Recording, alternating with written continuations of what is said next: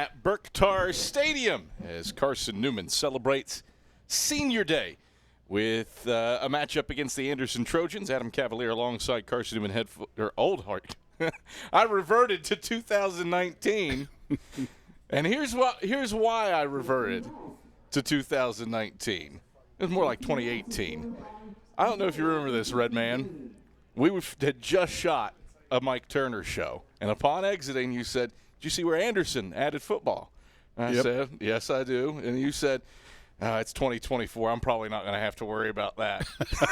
And 2024. You got to worry about it. Different way though. You're my on-air counterpart instead of the old ball coach. Bobby Lamb's done a nice job. 3 wins in year one. Anderson certainly has some pieces, and Carson-Newman can ill afford to take this Trojan ball club lightly.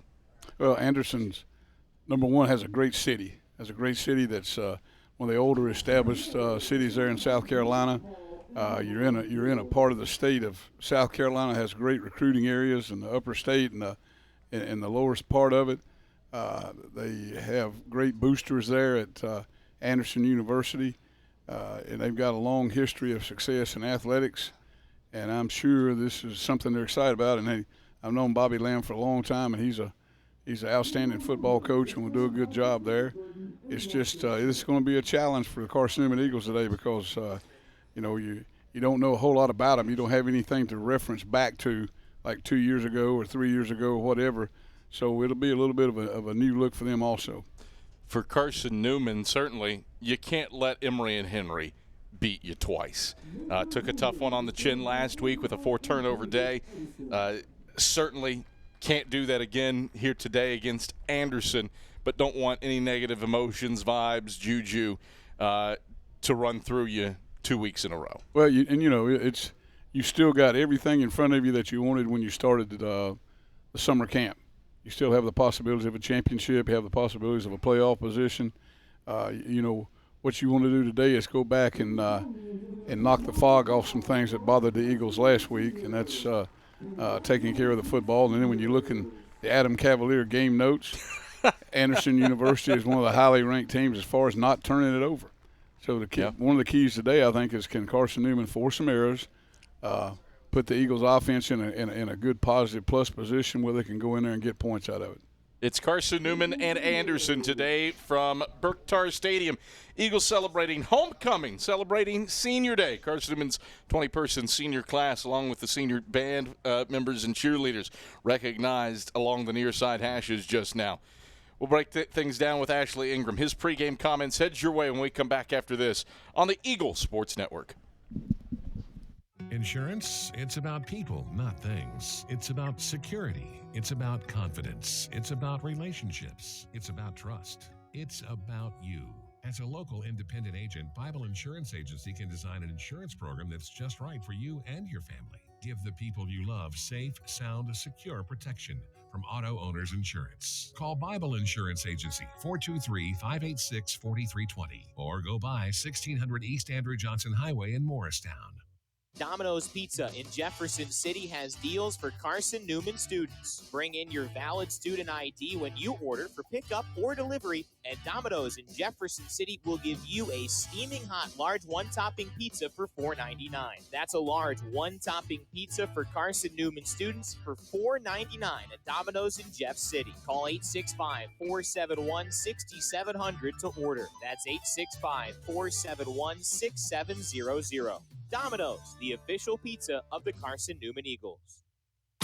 An interview with head coach Ashley Ingram is headed your way in 60 seconds after these messages from your local stations on the Eagles Sports Network.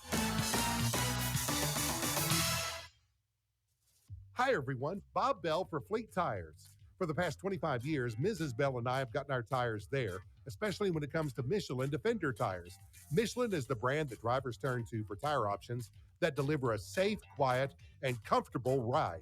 Fleet Tire at Woodland Avenue, exit 1B in Knoxville, has the reputation, and they back it up with great service. See manufacturer's limited warranty for more details. Fleet Tire, 111 Woodland Avenue off exit 1B. It's football time in Tennessee. Oh, yeah. Let's get some nachos before kickoff. Hold on. I forgot my wallet at home. Don't worry. You can still enjoy the game, even if your wallet's at home. When you add your Knoxville TVA Employees Credit Union debit or credit card to your digital wallet, they're always available to use. Learn more at tvacreditunion.com. Federally insured by NCUA. Join us now.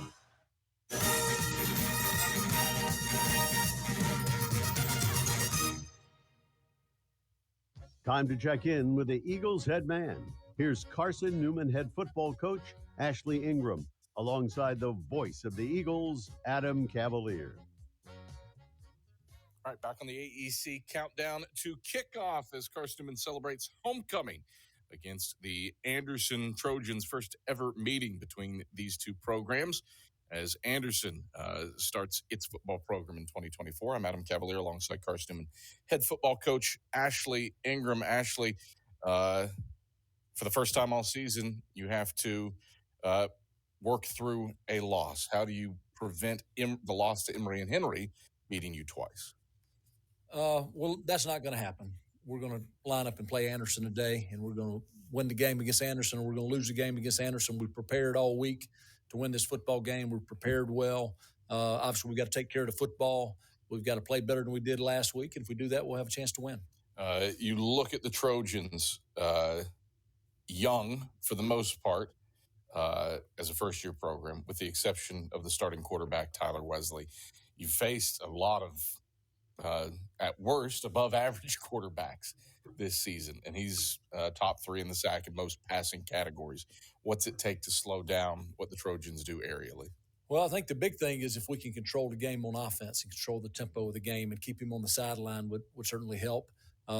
Defensively, we've got to mix it up. We've got to get some pressure on him. We've got to change up some coverages, whether it be man and zone, confuse him a little bit, and we just have to play well. And then it all goes back, if we can stop the run and make them one-dimensional, that'll be to our favor as well.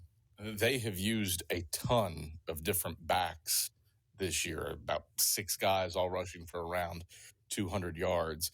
Is there something that stands out to you about their run game? They just are well coached. They have a good scheme. They've got good players. They've got a good offensive line. They're young. They're getting better as the season progresses. And the fact that they're playing 6 just tells you they've got a lot of depth. It's homecoming, so a lot of festivities going on. I know you're not going down to the parade and marching in it pregame, but how do you appreciate the volume of people that come back today while also simultaneously ignoring it because you have a football game to win? Right. I think obviously with the history of Carson-Newman football and all the success they've had here, I do think it's important that we honor those people, and the way we honor them is the way we play and the way we've prepared all week. And if we can play well, I think this will be a great weekend for everyone involved. Adam Cavalier alongside Carson-Newman head football coach Ashley Ingram. You have about 20 seniors, give or take, depending on the final count.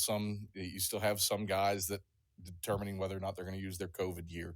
But what has this small-ish class, an impactful class with some of the guys graduating, meant to you in your first year with this program? I think the success we've had in large part is due to the older guys in the program, mostly the seniors, buying in to what we're trying to do and embracing us as we came in. Obviously, it's not always that way. And I told these guys when I got here that I'm not going to be one of those coaches that says, well, when I get my guys in, when I signed the contract, they were all my guys. And I've tried to treat it that way, and they've reciprocated, and they've been awesome. Number one area of emphasis for you this week for victory? Take care of the football. Shocker there. Yeah. All right, Ashley. Pleasure as always. Good luck today. Thank you. That's Carson-Newman head football coach Ashley Ingram. Starting lineups, weather report, keys to the game, all headed your way when the AEC countdown to kickoff returns after this on the Eagle Sports Network. Looking to make your home more comfortable and affordable? Maybe with a new electric heat pump or new attic insulation? And don't forget new doors and windows. AEC is here to help. We have a quality contractor network, easy financing, and incentives for home upgrades. Plus, AEC carefully inspects every job to ensure the highest quality satisfaction. Visit our website at aeccoop.org for applications, contractor lists, and more details. AEC, power what matters most. Dorm food got you down? Need a home-cooked meal? Then Lisa's Country Kitchen is for you. Lisa's Country Kitchen has been feeding Carson-Newman students for 15 years. Lisa's has a family-friendly atmosphere all day long. In the morning with her $2.99 breakfast specials to dinner with Lisa's fresh, never-frozen steaks. Carson-Newman students get a 10% discount with their student ID. Lisa's Country Kitchen on Route 92 off Old Andrew Johnson Highway. The best food for the best prices. What a grip and a rip by Des Sparrow. You're locked into Carson-Newman football on the Eagles Sports Network. Hello, I'm Gary Braden of Braden's Lifestyles Furniture in Turkey Creek. For nearly 69 years, Braden's has been the place to purchase quality furniture at discount prices. Braden's is a full-service furniture store that features a talented design staff which can assist you with both your interior or exterior spaces. Bring your plans to our Braden showroom, or if you desire, we'll come to you.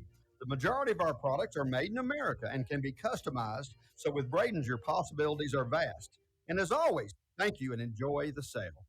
Hey, folks, Jordan with Ted Russell Nissan. And remember, every new Nissan sold at Ted Russell Nissan comes with a lifetime warranty. Need I say more? Ted Russell Nissan on Kingston Pike. Hey, folks, Jordan with Ted Russell Nissan. And remember, every new Nissan sold at Ted Russell Nissan comes with a lifetime warranty. And that's a long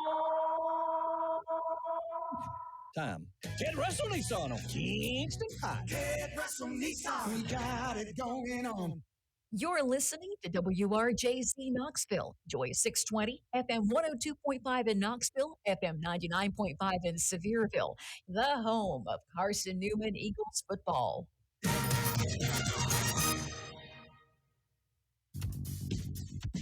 This is Carson-Newman football. Turner to the 40, the 30. Turner to the 20. Nobody's going to catch Vernon Turner. 80 yards, a touchdown on the first play of the game. Vernon Turner has Carson-Newman up 6-0. 128 All-Americans. Williams, house call, touchdown, Carson-Newman. 21 sack titles. He throws down into the end zone, wide open. Touchdown, Carson-Newman, Alvin Sanders. 5 national championships. That's it from Wilberforce, Ohio, and Carson-Newman will play for the national championship. 1 legendary history. When I signed on the dotted line, all of these players became my guys. And we're going to win, and we're going to win now. We're going to do things the right way.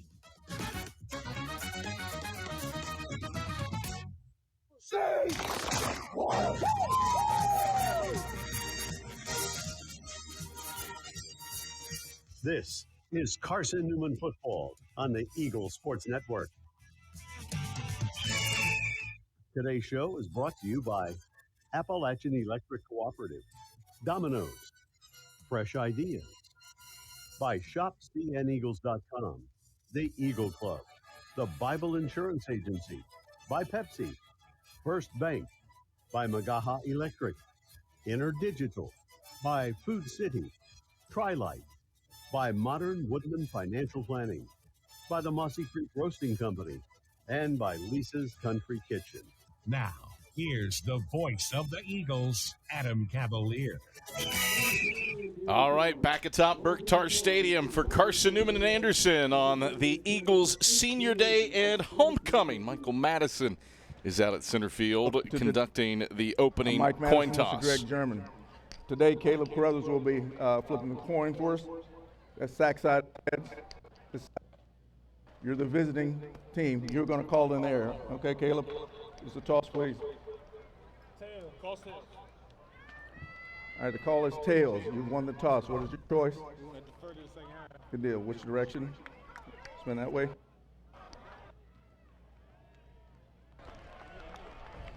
Anderson has won the toss. Defer to the second half. All right, so Anderson wins the toss. Eagles get the football first. Let's check in down on the sidelines with the third member of our crew, Leanda Carey, for today's weather. Leanda. Thanks, Adam. It's a sunny, beautiful day with just light clouds around the stadium, pretty clear right over the field. A high of 72 for today, which we're nearly there, and it should not get any warmer than it is right now for the most part. Just 51% humidity today. It's very comfortable. A light breeze of about 5 miles per hour north-northeast. Just a 1% chance of precipitation. A very comfortable day overall down here. Sunset is around 6:30 today. Enjoy it before we fall back this weekend. It is a sunny 71 degrees. Back to you. All right, thank you very much, Leanda Carey. Mike Turner, your keys for Carson-Newman victory in this contest.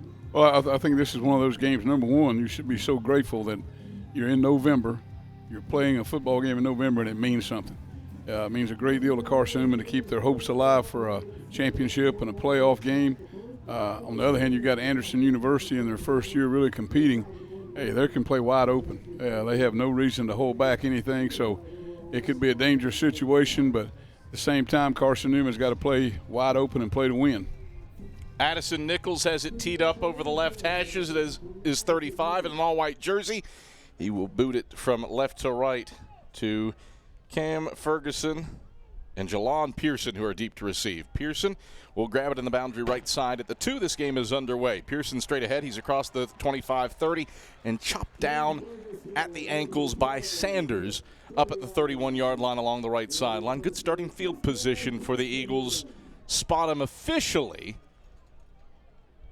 Well, they marked him at the 35, started to. There's no way that's the case. 30. All right, first and 10 for the Eagles at the 30. We'll take it every time. It feels like spotting the football has just been adventuresome at times this season. All right, Trey Luttrell gets the nod at quarterback after returning from injury against E&H last week. His fullback is Jaden Sullins.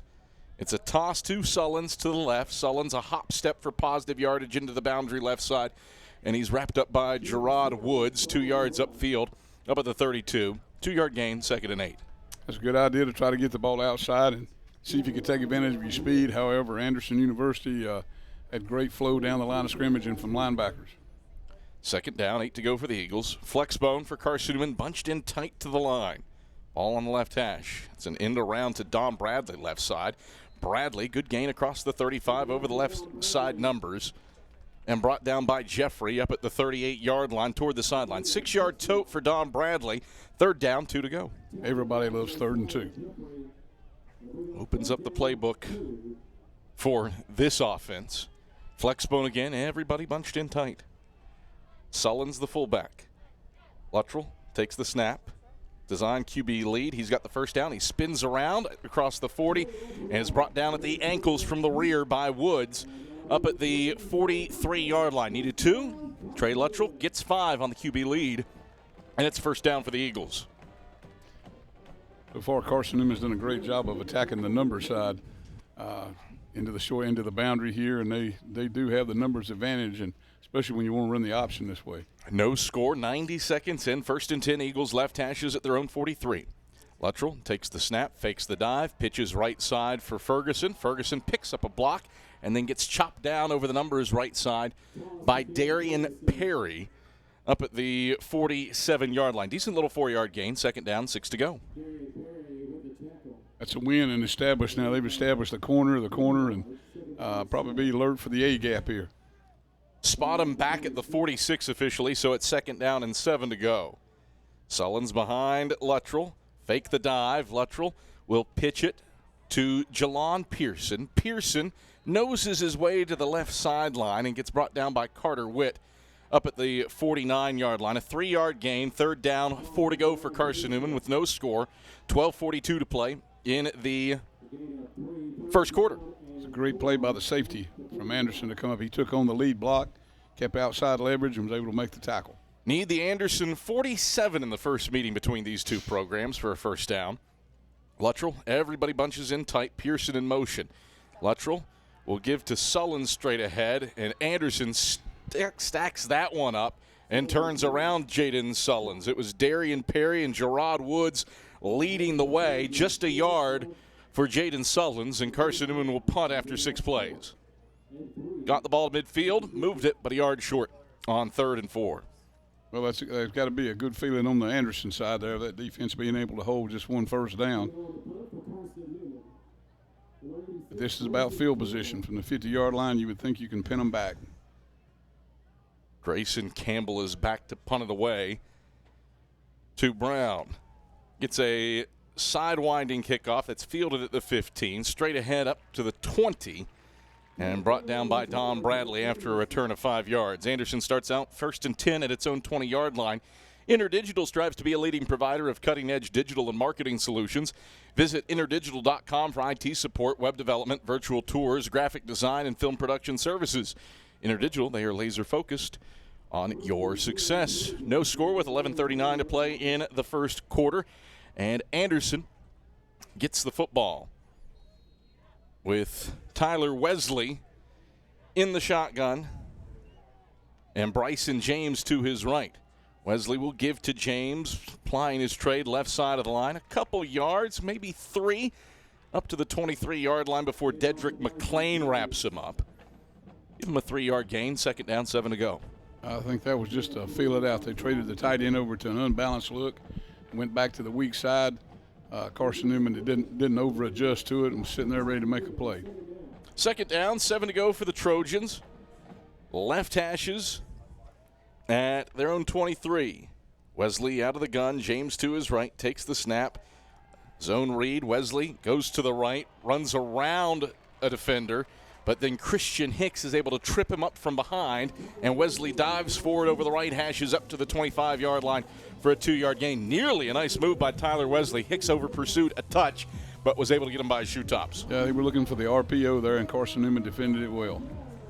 10:40 to play, rolling clock, first quarter, no score. Anderson faces 3rd and 5 from its own 25. Trojans 9th in the league, converts on 32% of its 3rd downs. Trip receivers bunched to the wide side left, single man short side right. Wesley back to pass. Cruz Temple blitzes him up the middle, and Mekhi Brown finishes him off. A sack back to the 15. Temple and Brown in his grill on the word go, and it was a nifty shake and bake from Temple that blew the play up. A loss of 9, back to the 16 officially, 3 and out, forced by Carson-Newman's defense. Well, that was a great job of a zone blitz there by Carson-Newman's defense. They brought both linebackers in the A-gap. They dropped the 3 technique back and brought the linebacker, and the guard was adjusting out to block the 3 and left the linebacker wide open. Tristan Lyon is back deep to punt it away to Cade Meeks, who stands over the left hashes at his own 43-yard line. Snap back, Lyon gets it off. A spiraling kick that Meeks leaps and fields at his own 43-yard line, and that's where Carson-Newman will take over. 1st and 10 at its own 43. Mike Turner's chuckling because Timeout on the field. This is the first quarter media timeout. Timeout on the field. This is the first quarter media timeout. There's some shimmying with the spot. Absolutely. Michael Madison says this is a media timeout, so we'll step aside for a break. No score through a possession for each team. 9:36 to play in the first quarter. This is the Eagle Sports Network. This is Marty Blakely and Dean Craig, former teammates for the Carson-Newman Eagle football team and FCA directors here in the East Tennessee area. This year, Fellowship of Christian Athletes is the title sponsor for Carson-Newman Eagle football broadcast. Playing at Carson-Newman was a life-changing experience for both of us. It's a privilege to present this life-changing message of Jesus Christ to coaches and athletes all across our area. Tune in each week to WRJZ to catch the exciting action of Carson-Newman Eagle football. Hey, folks, Jordan's with Ted Russell Nissan. And remember, every new Nissan sold at Ted Russell Nissan comes with a lifetime warranty. Need I say more? Ted Russell Nissan on Kingston Pike. Hey, folks, Jordan's with Ted Russell Nissan. And remember, every new Nissan sold at Ted Russell Nissan comes with a lifetime warranty. And that's a long time. Ted Russell Nissan on Kingston Pike. Ted Russell Nissan, we got it going on. Back at Berktar Stadium, Adam Cavalier alongside Mike Turner. Our sideline reporter is Leanda Carey. It is wonderful to have our spotter, Erica Lovingood, back in the booth after a 5-year absence. I suppose that's Erica Chandler now, the recently married. And congratulations to her, former Erica Lovingood. Dave Clabo back inside of Network Control. Glad that you've elected to spend part of Homecoming Saturday with us here on the Eagle Sports Network. 1st and 10, Carson-Newman from its own 43. Luttrell will run the option to the right side, keep it across the 45, and be brought down above the eye of the Eagle Head logo up at the 47-yard line by Woods. That is a 4-yard gain to bring up 2nd down and 6 to go. Yeah, that's just they had the unbalance to that side. They blocked everybody down inside. That was a quarterback keep all the way. He had it under his arm tucked away. The pitch man was just running on air. 9:12 to play first quarter. No score between Carson-Newman and Anderson. Teams have traded punts on their opening possessions. Flexbone for the Eagles with Carroll split out to the wide side left. Zach Williams tight to the line to the short side right. Luttrell will play fake to Sullins, drop back to pass, sets up, pumps, now runs to the right. Luttrell going to sprint across midfield and brought down around his waist by Darian Perry. Give Trey Luttrell 4 yards down to the 49-yard line to bring up 3rd down and 2 for the Eagles. Carson-Newman 1 for 2 on 3rd downs to start this game. It was a great play action, had the post and the wheel well covered by Anderson. 3rd down, 2 to go for the Eagles from the Trojan 49. Luttrell will take and toss. Flag flies. It's to Bradley. Bradley gets 1st down yardage, likely coming back, felt that there was movement. Chapman brought down Bradley after 8 yards to the 41. We got all sides on the defense. How about that? Offside. Defense, number 5. The penalty is declined. Result of the play, 1st down. Terrell Hopkins offsides on that sequence. And so Carson-Newman will take the 8-yard Bradley run to move the chains. 1st and 10 Eagles, no score, 8:15 to go in the first quarter. Single receiver to the wide side right is Meeks.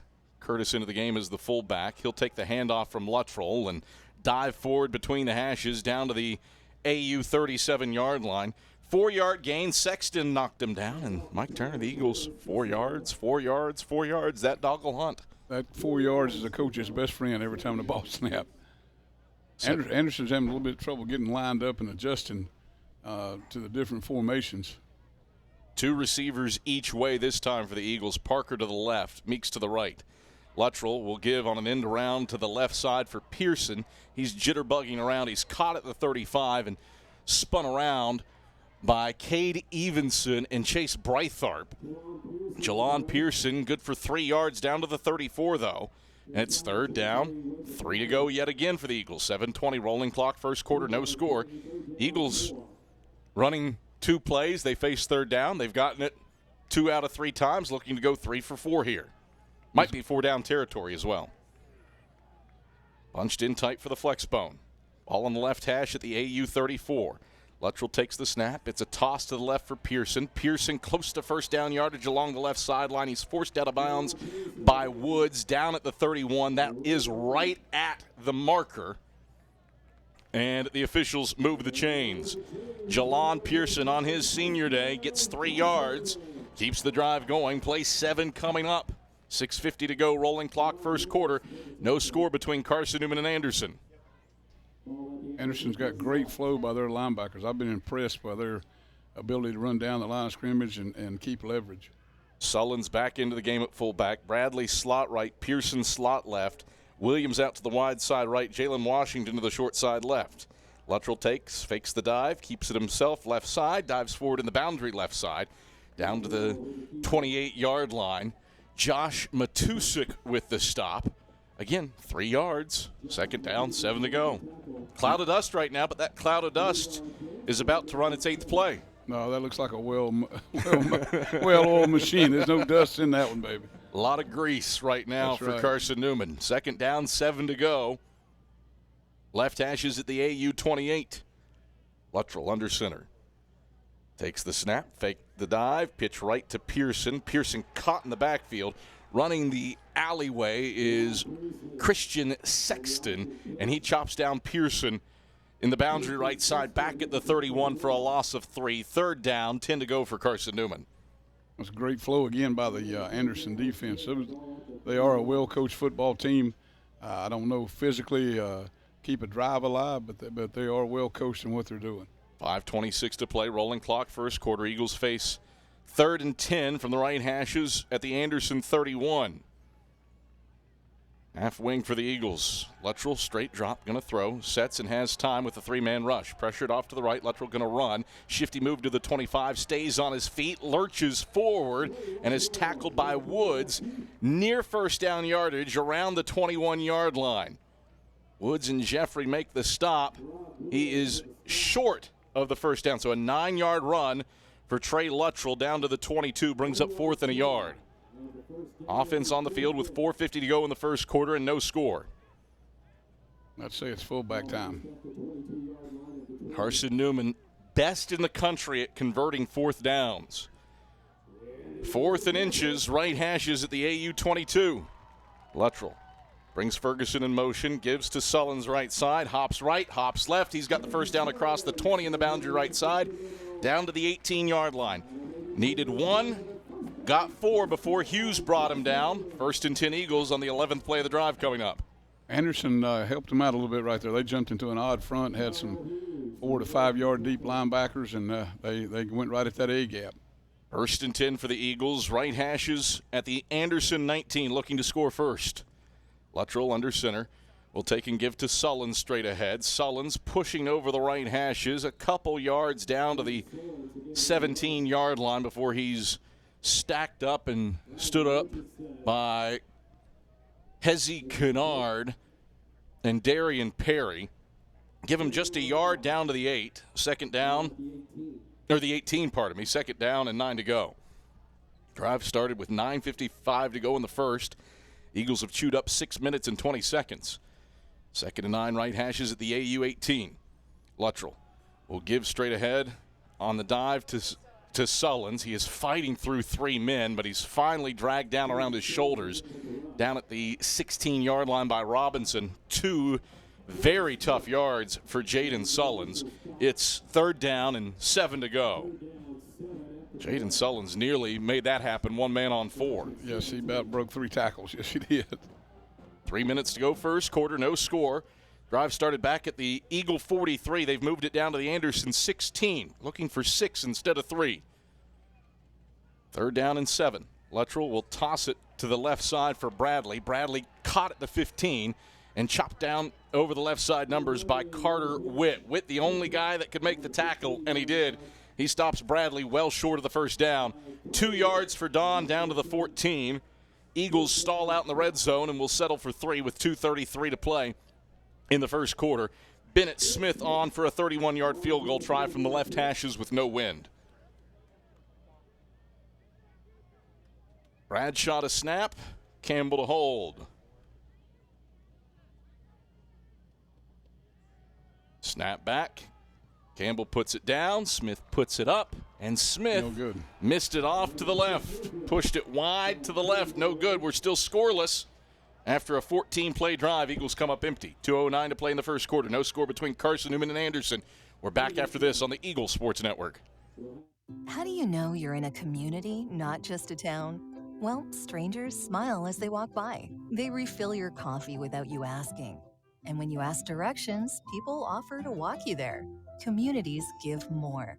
The way you know when you walk into First Bank that you are in a real community bank.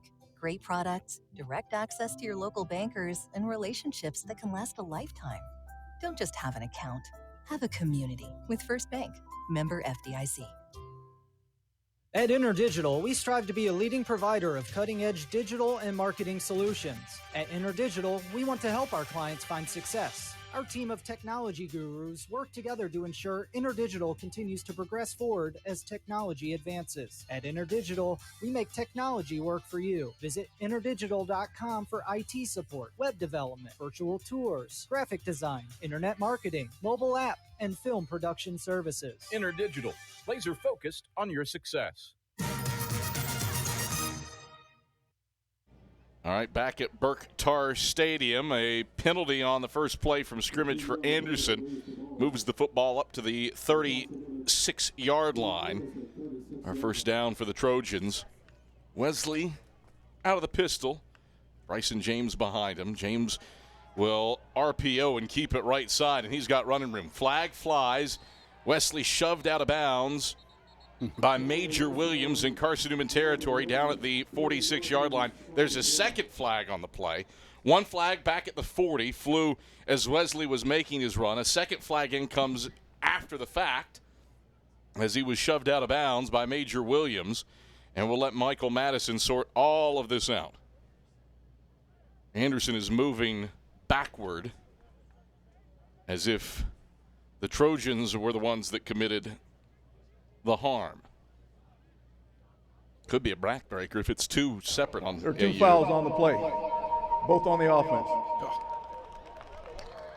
Personal foul, holding, number 51 on the offense. That penalty will be accepted. Personal foul, face mask, offense, number 7. That penalty is declined. 10-yard penalty, replay first down. Not a personal foul for holding, just a regular old hold.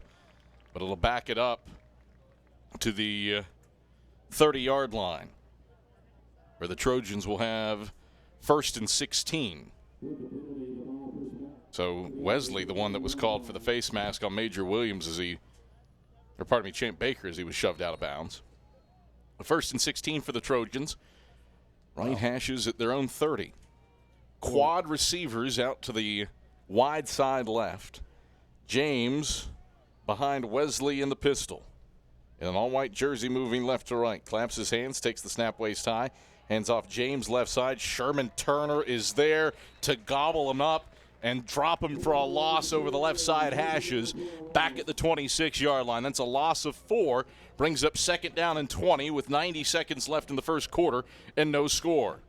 Well, they were trying to run a stretch play. They had the 4 receivers to the wide side and were trying to run the stretch play out of the pistol, and that's a long way for that back to go, and Carson-Newman never lost leverage at the line of scrimmage. 2nd down, 20 to go for the Trojans. Left hashes at their own 26. James to the left of Wesley in the gun. Snap back to Wesley. 3-step drop. Stands in the pocket. Now escapes to the left. He's got running room across the 35. Dives forward head first and takes a lick up to the 40-yard line where Jackson Ward stops him. 14-yard tote. 3rd down, 6 to go for the Trojans, with no score and 45 seconds left to go in the first quarter.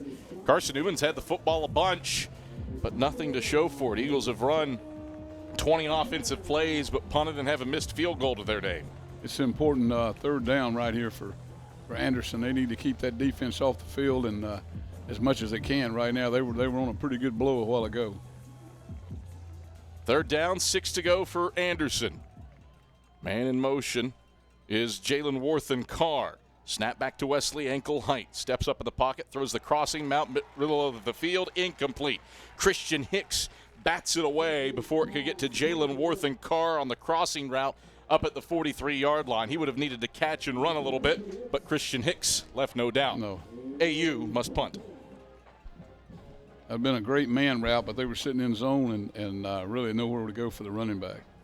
Tristan Lyon on to punt for the Trojans. Cade Meeks is back deep to receive this kick. Lyon gets off a spiraling punt along the left sideline that bounces at the 28, takes a nice Anderson roll, hugging the sideline before dribbling out of bounds along the far side at the 20. And not the greatest starting field position for the Eagles. 1st and 10 for Carson-Newman at its 20-yard line with 5.5 to play in the first quarter. Tri-Lite is your home team internet provider, providing Jefferson City with ultra-fast, ultra-reliable fiber broadband. Let them serve you. Visit trilite.net. So Carson-Newman, 1 offensive play here in the first quarter, and we'll end the first scoreless, barring some wizardry. Yes. Always possible with this offense. Carson-Newman needs to be patient. They've been very successful moving the football, and it could be second nature to get a little itchy and want to make something happen too early. Luttrell out of the flex bone will run the option. Luttrell pitches to Bradley, put the ball on the ground. It's loose, and Anderson has recovered up at the 23-yard line. It's Glenn Bullock who comes away with the loose pigskin, and Anderson will start the second quarter with the football at the Carson-Newman 23. The fumble recovered by Anderson. That is the end of the first quarter. Step aside for a break. Anderson in plus territory when we come back after this on the Eagle Sports Network. It's football time in Tennessee. Oh, yeah. Let's get some nachos before kickoff. Hold on. I forgot my wallet at home. Don't worry. You can still enjoy the game, even if your wallet's at home. When you add your Knoxville TVA Employees Credit Union debit or credit card to your digital wallet, they're always available to use. Learn more at tvacreditunion.com. Federally insured by NCUA. Join us now. Hello, I'm Gary Braden of Braden's Lifestyles Furniture in Turkey Creek. For nearly 69 years, Braden's been the place to purchase quality furniture at discount prices. Braden's is a full-service furniture store that features a talented design staff which can assist you with both your interior or exterior spaces. Bring your plans to our Braden showroom, or if you desire, we'll come to you. The majority of our products are made in America and can be customized, so with Braden's, your possibilities are vast. And as always, thank you and enjoy the sale. Back at Berkshire Stadium, Adam Cavalier alongside Mike Turner. Carson-Newman fumbles, and the Trojans are able to recover. And as a consequence, Anderson with 1st and 10 at the Eagle 23-yard line. First snap that Anderson will get in Carson-Newman territory today comes as a result of the turnover. First Bank is the official bank of Carson-Newman Athletics and the only place you can get a Carson-Newman debit card. Stop by any First Bank location to get your Carson-Newman debit card and show your Eagles' pride. It's 3 quarters to go, but it's important who draws first blood. This is pretty important for Anderson. Take care of the football, see what happens. Wesley in the pistol. Mons Campbell, the setback behind him. 2 receivers to the short side right, 1 to the wide side left. Wesley claps, takes. It's a reverse. That's lost. Chucked into the air. They're going to say a live ball that's scooped up by Jimmy Olarinde. Olarinde across midfield, picks it up, and rumbles into the Anderson 45-yard line. Anderson tried to get tricky, got blown up, and Jimmy Olarinde has his first career fumble recovery. One fumble begets another. Felt like arm might have been moving forward like we saw last week against E&H. We'll see. Handoff, reverse, back to Wesley, who got walloped by Christian Hicks. And then Jimmy Olarinde was Johnny on the spot to pick it up. Eagles blew up the trick play, going for the double reverse pass. There is a flag on the play at the 47 as well. So Michael Madison with much to sort out here. As it stands, it's a Carson-Newman fumble recovery for Jimmy Olarinde off the big hit by Christian Hicks. That is a turning point. You know, just a little bit. That's a turning point, and you know you got it. The worst you've got down there is a chance to kick a field goal, and of course it's still being determined. Was he trying to throw the football? Was his arm going forward? It didn't look like there was really enough speed in there to be reverse. Let's see what Michael Madison has to say here. The ruling on the field is a fumble recovered by the defense. During the return, we have a foul, illegal block below the waist, on the return team, number 5. We also have personal foul, sideline interference on the Anderson bench. The previous play has been challenged and is under review. Mercy. All right. Well, let's sort this one out. Good luck, Ryan Wilkes, our statistician, with all the things that are in play here. Jeez Louise. So Anderson has challenged the ruling on the field. You got a block in the back, so Carson-Newman's going to have the ball back in its own territory. Then you've got the personal foul sideline interference on Anderson, a personal foul that I'm presuming would hold regardless. All right, we're going to let Michael Madison sort this one out. We're going to go to break. We'll be back. They haven't even made it into the replay tent. Lot to sort out, all headed your way when we come back after this on the Eagle Sports Network. Serving East Tennessee for 40 years, Magaha Electric is the perfect choice for all your electrical projects. Magaha Electric specializes in commercial, retail, manufacturing, residential, and industrial contracting needs. Magaha Electric can provide superior service, technical know-how, and realistic budgeting for any size project in a timely, cost-effective manner. Visit MagahaElectric.com for all your electrical contracting needs. Magaha Electric, your East Tennessee electrical contracting source. When you're sick and tired of fast food and need a fresh home-cooked meal, turn to Lisa's Country Kitchen. Lisa's been cooking up her fresh, never-frozen food for the Lakeway area for more than 15 years. Lisa's cares about her customers. You may enter a stranger, but you'll leave a friend. From foot-long hot dogs to juicy steaks, Lisa's has the best food for the best prices. Lisa's Country Kitchen on Route 92 off Old Andrew Johnson Highway. The best food for the best prices. All right, back at Bergtar Stadium, 14:51 to go in the second quarter. There's no score between Carson-Newman and Anderson. Adam Cavalier alongside Mike Turner. Glad to have you on hand. We are in the middle of an official review. At present standing, Carson-Newman has recovered a fumble on a would-be double reverse pass for Anderson. Christian Hicks blew the play up, and then Jimmy Olarinde recovered the fumble. We've been watching the replay in the booth, which is a completely different replay that the officials have access to. And I thought live the ball was moving forward. In the replays, the ball lands behind where the quarterback released it. So I don't care if his arm was moving forward or not. It's a backwards pass. Well, he was hit. If he was hit on the contact of it, that has something to do with which way the ball went. Correct. Correct. But if he deems it as a forward pass, then I think that becomes irrelevant. We've got another look here in the booth. Wesley is on the 34 when he releases the football, and the ball lands back at the 38-yard line. That's really all you need to know. It's a backwards pass. We'll let Michael Madison sort it out. And again, they've got to have the footage to overturn it. And also, for a sideline without a warning, throw the flag, it must have been a player had hit an official over there, by accident or whatever. Usually it's always a warning After review, first. ruling on the field as the quarterback's arm was going forward. This is an incomplete pass.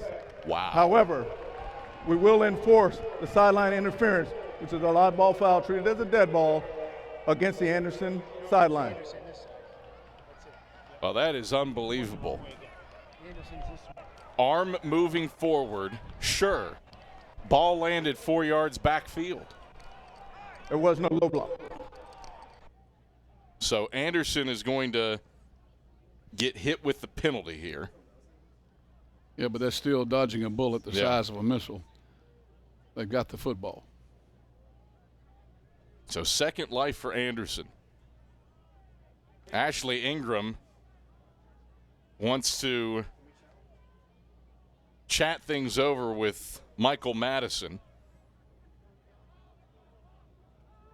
And I would say he would have a point because the ball went backwards. And that is exactly what he's motioning to Michael Madison. It doesn't matter if his arm's going forward if it's a backwards pass. If the contact on the arm made the ball go Fair. backwards. Fair. There's the crux. There it is. All right, so back it up to the 38-yard line after the penalty. And it'll be second and 25, pardon me, for the Trojans. 14:51 to go in the second quarter. No score between Carson-Newman and Anderson.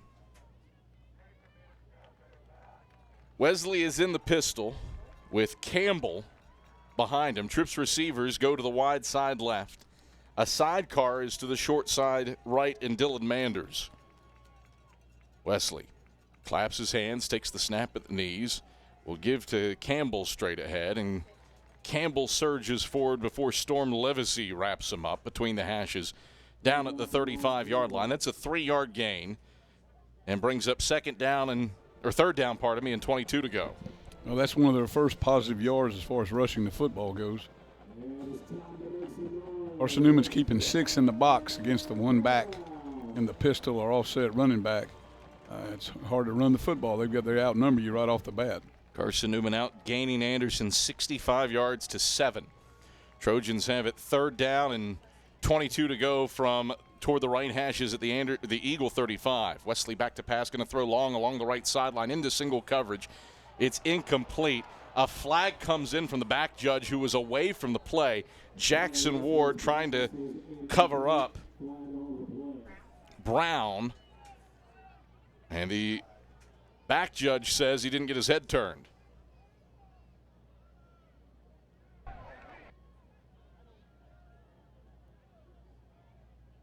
Michael Madison for the official ruling.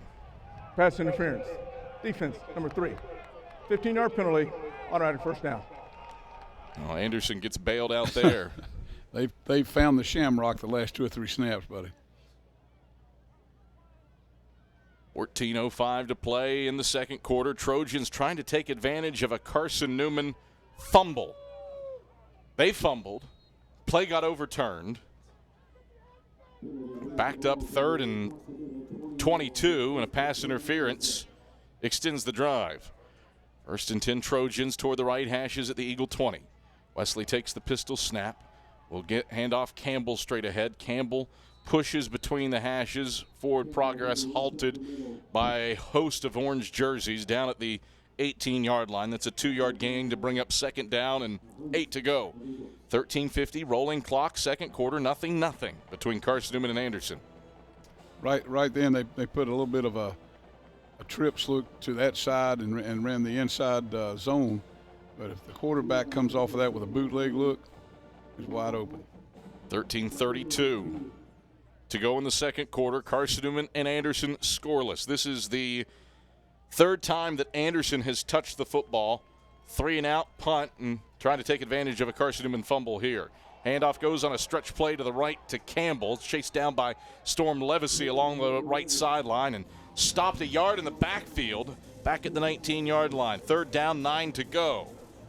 It's hard to run the stretch play when the line of scrimmage is moving backwards, and Carson-Newman did a great job there of attacking the offensive line of Anderson. 13-17 in the second. No score between Carson-Newman and Anderson.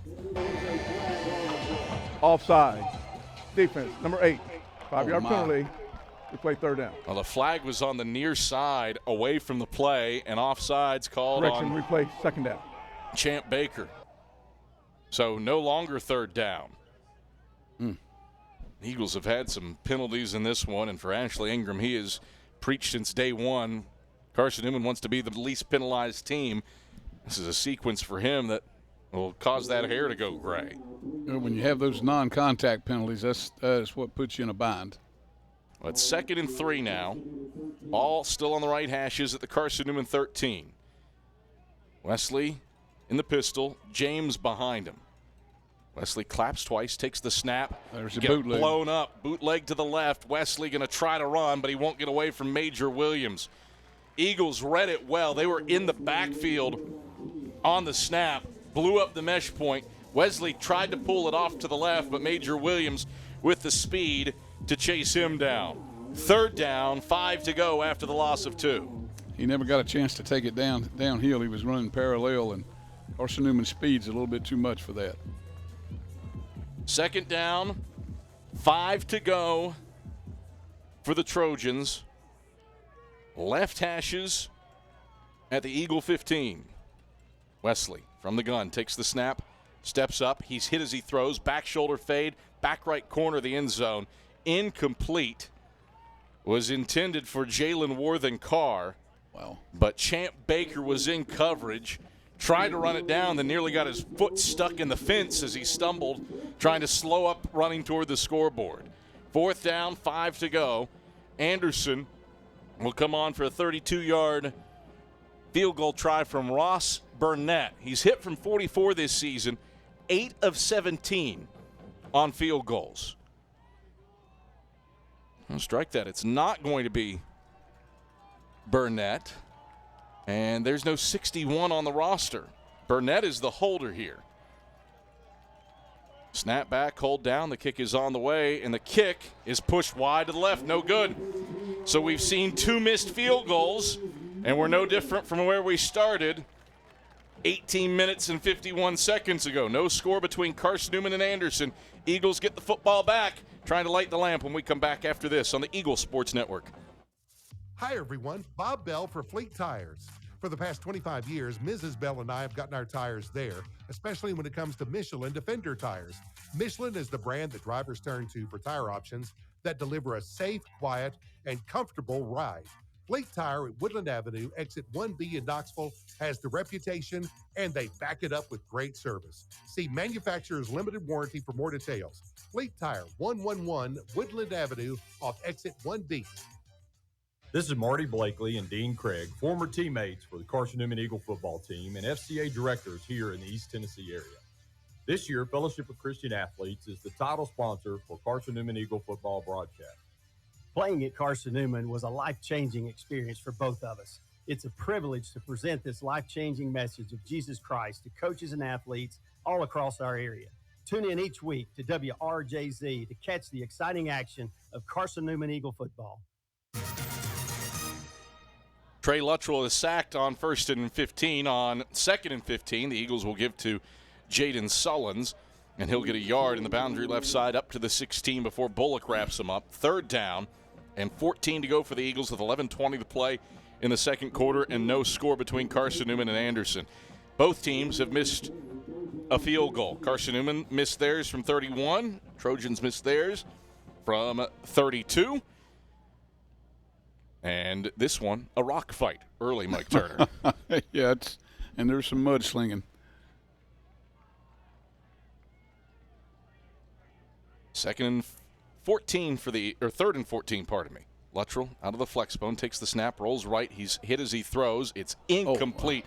A near pick by Darian Perry, who jumped the route on Jeremiah Carroll at the 25-yard line. Luttrell was blown up by Evenson as he was throwing. Anderson, a lot of pressure, and a nice job to force Carson-Newman off the field after 3 plays. And there's field position again, Adam. Absolutely. He's kicking the football on the 2-yard line. Great chance for Anderson to set a good tone here for their offense. Brown back to receive at his own 46-yard line. Campbell pulls in the snap, gets it off with his right leg.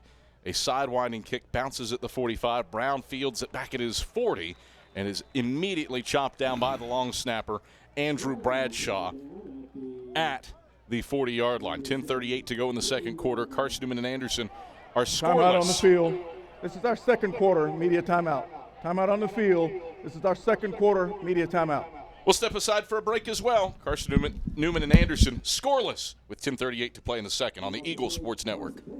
There's new fresh ideas on campus. From Chick-fil-A to Maples Coffee to Saboreo's, Fresh Ideas has tons of high-quality dining options for whatever taste you may need. Saboreo's is open Monday through Friday for lunch and dinner and the Health Sciences Building. Saboreo's features all your Mexican favorites, from burritos to nachos to quesadillas to tacos to anything you can think of in a tortilla. Follow Fresh Ideas on Instagram at Carson-Newman Dining. Tri-Light is proud to support Carson-Newman Athletics. We salute the student athletes who are working hard to make great things happen on the field, in the classroom, and in the world. It takes vision, commitment, and teamwork, qualities we share at Tri-Light. Our mission is to provide life-changing opportunities by building a world-class fiber broadband network. If you'd like to learn more, please visit trilight.net or call us at 833-847-0824.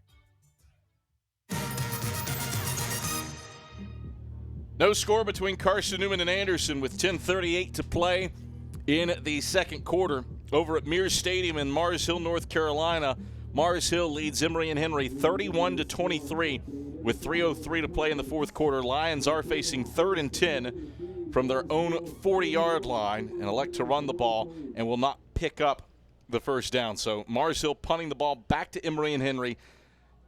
Wasps trailing by 8 with 2.5 to go in that ball game. Eagles big-time Mars Hill fans right now, but Carson-Newman needs to be a fan of itself. Eagles have struggled to move the football today. Granted, both teams have struggled to move the football today. 1st and 10 Trojans, their own 40. Wesley will RPO and keep it to the left side. He's grabbed by Champ Baker over the left side numbers and dragged forward across the 45 up to the 47-yard line. 7-yard gain for Wesley on the RPO, the zone read. 2nd down and 3. It's the best offensive play that Anderson's had today. So they put themselves in second and short yardage. Carson-Newman needs to find a way to get a stop here. Combined, we've got 79 yards of offense in this one.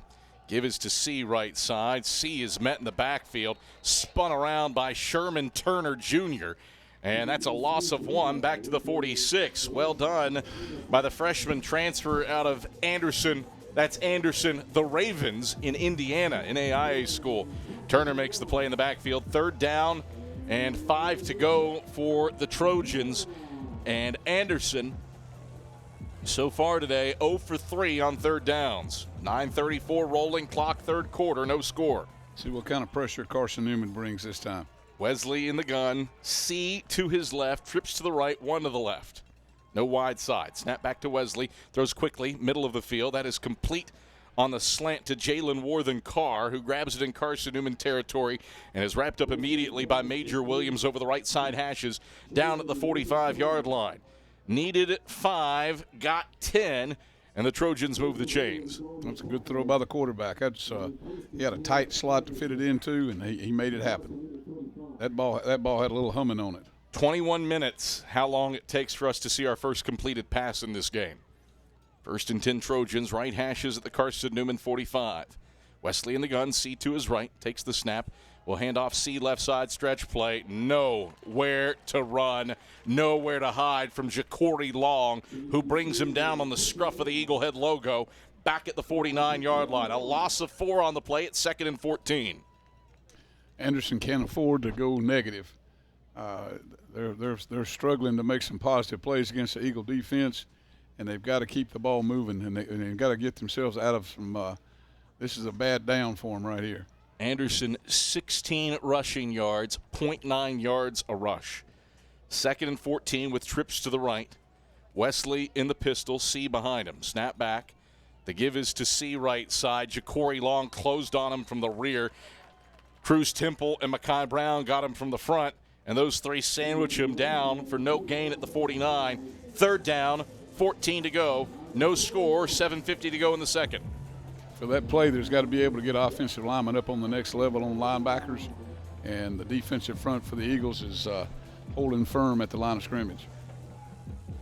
Trojans in all white moving right to left against Carson-Newman, playing in front of the homecoming and senior day crowd. Facing 3rd and 14, the Trojans from the Carson-Newman 49.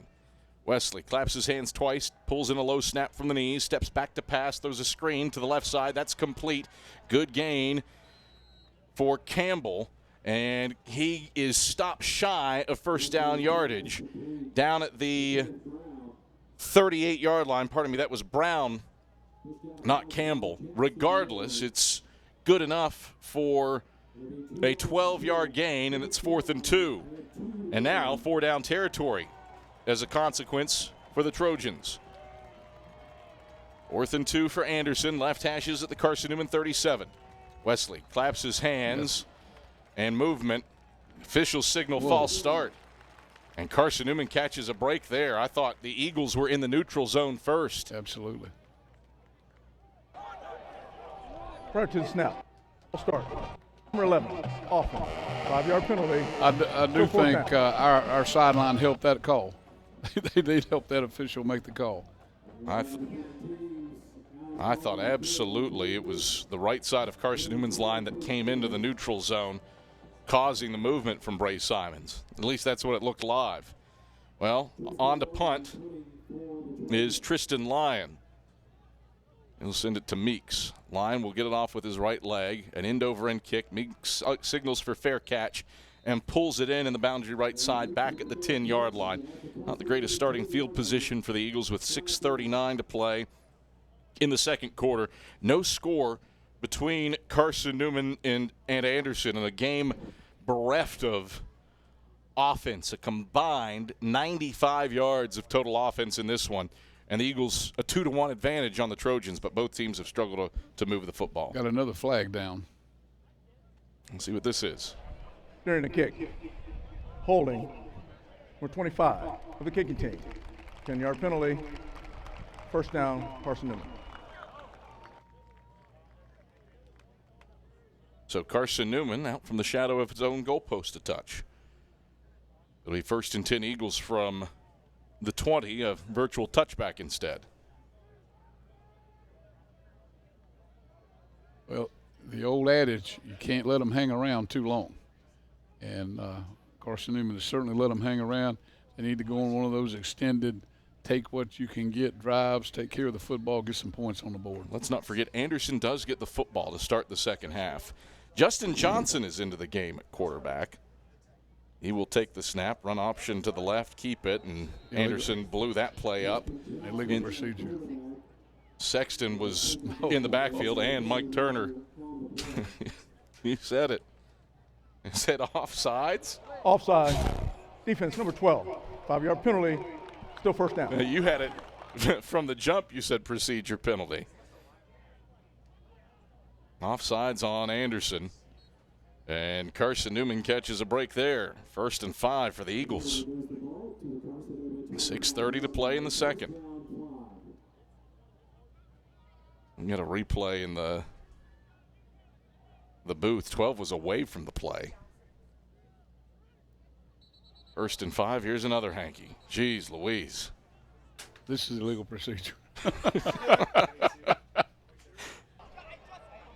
Full start. Offense, left side of the offensive line. 5-yard penalty. Still first down. Now this one has been anything but pretty. Carson-Newman's fumbled once. Both teams have missed a field goal.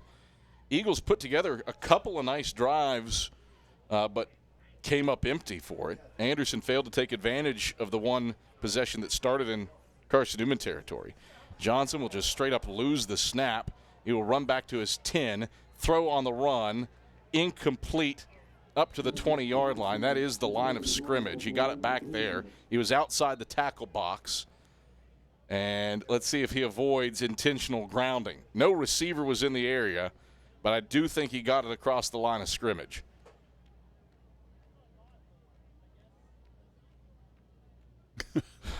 I'd say it's a toss-up right now. Officials chatting. Now they'll head over to Michael Madison and confer.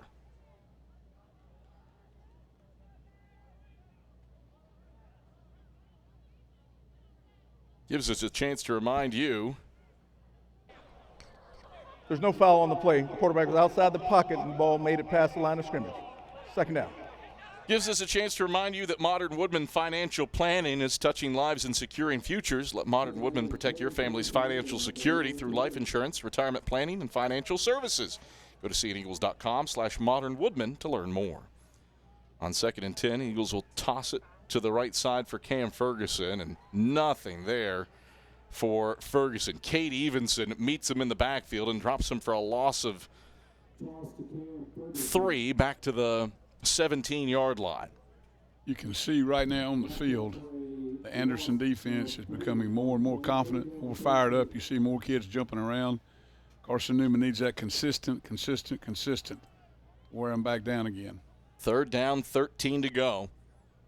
We've still got less than 100 yards of total offense combined in this game, and no score as a consequence with 5:20 to play in the second quarter. Luttrell back into the game at quarterback. He'll take the snap, roll the pocket left, set to throw. Luttrell hit as he throws. It's a dying quail and a gift of an interception for Cade Evenson. Evenson tries the right side of the field, gets to the right sideline, and is shoved out of bounds inside the 35, down at the 30-yard line. Well, that pass never stood a chance as Luttrell got blown up as he released it. And the Trojans, with great field position again, trying to dent the scoreboard first with 5:04 to play in the second quarter.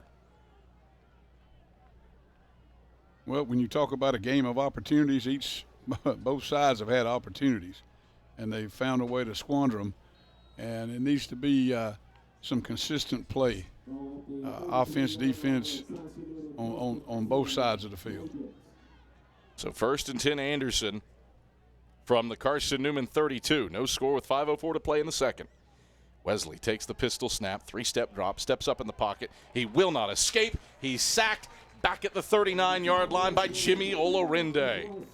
And that was a coverage sack because each receiver was handcuffed going down the field, and you can't expect the offensive lineman to hold it that long. A loss of 6 back to the 39 brings up 2nd down and 16 to go. 4:37 rolling clock, second quarter. No score between Carson-Newman and Anderson. Eagles in the hunt for the division title. They need to win today to stay in it. Wesley will give left side James. James is stopped in the backfield. A loss of 2 back to the 41. Christian Hicks snaps him down 2 yards deep in the backfield.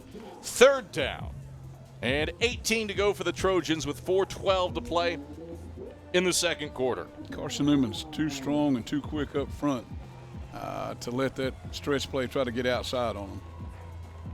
3rd and 17 for Anderson. Trojans 1 for 5 on 3rd downs, have run 21 plays, and have 25 yards of total offense. 4 wide, 2 each way. Wesley out of the pistol. Hold the phone. Timeout. Anderson burns a timeout. Snap. Timeout.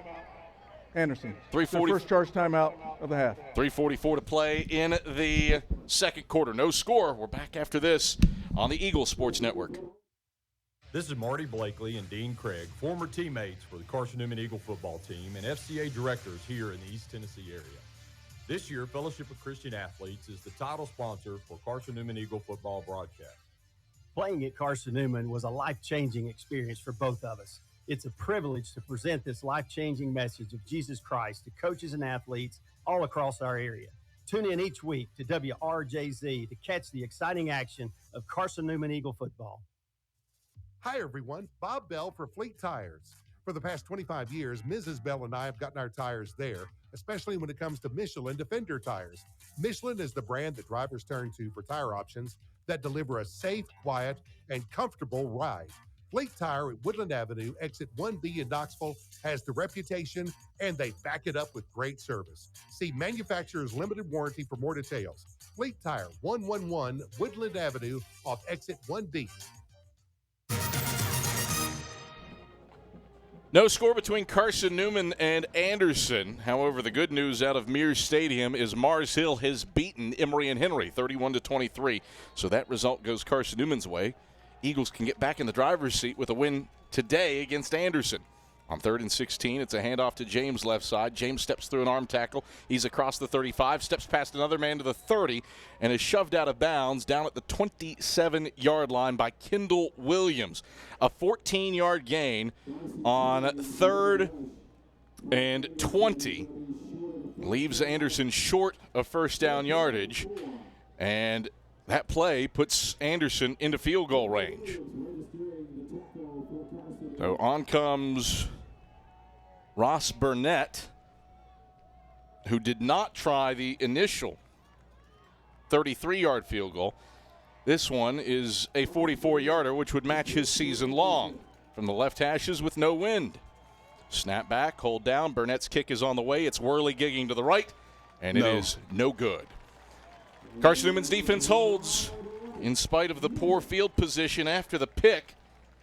And Carson-Newman will get the football back with 3 minutes to go in the second quarter. No score between the Eagles and Anderson. Well, here's your drive summaries. Eagles ran 6 plays and punted. Anderson got the football back, went 3 and out. Eagles' second possession, their best of the day. A 14-play drive that covered 50 yards and stalled out in the red zone, ended in a 31-yard missed field goal. Anderson punt, Carson-Newman fumble, missed field goal, 3 and out, punt, pick, missed field goal. Carson-Newman with Justin Johnson back into the game at quarterback. He's dropping back to pass on a play fake, going to air long Jeremiah Carroll. Carroll, can he run under it? Yes, he can at the 25. He keeps his feet across the 10, and Carroll is housebound. Touchdown, Carson-Newman.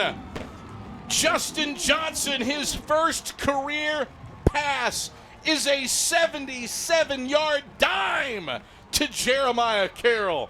Some instant offense on play action, and the Eagles lead 6-0 with 2:51 to go in the second quarter.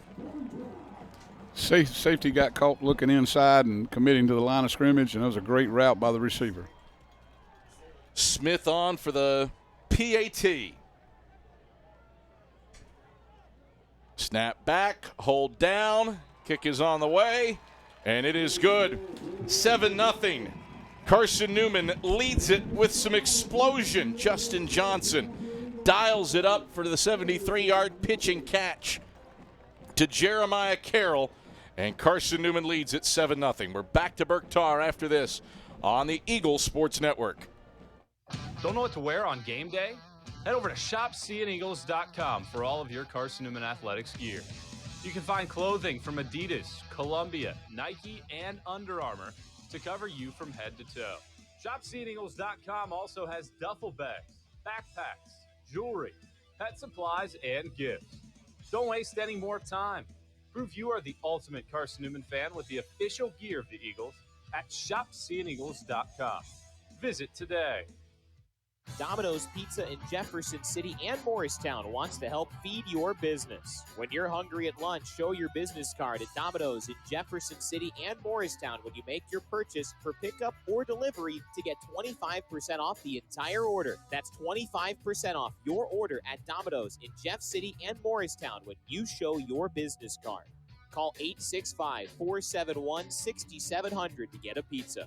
Domino's, the official pizza of the Carson-Newman Eagles. You're listening to WRJC Knoxville, Joy 620, FM 102.5 in Knoxville, FM 99.5 in Sevierville, the home of Carson-Newman Eagles football. Jalen Worthen-Carr returns the ensuing kickoff out to the 23-yard line. Anderson takes over 1st and 10 at its own 23-yard line. At long last, the build to offense happens, and it happens on one play for Carson-Newman. Justin Johnson, 73 yards to Jeremiah Carroll on a play-action post pattern, puts the Eagles in front 7-0 with 2:46 to go in the second quarter. Anderson can go 2 for 1 if they can put together a drive here. Wesley's in the gun with Campbell to his right. Wesley claps, takes the snap, tosses Campbell right side. Campbell trying to sneak his way past blockers, but he won't sneak around Ja'Cory Long, who brings him down over the right side. Numbers up at the 25-yard line. No fumble on the play. Run was down by contact. Second down. Ball did come out, but it was after he was down. So a 2-yard gain. Second down. Timeout on the field for Carson-Newman. It's their first charge timeout of the half. 8 to go, and the Eagles trying to get the football back, Mike Turner. Well, Anderson, the main thing here is to take care of the football. Not give Carson-Newman a short field for sure, but, it'd be critical here getting at least a first down, and then you worry about maybe a big play. Elsewhere in the Carson-Newman family, Carson-Newman women's soccer falls 2-1 to Anderson, and men's soccer down 1-0 to Anderson in the 12th minute of the first half. Wingate has defeated Lenore-Rhine 14-10, so the Bulldogs in the driver's seat for the Piedmont Division title.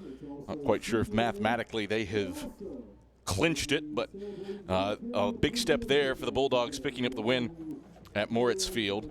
9 minutes to go in the third quarter. UVA has a 28-21 lead on Tusculum. Barton is doubling up Catawba 28-14 at the start of the third quarter. And Limestone and Newberry just getting underway in the late game of the day. How about this? An unbeaten in Super Region 2, unbeaten no longer. Fayetteville State shuts out Johnson C. Smith 27-0. Big result to the favor of Carson-Newman in that game regionally. Second down and 8 to go for the Trojans. Right hashes at their own 25, trailing 7-0 with 2:39 to go in the second quarter. Pistol with a sidecar, low snap, picked up, handoff. Campbell right side, nowhere to run, nowhere to hide from Chico Mason. Martavis from 96 South Carolina drags him down in the backfield, back at the 22. Timeout on the field. That's Carson-Newman's second timeout of the half. That's a 3-yard loss. Eagles will burn another timeout. Third down and 11 to go coming for Anderson with 2:34 to play in the second quarter, and Carson-Newman leading 7-0 on the long pass to Justin Johnson after nothing had happened in this game for a long, long time. This was a rock fight for the first bit. Maybe mud pies. But Eagles hit the long pass to Jeremiah Carroll, and all of a sudden, Carson-Newman has vibes on its side thanks to the heave-ho to Jeremiah Carroll on Justin Johnson's first career touchdown pass. Good clock management by Carson-Newman. They've got exactly what you want. It's 3rd and 12, 2:30 left to go on the clock. They're in a great position here. Don't forget, you've still got the 2-minute timeout coming too. Let's see what Anderson can pull out here on 3rd and 11. Right hashes at his own 22. Wesley in the pistol. Takes the snap. Will pull it. Wesley tries the right side and will not run away from Kendall Williams, who bashes him down along the right sideline at the line of scrimmage at the 22. No gain. Timeout. Timeout, Carson-Newman. That's their final timeout of the half. The Eagles utilize their final timeout. Redman, clock management is good. Carson-Newman's defensive push is exceptional right now. The line of scrimmage has moved every time. The only long runs that they've had is sort of like a draw play there a while ago. That got them to the 4th down to attempt the field goal. A little bit on the bootleg, but they have moved the line of scrimmage. It makes it hard then for the stretch play. It makes it hard for a bootleg because when you move the line of scrimmage, you still have a chance to keep contained. Eagle fans, AEC is your local electric co-op service you can trust and value, you can depend on. Powering Mossy Creek, where AEC powering what matters most. 132 yards of offense for the Eagles. Half of that came on the long pass play to Jeremiah Carroll. The better note is that the Eagles have held Anderson to 38 yards of offense, 17 on the ground, 21 through the air. Trojans averaging 0.9 yards per rush, 1.5 yards per play. Lion on to punt it away. He'll get off a whirly-gigging kick. Cade Meeks signals for fair catch and hauls it in along the left side hashes at his own 43-yard line, and that's where Carson-Newman takes over with 2:21 to play in the second quarter with a 7-0 lead. Well, the defense gave them a chance. They've set them up. No first downs. They've got the football at the 43-yard line. Everything's set to go. We got a free timeout coming in 2 minutes. Take care of the football. Do what you do well. Out of timeouts, aside from the regulated 2-minute timeout. Justin Johnson stays in the game at quarterback. Sullins is behind him. Slot right, Bradley. Slot left, Ferguson. Bradley in motion. He'll take an end-around handoff to the left. Bradley stutters, and falls forward up to the 48-yard line where Evenson trips him up. 8-yard gain for the Eagles. 2nd and 5. Carson-Newman, can it get a play off before the 2-minute timeout? 4, 3, 2. Johnson takes the snap, and there was movement. Whole line moved before the snap came back from Garrett Rice. And so don't be too quick. Carson-Newman will back it up 5 yards. You got a false start coming on everybody but the center here. Prior to snap, false start. Offensive line, yep. Carson-Newman. Clock operator, please put 2:01 back on the game clock. 2:01. That can happen easily. A new quarterback comes in that probably hasn't had all the reps that he may have needed. We saw the first series a while ago. The second series he was in, they fumbled the snap. Here we still got a little bit of a cadence issue. Well, they'll wind the clock and then stop it immediately. So 2-minute warning. This is the 2-minute timeout. So we'll step aside for a break. 7-0. Eagles the lead. They've got it 2nd and 10 when we come back after this on the Eagles Sports Network. It's football time in Tennessee. Oh, yeah. Let's get some nachos before kickoff. Hold on. I forgot my wallet at home. Don't worry. You can still enjoy the game, even if your wallet's at home. When you add your Knoxville TVA Employees Credit Union debit or credit card to your digital wallet, they're always available to use. Learn more at tvacreditunion.com. Federally insured by NCUA. Join us now. Hello, I'm Gary Braden of Braden's Lifestyles Furniture in Turkey Creek. For nearly 69 years, Braden's been the place to purchase quality furniture at discount prices. Braden's is a full-service furniture store that features a talented design staff which can assist you with both your interior or exterior spaces. Bring your plans to our Braden's showroom, or if you desire, we'll come to you. The majority of our products are made in America and can be customized, so with Braden's, your possibilities are vast. And as always, thank you and enjoy the sale. Back at Berktar Stadium, Adam Cavalier alongside Mike Turner. It's always good on homecoming because high-level people make it back in the building. You've got Absolutely. an All-American at the rear of the booth.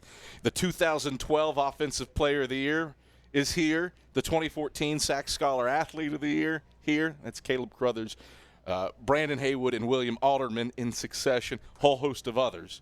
But always good to have some orange and blue family back in attendance for homecoming. Caleb's our halftime guest. We'll talk to him a little bit later on in the programming as Eagles face 2nd and 10. Johnson back to pass, straight drop, going to air it long to Carroll along the right sideline. Carroll has to come back for a jump ball. It's out of bounds, and an incompletion down at the 22-yard line. Perry was in coverage, led just a touch too far. 3rd down, 10 to go for the Eagles from their own 43.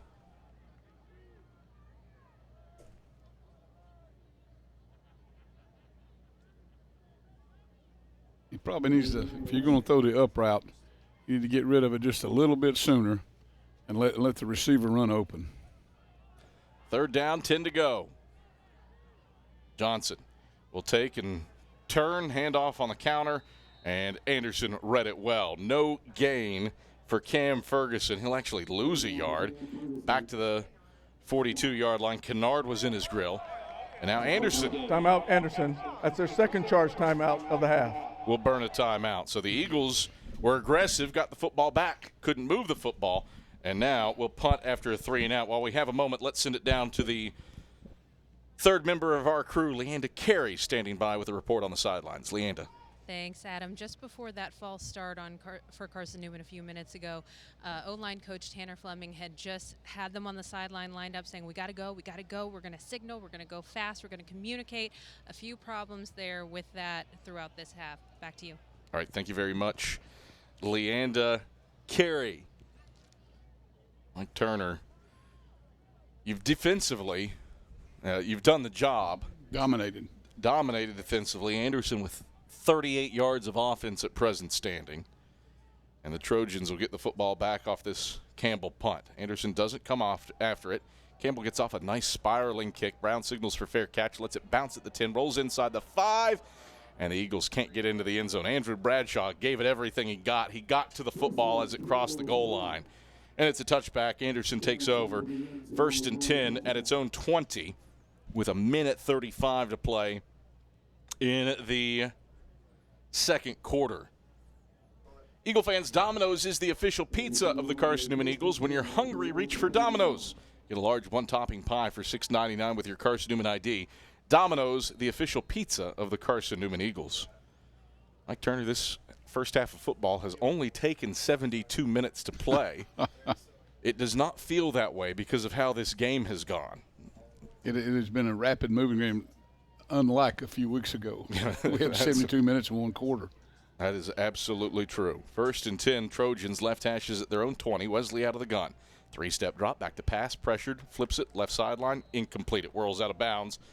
Jalen Worthen Carr was in the area. He was blanketed by Major Williams, but Wesley had to deal with oodles of pressure. Cruz Temple was in his grill, as was Ja'Cory Long at 2nd and 10. He was hit contact was about the same time he was trying to get the ball out of his hand, and they've got odd man front, bringing linebackers on X stunts. They haven't been able to pick it up yet. Wesley will turn and hand off to Gunn straight ahead. Gunn surging forward, steps through a tackle. He's got first down yardage across the 30 into the boundary left side, and he's brought down by Christian Hicks and Jet Jones up at the 31-yard line. 11-yard gain, longest play of the day for Anderson. Oh, pardon me, second longest play of the day. I forgot about Bryson James' 14-yard rush. That was a great effort by the running back. My goodness, he broke about 3 or 4 tackles. First and 10, Trojans left hashes at their own 31 with 70 seconds left in the first half. Wesley takes and hands off Gunn, left side, nowhere to run, nowhere to hide for him. Cruz Temple and Mekhi Brown shoot the gaps and stop him 2 yards deep in the backfield, back at the 29-yard line. Second down, 12 to go. Carson-Newman now with 9 tackles for loss in the first half alone. The Eagles have thrived in the backfield. Anderson would be wise to know the time left on the clock and letting that clock go. Eagles are out of timeouts. Anderson has 1 remaining. 35 seconds to go in the first half. 7-0 Eagles. Wesley on 2nd and 12 takes the pistol snap, will keep it left side and be shoved out of bounds by Mekhi Brown. He got back to the line of scrimmage, and that's it. Christian Hicks was in the backfield at the mesh point. Wesley did a nice job just to pull it out. It's 3rd and 12. 25.8 seconds left. Clock does stop because Wesley went out of bounds. 3rd and 12 for the Trojans. 47 yards of total offense for Anderson, and they'll just kneel it down. Anderson going to drop to a knee for the old team rush, and that is how the first half will come to a close. It's 7-0 Eagles at the halftime break, Mike Turner, because of one play. 73 yards from Justin Johnson to Jeremiah Carroll. The old pitch and catch goes for 6, and that's the difference right now. Just enough offensively for the Eagles. Defense for Carson-Newman has played lights out. Well, if you're going in the locker room right now, you know, obviously you wanted to score more points. Carson-Newman, to me, it needs to be successful is get back to running the football and getting the option part in it and being consistent like they had that second drive where they drove it down the field. However, Anderson, if they could find a way to work in just a little bit of offense where they could be able to run the football just a little bit better, would probably have a chance. And if they do get the football back, Carson-Newman's got to be really hyped on the way they have shut down Anderson and totally dominated the game. It is a first half where the Eagles had 9 tackles for loss as a team. It is a first half, too, that Anderson had the football twice inside Carson-Newman's 40 and goose eggs in both drives. Great job by Carson-Newman's defense. At the halftime break, it's Carson-Newman 7 and Anderson nothing. Tyler Katz is headed into the booth. He's got your ShopSeeingEagles.com halftime report when we come back after this on the Eagle Sports Network.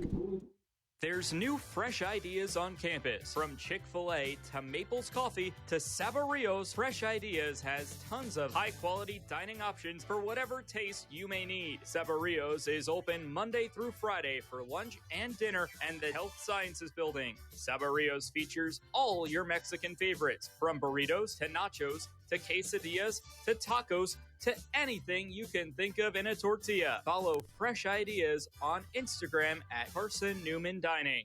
How do you know you're in a community, not just a town? Well, strangers smile as they walk by. They refill your coffee without you asking. And when you ask directions, people offer to walk you there. Communities give more. The way you know when you walk into First Bank that you are in a real community bank. Great products, direct access to your local bankers, and relationships that can last a lifetime. Don't just have an account. Have a community with First Bank. Member FDIC. You're tuned to Carson-Newman football on the Eagles Sports Network. It's halftime. The first half recap comes your way on the ShopSeeingEagles.com halftime report after 60 seconds from your local station. It's football time in Tennessee. Oh, yeah. Let's get some nachos before kickoff. Hold on. I forgot my wallet at home. Don't worry, you can still enjoy the game even if your wallet's at home. When you add your Knoxville TVA Employees Credit Union debit or credit card to your digital wallet, they're always available to use. Learn more at tvacreditunion.com. Federally insured by NCUA. Join us now. Hi, everyone. Bob Bell for Fleet Tires. For the past 25 years, Mrs. Bell and I have gotten our tires there, especially when it comes to Michelin Defender tires. Michelin is the brand that drivers turn to for tire options that deliver a safe, quiet, and comfortable ride. Fleet Tire at Woodland Avenue, exit 1B in Knoxville, has the reputation, and they back it up with great service. See manufacturer's limited warranty for more details. Fleet Tire, 111 Woodland Avenue off exit 1B.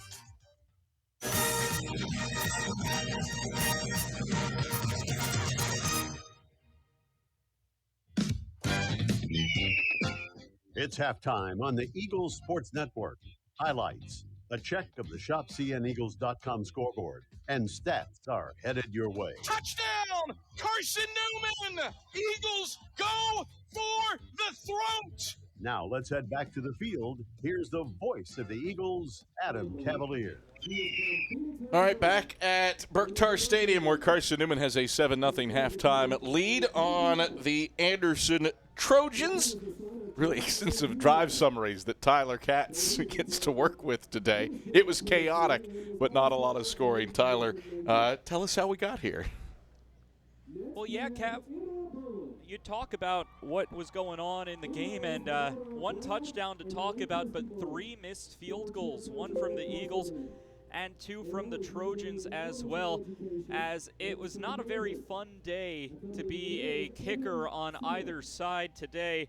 Only 1 scoring play to speak of, and we have the honor of listening into the call that Adam Cavalier had earlier today when it was an unlikely candidate. Justin Johnson completed his only pass of the day. In fact, the only pass that Carson-Newman has completed today, and it was a 73-yard touchdown strike to Jeremiah Carroll. We'll go with Adam Cavalier on the call. We'll go 3 and out, punt, pick, missed field goal.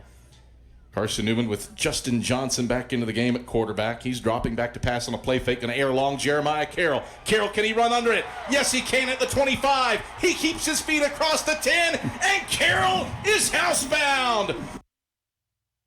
And that was Adam Cavalier who had the call, and that is it for our scoring summary. Just 1 touchdown to speak of, 1 scoring play to speak of. It was that Jeremiah Carroll 73-yard touchdown reception from Justin Johnson, and I wouldn't be shocked if we're talking about that play later today in the post-game show for our AEC electrifying play of the game. Well, homecoming festivities taking place on the field here at Berktar Stadium, also senior night.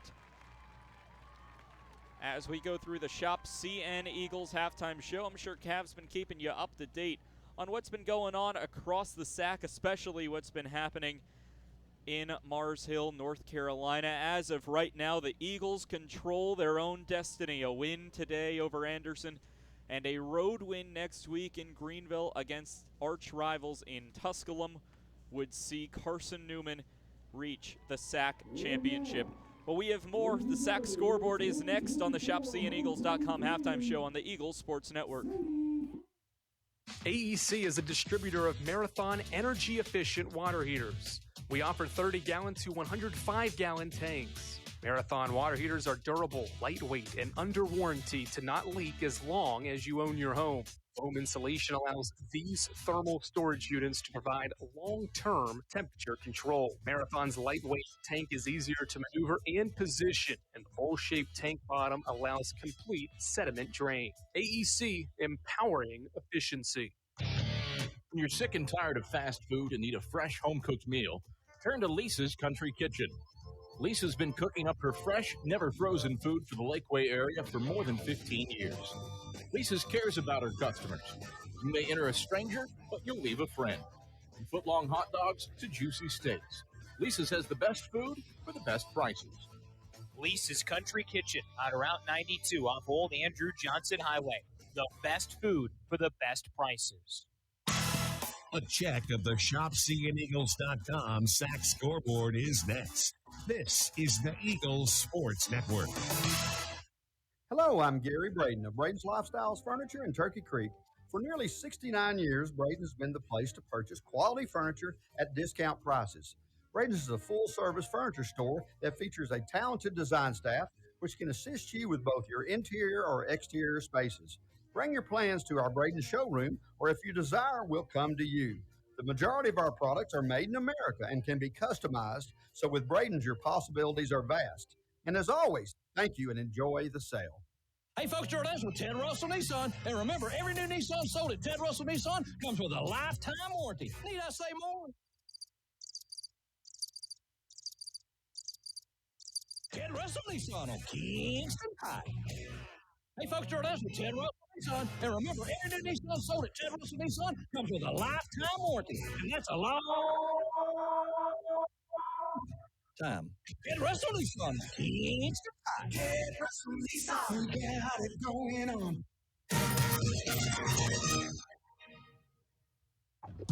The Eagles Sports Network is a part of SAC Live, the official digital network of the South Atlantic Conference.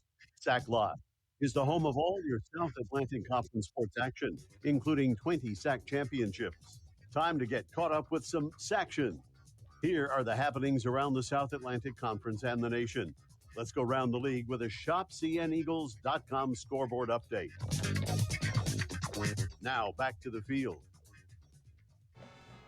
Tyler Katz back with you high atop Berktar Stadium. If you're just tuning in, you've missed a, for the most part, uneventful first half here from Berktar Stadium. Carson-Newman 24th in the country, leading the Anderson Trojans 7-0 at the break. The only scoring play, a 73-yard touchdown strike that just came out of nowhere. Well, coming into today's game, it was the Emory and Henry Wasp, the lone loss on Carson-Newman's schedule, that controlled their own destiny, tied atop the Mountain Division, with a chance to win today against Mars Hill and then win the battle for Southwest Virginia next week against UVA-Wise, and the Wasp would be heading to the SAC championship in just their third year as a Division II school. However, things have changed, and the Mountain Lions of Mars Hill have defeated Emory and Henry 31-23 earlier today, giving the destiny back into the hands of Carson-Newman, who now controls its own fate. A win today over Anderson, and next week on the road at Tusculum would see Carson-Newman in the SAC championship, and the likely opponent, a rematch against Wingate. That overtime thriller that Carson-Newman came out on top against. Wingate has been red hot since then, have not dropped a game, and today in Hickory taking on the highly ranked Lenore-Rhine Bears. Wingate hopped out to a 14-0 lead and took that into the break. Number 12 in the country, Lenore-Rhine, would not go down without a fight, finding 10 points in the third quarter to bring the game back within a possession. However, the Wingate defense held strong in the fourth quarter, and Wingate took down Lenore-Rhine 14-10, handing the Bears, who were in the Division II semifinals a year ago, their second loss of the conference slate. Elsewhere in the conference, Limestone sitting at 5-3, currently tied with 3-4 Newberry. About 2 minutes left to go in the first quarter in the Palmetto State at the home of the Wolves. End of the third quarter at Barton College. It's the Barton Bulldogs 28, the Catawba Indians 21. Again, start of the fourth quarter, it's a 7-point lead for Barton. And then heading over to our friends over at UVA-Wise, hosting Tusculum. And it's the Highland Cavaliers who have a 2-touchdown lead over the Pioneers with about 13 minutes left to go in the ball game. It is Tusculum football in the red zone, so that game could be cut within a score at any moment. And that is your look around the South Atlantic Conference. Of course, the big news that Emory and Henry took down Mars Hill. It was one of the 2 results that Carson-Newman needed heading into this weekend. Had Emory and Henry won, it would have been Carson-Newman looking ahead to the battle for Southwest Virginia. Instead, the Wasps are out of the picture for now. Carson-Newman doesn't have to scoreboard watch anymore. They control their own destiny with a chance to beat Anderson this week, holding on to just a one-touchdown lead, 7-0 at the half, and then need to take care of business next week on the road in Greenville against Tusculum, and the ticket will be booked to the SAC Championship. As a reminder, right now on Carson-Newman's schedule is Limestone for the last week of the season. That game would be replaced by the SAC Championship. So Carson-Newman would not play Limestone if they make it to the SAC Championship. Instead, that would be replaced with a road game at whoever the Piedmont Division champion ends up being. And as I mentioned earlier, right now it seems to be setting up a rematch with the Wingate Bulldogs. Well, that's a look around the SAC scoreboard. Hope you enjoyed your Saction news, especially if you're a Carson-Newman fan. That Mars Hill victory looms large, and Carson-Newman in control of their own fate. Well, hey, coming up, we got much more for you. Adam Cavalier will take back over on the microphone, and we'll get you set for the second half. Things you need to know in today's ball game. Of note, Anderson in today's game, just 30 yards of total, 47 yards of total offense for Anderson. The defense for Carson-Newman has been stout. We'll be back coming up on the ShopCNEagles.com halftime show. Carson-Newman leading 7-0 here at Berktar Stadium. We'll be back after a few short messages on the Eagles Sports Network. This is Carson-Newman men's basketball alum Taylor Hawkins. I want to help your family secure its financial future. I'm with Modern Woodman Financial Planning, where we touch lives and secure futures. Let Modern Woodman protect your family's financial security through life insurance, retirement planning, and financial services. You can contact me, Taylor Hawkins, at cneagles.com/Modern Woodman. That's cneagles.com/Modern Woodman. Help secure your family's financial future through Modern Woodman Financial Planning. Serving East Tennessee for 40 years, Magaha Electric is the perfect choice for all your electrical projects. Magaha Electric specializes in commercial, retail, manufacturing, residential, and industrial contracting needs. Magaha Electric can provide superior service, technical know-how, and realistic budgeting for any size project in a timely, cost-effective manner. Visit MagahaElectric.com for all your electrical contracting needs. Magaha Electric, your East Tennessee electrical contracting source. Derek Evans, 79 yards on the first play from scrimmage. You found the home of Carson-Newman football on the Eagles Sports Network. This is Marty Blakely and Dean Craig, former teammates for the Carson-Newman Eagle football team and FCA directors here in the East Tennessee area. This year, Fellowship of Christian Athletes is the title sponsor for Carson-Newman Eagle football broadcast. Playing at Carson-Newman was a life-changing experience for both of us. It's a privilege to present this life-changing message of Jesus Christ to coaches and athletes all across our area. Tune in each week to WRJZ to catch the exciting action of Carson-Newman Eagle football. Hi, everyone. Bob Bell for Fleet Tires. For the past 25 years, Mrs. Bell and I have gotten our tires there, especially when it comes to Michelin Defender tires. Michelin is the brand that drivers turn to for tire options that deliver a safe, quiet, and comfortable ride. Fleet Tire at Woodland Avenue, exit 1B in Knoxville, has the reputation, and they back it up with great service. See manufacturer's limited warranty for more details. Fleet Tire, 111 Woodland Avenue off exit 1B.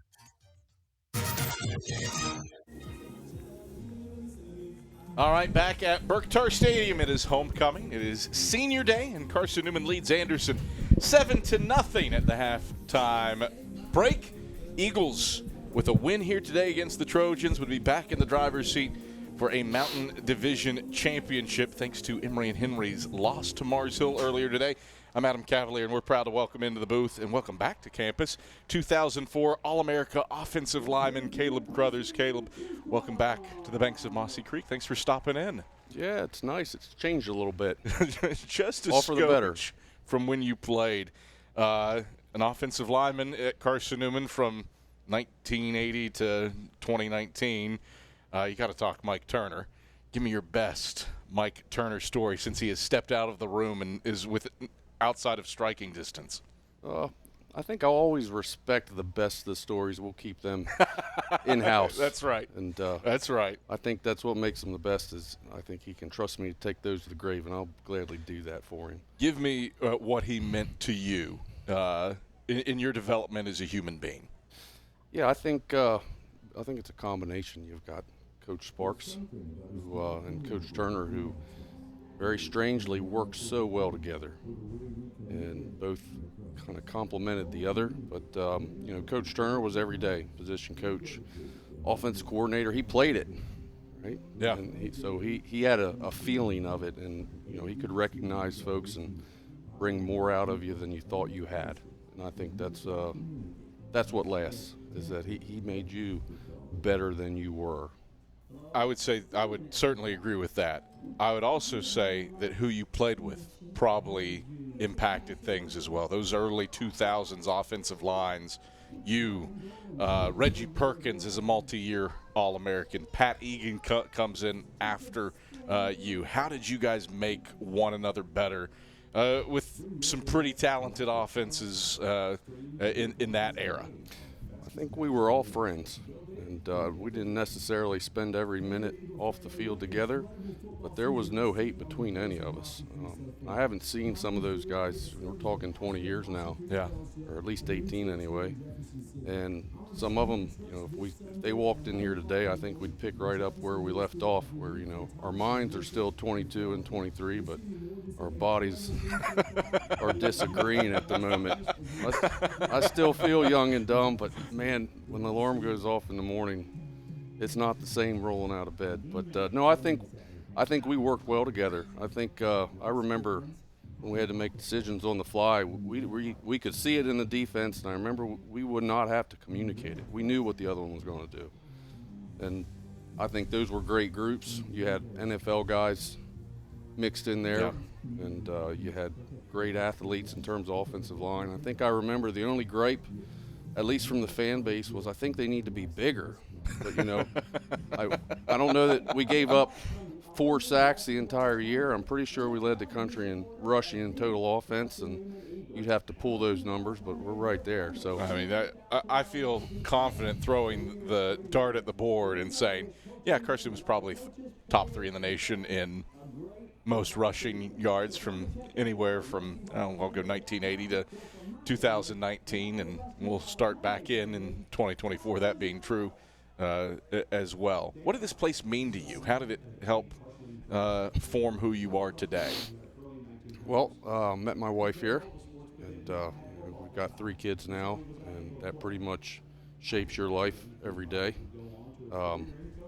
She is my business partner as well. We run a business in Maryland, and I plucked her out of the South and put her there. And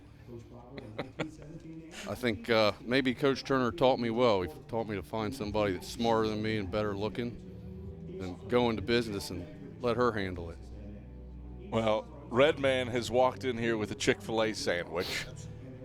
That's another key. You got to find the good food, and there's plenty of good food in the Bergtar Stadium press box today. Caleb, greatly appreciate you stopping by. Great to have you back, and glad you and your family are thriving. Yeah, and I'll speak for those that were with me in our time, in our era, that Coach Turner standing here made a difference, right? Yeah. I can only hope that for Coach Ingram, that if he comes anywhere close, he will have achieved success, at least by our standards. That is 2004 All-American Caleb Crothers. Second half action heads your way between Carson-Newman and Anderson. Eagles lead it 7-0 at the halftime break. We're back after this on the Eagle Sports Network. Since 1916, a lot of independent agents have recommended auto owner's insurance, and a lot of parents have taken that recommendation to heart. So have a lot of their children and grandchildren and great-grandchildren. As we celebrate our first 100 years, Auto Owners Insurance thanks all those who have put their trust in us and all the generations who will.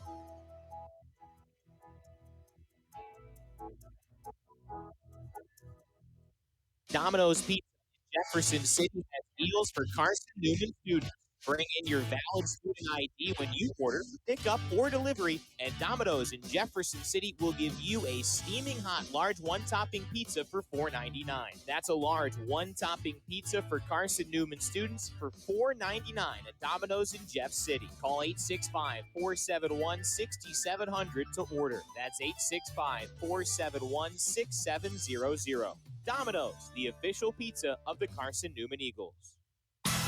The home run hitter to Dorian Miller, 70 yards. This is Carson-Newman football on the Eagles Sports Network.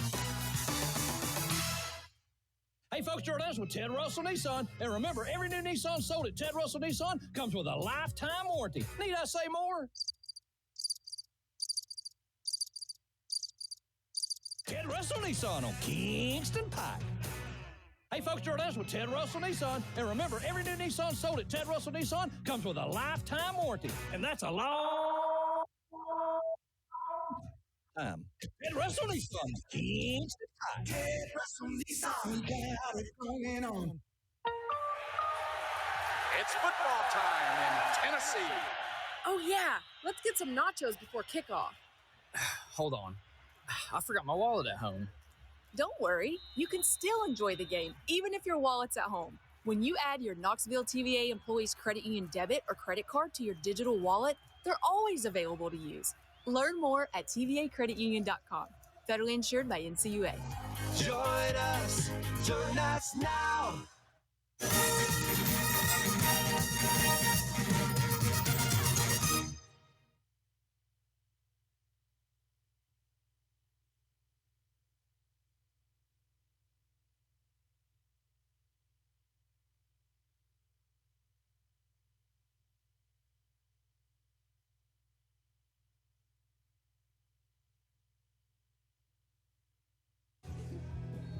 All right, back at Berktar Stadium, Carson-Newman leads Anderson 7-0 at the break.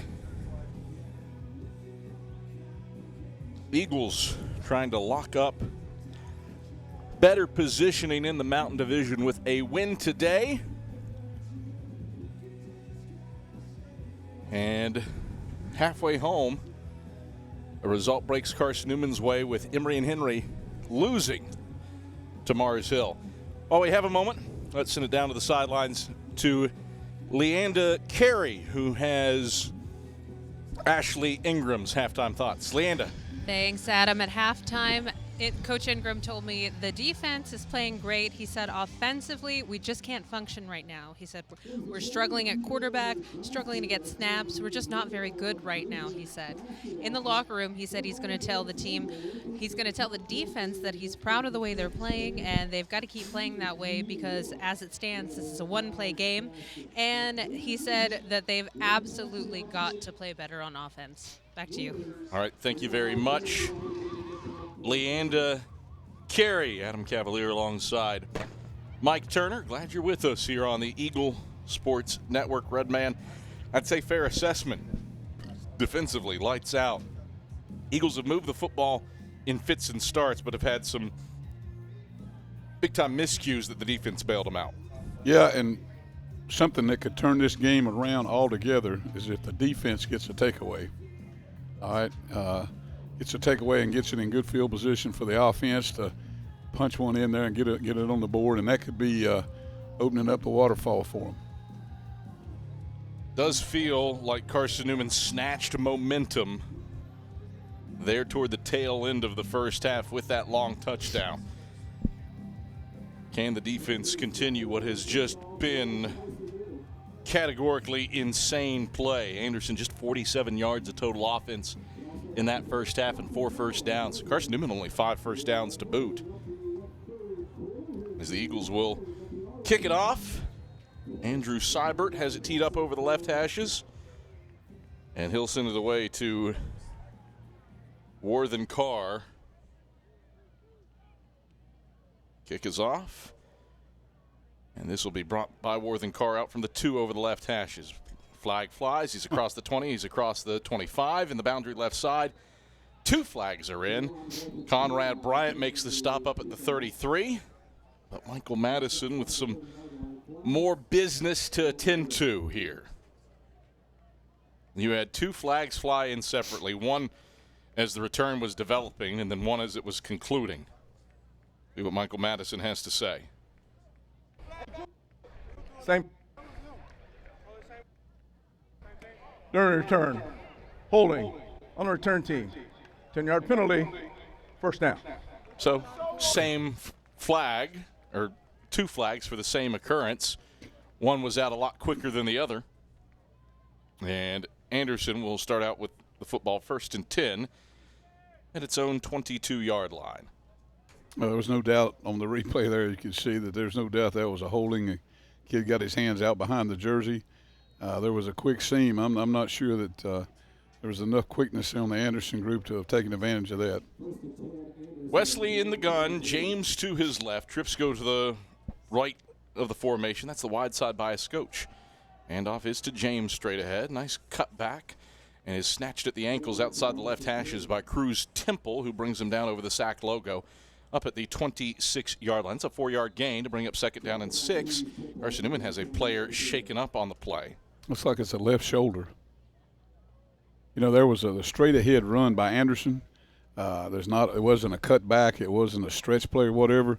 They need to find some success going straight ahead and just getting positive yardage on every snap. Cruz Temple is the player shaken up on the play as he's being tended to by Carson-Newman's sports medicine staff. I thought I saw out of the corner of my eye him jumping up after the play before falling down. Temple's the guy that made the stop. And potentially, did somebody just land on him? We get a look at the replay, but Temple's off the turf and off the field walking entirely under his own power. He may have jumped up out of pain. Yeah, absolutely a fair point. Because it looked like he took a shot on the shoulder on the tackle there. 2nd and 6 for Anderson. Left hashes at its own 26-yard line. Wesley in the gun. James to his left. Trips go to the wide side right, tight into the short side left. Wesley claps, takes the snap waist height. Will zone read, keep it left side, and he's off and running. Wesley into the 2nd level. He's across midfield in a foot race past the 40 and 30 and shoved out of bounds by Kendall Williams deep in Carson-Newman territory. Down at the 20-yard line, Wesley James doubles up Anderson's entire total offensive output on one play, taking it down to the Carson-Newman red zone on a 54-yard rush. And Anderson moving with tempo. 1st and 10 from the Eagle 22. Wesley will give to James right side on a stretch play. Flag flies. James is stopped by Major Williams inside the left hashes. Holding. Offense number 77. 10-yard penalty. Replay, first down. You know, the bootleg has been there for him. If he could have just got it going downhill there, he did a great job. The inside run look had pulled in the linebackers, and that got him to the corner. Back the Trojans up to the 32. 13:46 left in the third quarter. 7-0. 24th ranked Carson-Newman leading Anderson. Trips out to the wide side right. Wesley in the gun with C off his left hip. Wesley claps, takes the snap, gives straight ahead C, runs smack dab into Martavis Mason, stands him up, spins him around, and he loses a yard back to the 33. 10th tackle for loss on the day for Carson-Newman defensively. The school record, mind you, 20. That was at Lenore-Rhine on September 23rd in the year 2000. The top 10, 13 tackles for loss in the game. Eagles are 3 away from that. Presuming that this officially does go as a tackle for loss, which it should. 2nd down and 21 to go for the Trojans. They're down 7-0 with 12:55 to go in the third. Wesley in the gun. C to his left, trips to the wide side right. Wesley takes the snap, back to pass, flips it left side, incomplete. A jump ball for Brace Simons. It ricocheted out of his hands over the left side. Numbers down at the 22. In coverage was Champ Baker. It's third down and 21 to go. That was great coverage. Hey, that was a great call, good idea right there, running just a quick up. He just needed to get that ball out just a little bit further in front of him and let him run underneath of it.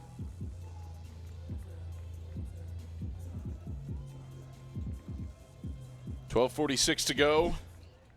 Third quarter, 7-0 Eagles. 3rd and 21 for the Trojans. Left hashes at the Eagle 33. C to the right of Wesley in the gun.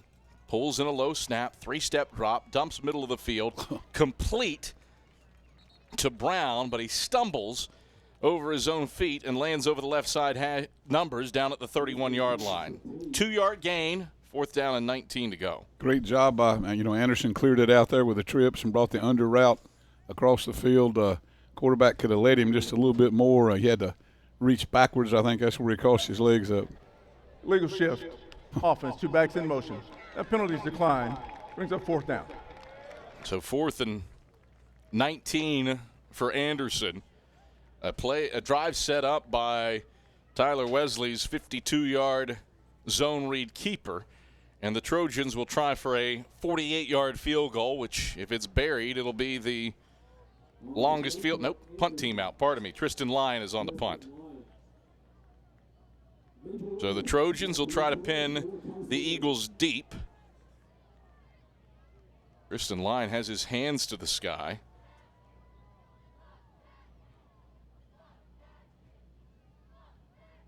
My eyes deceive me. I think Anderson only has 10 men.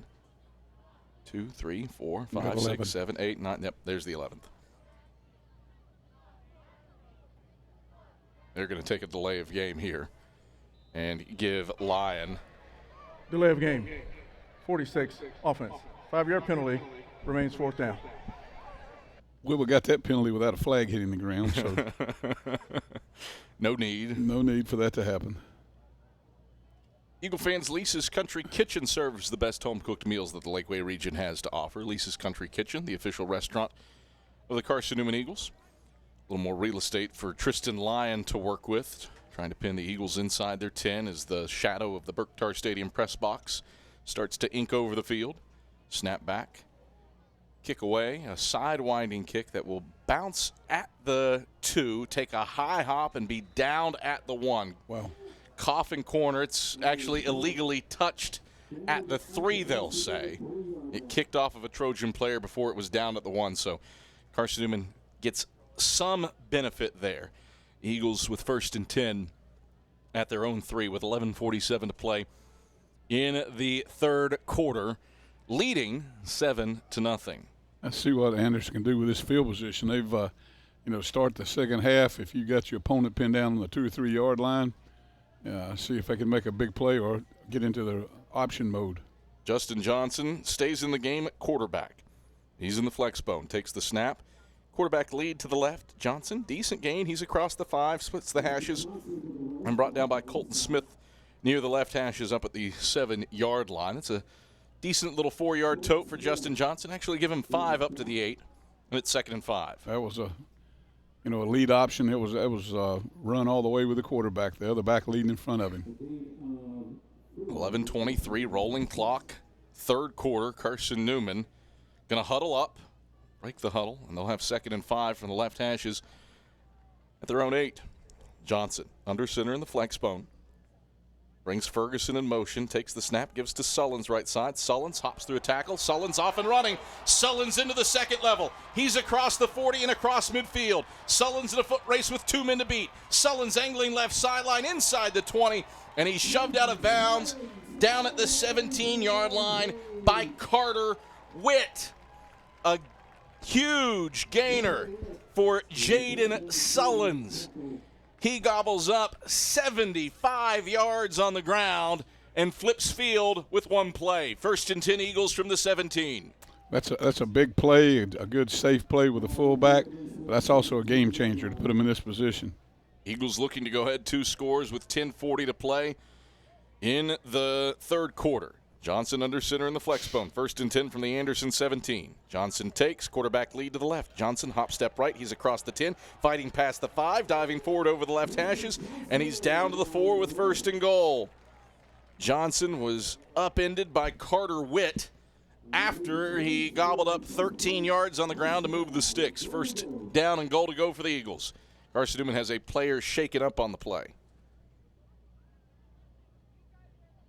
That is Emil Savage, who is gripping his shoulder. Serving East Tennessee for 40 years, Magaha Electric is the perfect choice for all your electrical projects. Visit MagahaElectric.com for all your electrical contracting needs. Magaha Electric, they are your East Tennessee electrical contracting source. Emil Savage is off the turf and jogging off the field, largely under his own power. Eagles with 1st and goal to go from the 4, looking to add to a 7-0 lead with 10:17 to go in the third quarter. It has been a day for the Eagles defensively. 10 tackles for loss for Carson-Newman, and Anderson with half of its total offensive output of 103 yards on one play. When they run that loaded option, they're blocking the player at the line of scrimmage that's assigned to quarterback and leading with another back to help clean him up. And see if they go back to the well here on 1st and goal from the 4. Johnson under center in the flex bone. Johnson takes the snap. QB lead to the right. He spins around and gets a yard down to the 3. Carter Witt grabbed him at his ankles. Actually spot him back at the 4, so no gain for Justin Johnson.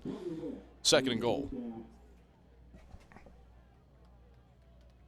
Well, this is you get the ball inside the 5-yard line in this offense, you expect to score. You don't want to settle for anything less. So I wouldn't be surprised that this is 4-down territory if it comes to that. Carson-Newman, 2nd in the league in red zone efficiency. 84% of the time they score. 2nd and goal from the 4. Johnson takes, gives Sullins straight ahead. Sullins pounding the rock straight up the gut for 6. Touchdown, Carson-Newman. Jaden Sullins, 7th rushing touchdown of the season. He gallivanted 75 yards to set the Eagles up in the red zone, and he finishes the drive with a 4-yard touchdown plunge. 13-0 Eagles lead, 9:22 to play in the third.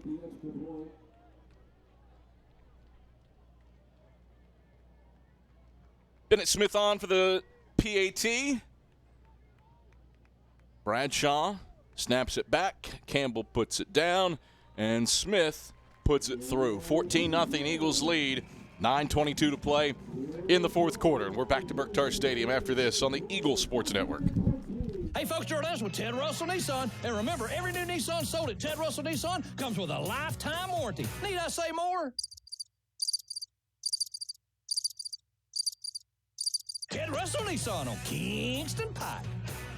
Hey, folks, Jordan's with Ted Russell Nissan. And remember, every new Nissan sold at Ted Russell Nissan comes with a lifetime warranty. And that's a long time. Ted Russell Nissan on Kingston Pike. Ted Russell Nissan, we got it going on. Hi, everyone. Bob Bell for Fleet Tires. For the past 25 years, Mrs. Bell and I have gotten our tires there, especially when it comes to Michelin Defender tires. Michelin is the brand that drivers turn to for tire options that deliver a safe, quiet, and comfortable ride.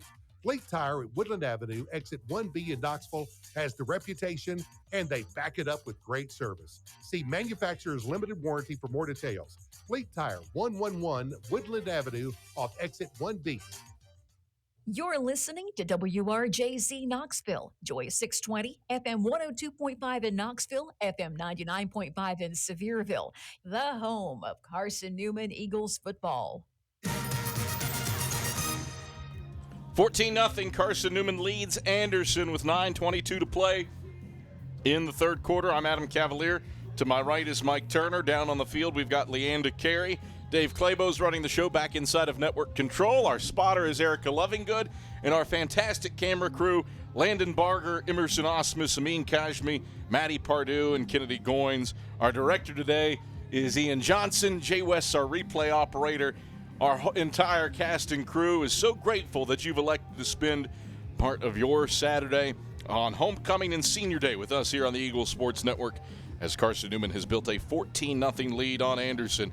5-play, 97-yard drive. Jaden Sullins pounds the rock from 4 yards out for a score, capping a drive set up by his own 75-yard rush.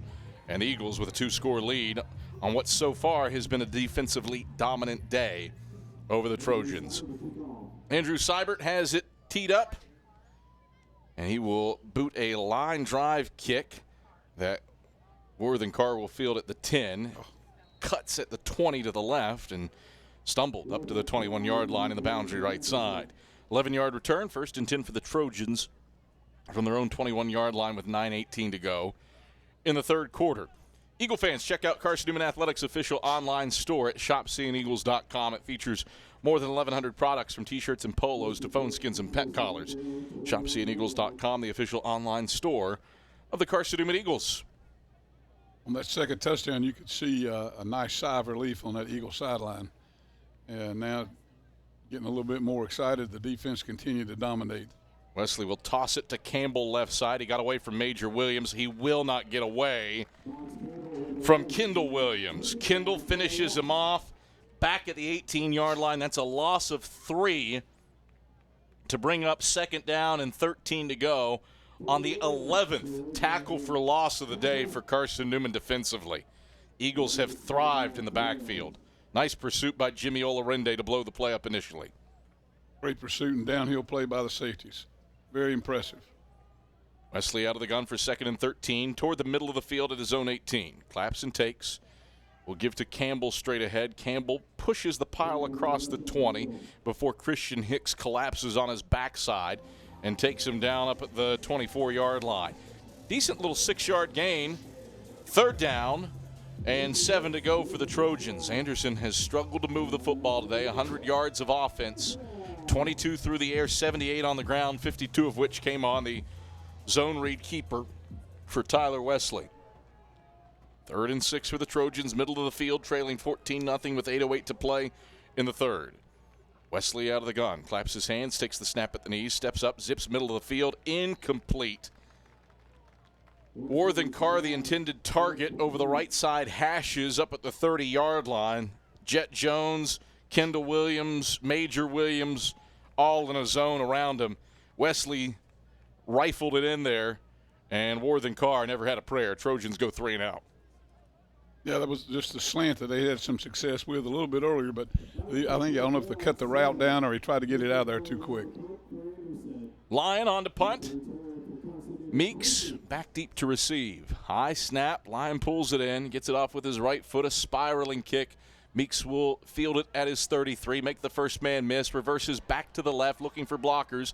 Meeks can't find one. He's up to the 35-yard line over the left hashes as Sturgeon trips him up. 2-yard return for Cade Meeks, and the Eagles have it 1st and 10 at their own 35-yard line with a 14-0 lead and 7:49 to go in the third quarter. Mike Turner put together another quality offensive drive. You start to feel a little bit better about things if you're Carson-Newman. Absolutely. You know, it was a 70-some yard touchdown pass.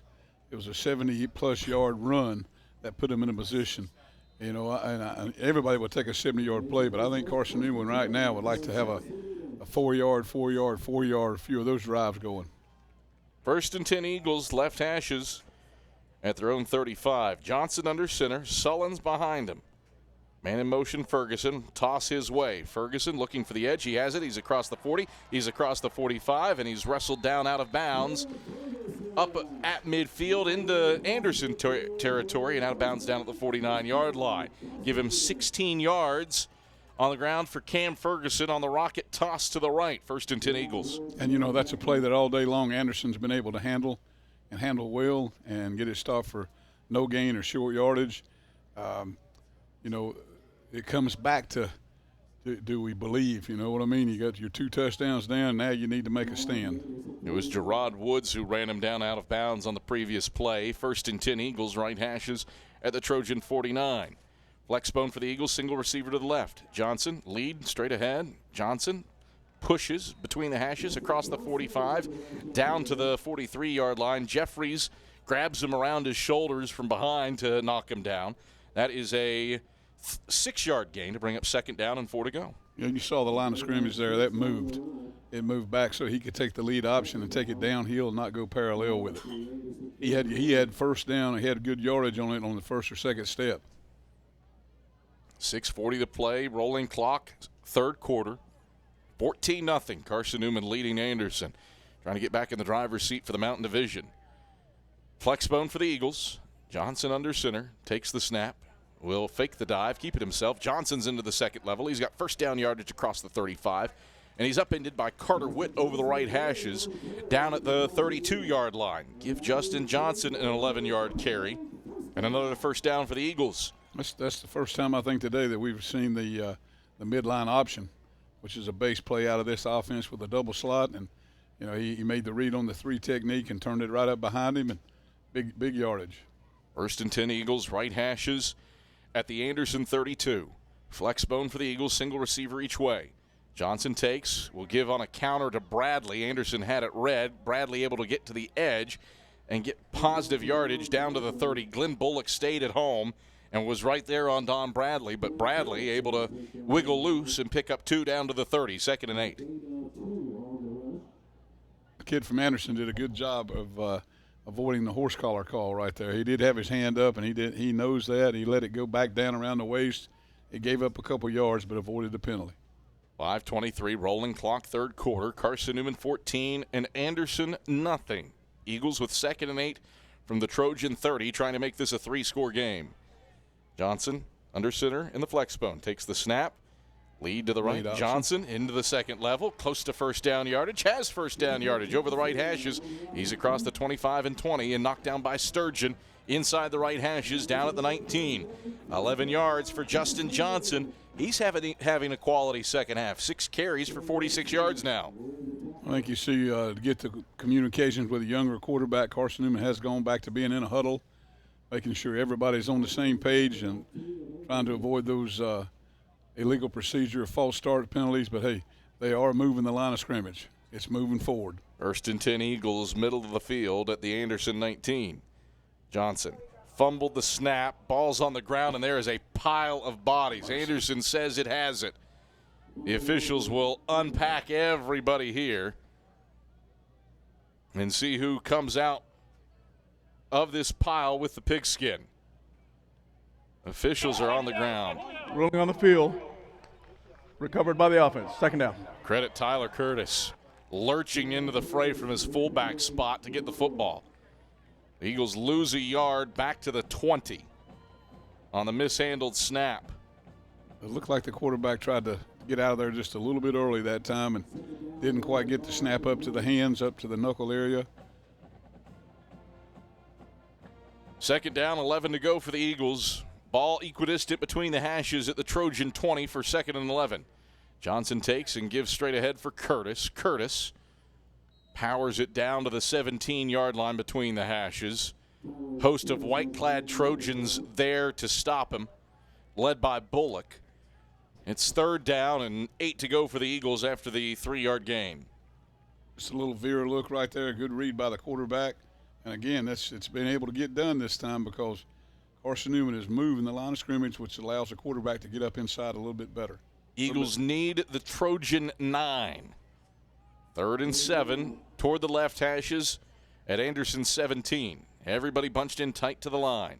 Johnson takes, tosses to the right side for Pearson. Pearson has the edge. Pearson to the 5. He's got the end zone. Touchdown, Carson-Newman. Happy senior day, Jalon Pearson. The 6th-year player finds pay dirt from 17 yards out. And the Eagles have made it a 3-score game, 20-0, with 3:01 to play in the 3rd quarter.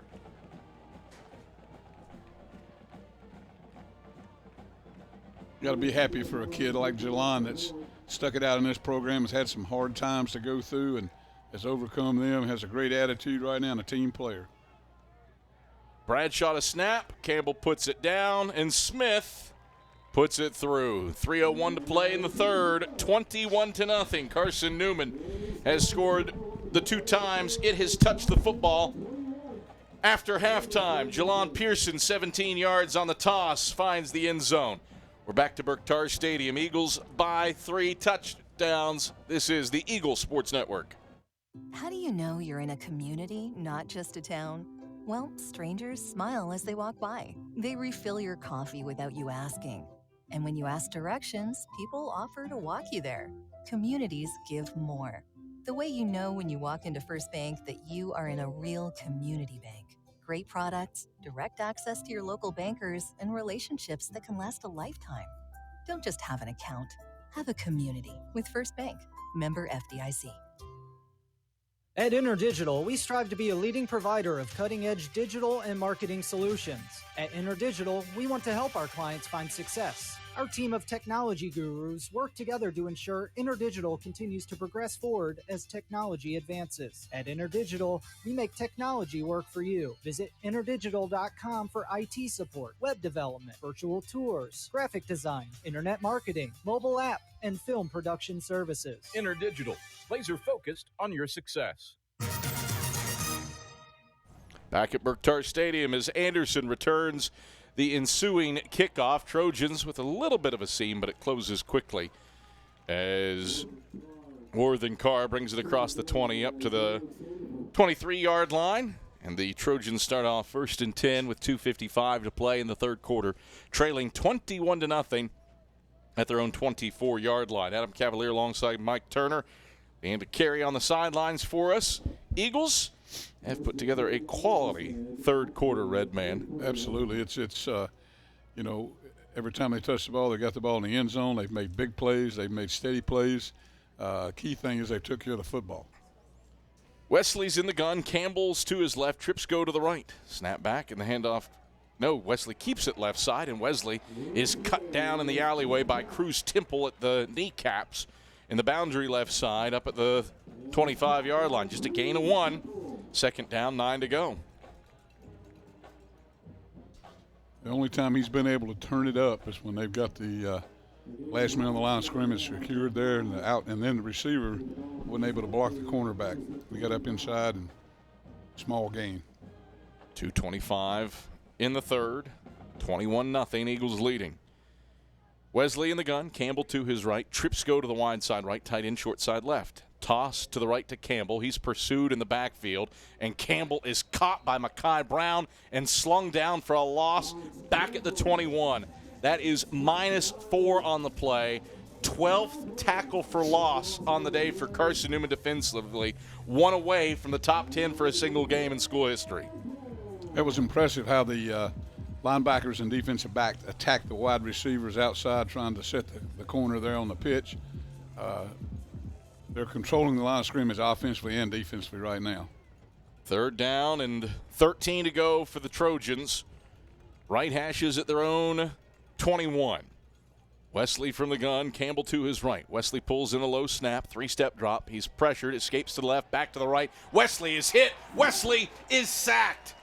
Overwhelmed by Mekhi Brown and Christian Hicks, who thump him down back at the 8. A loss of 13 on the 13th stop behind the line for Carson-Newman defensively today.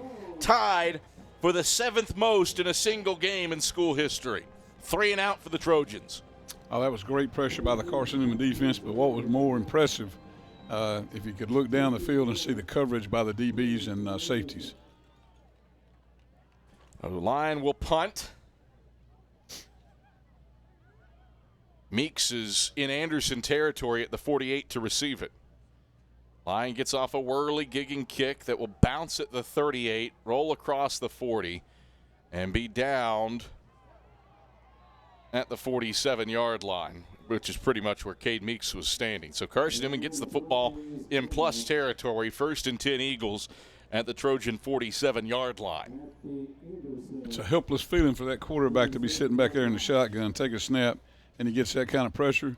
It's even more helpless when he looks down the field and nobody's open. It hasn't been a ton of sacks for Carson-Newman, just 3 on the day. Right. But it has been an overwhelming presence in the backfield for Carson-Newman defensively. 13 tackles for loss, tied for the 7th most in a game in school history.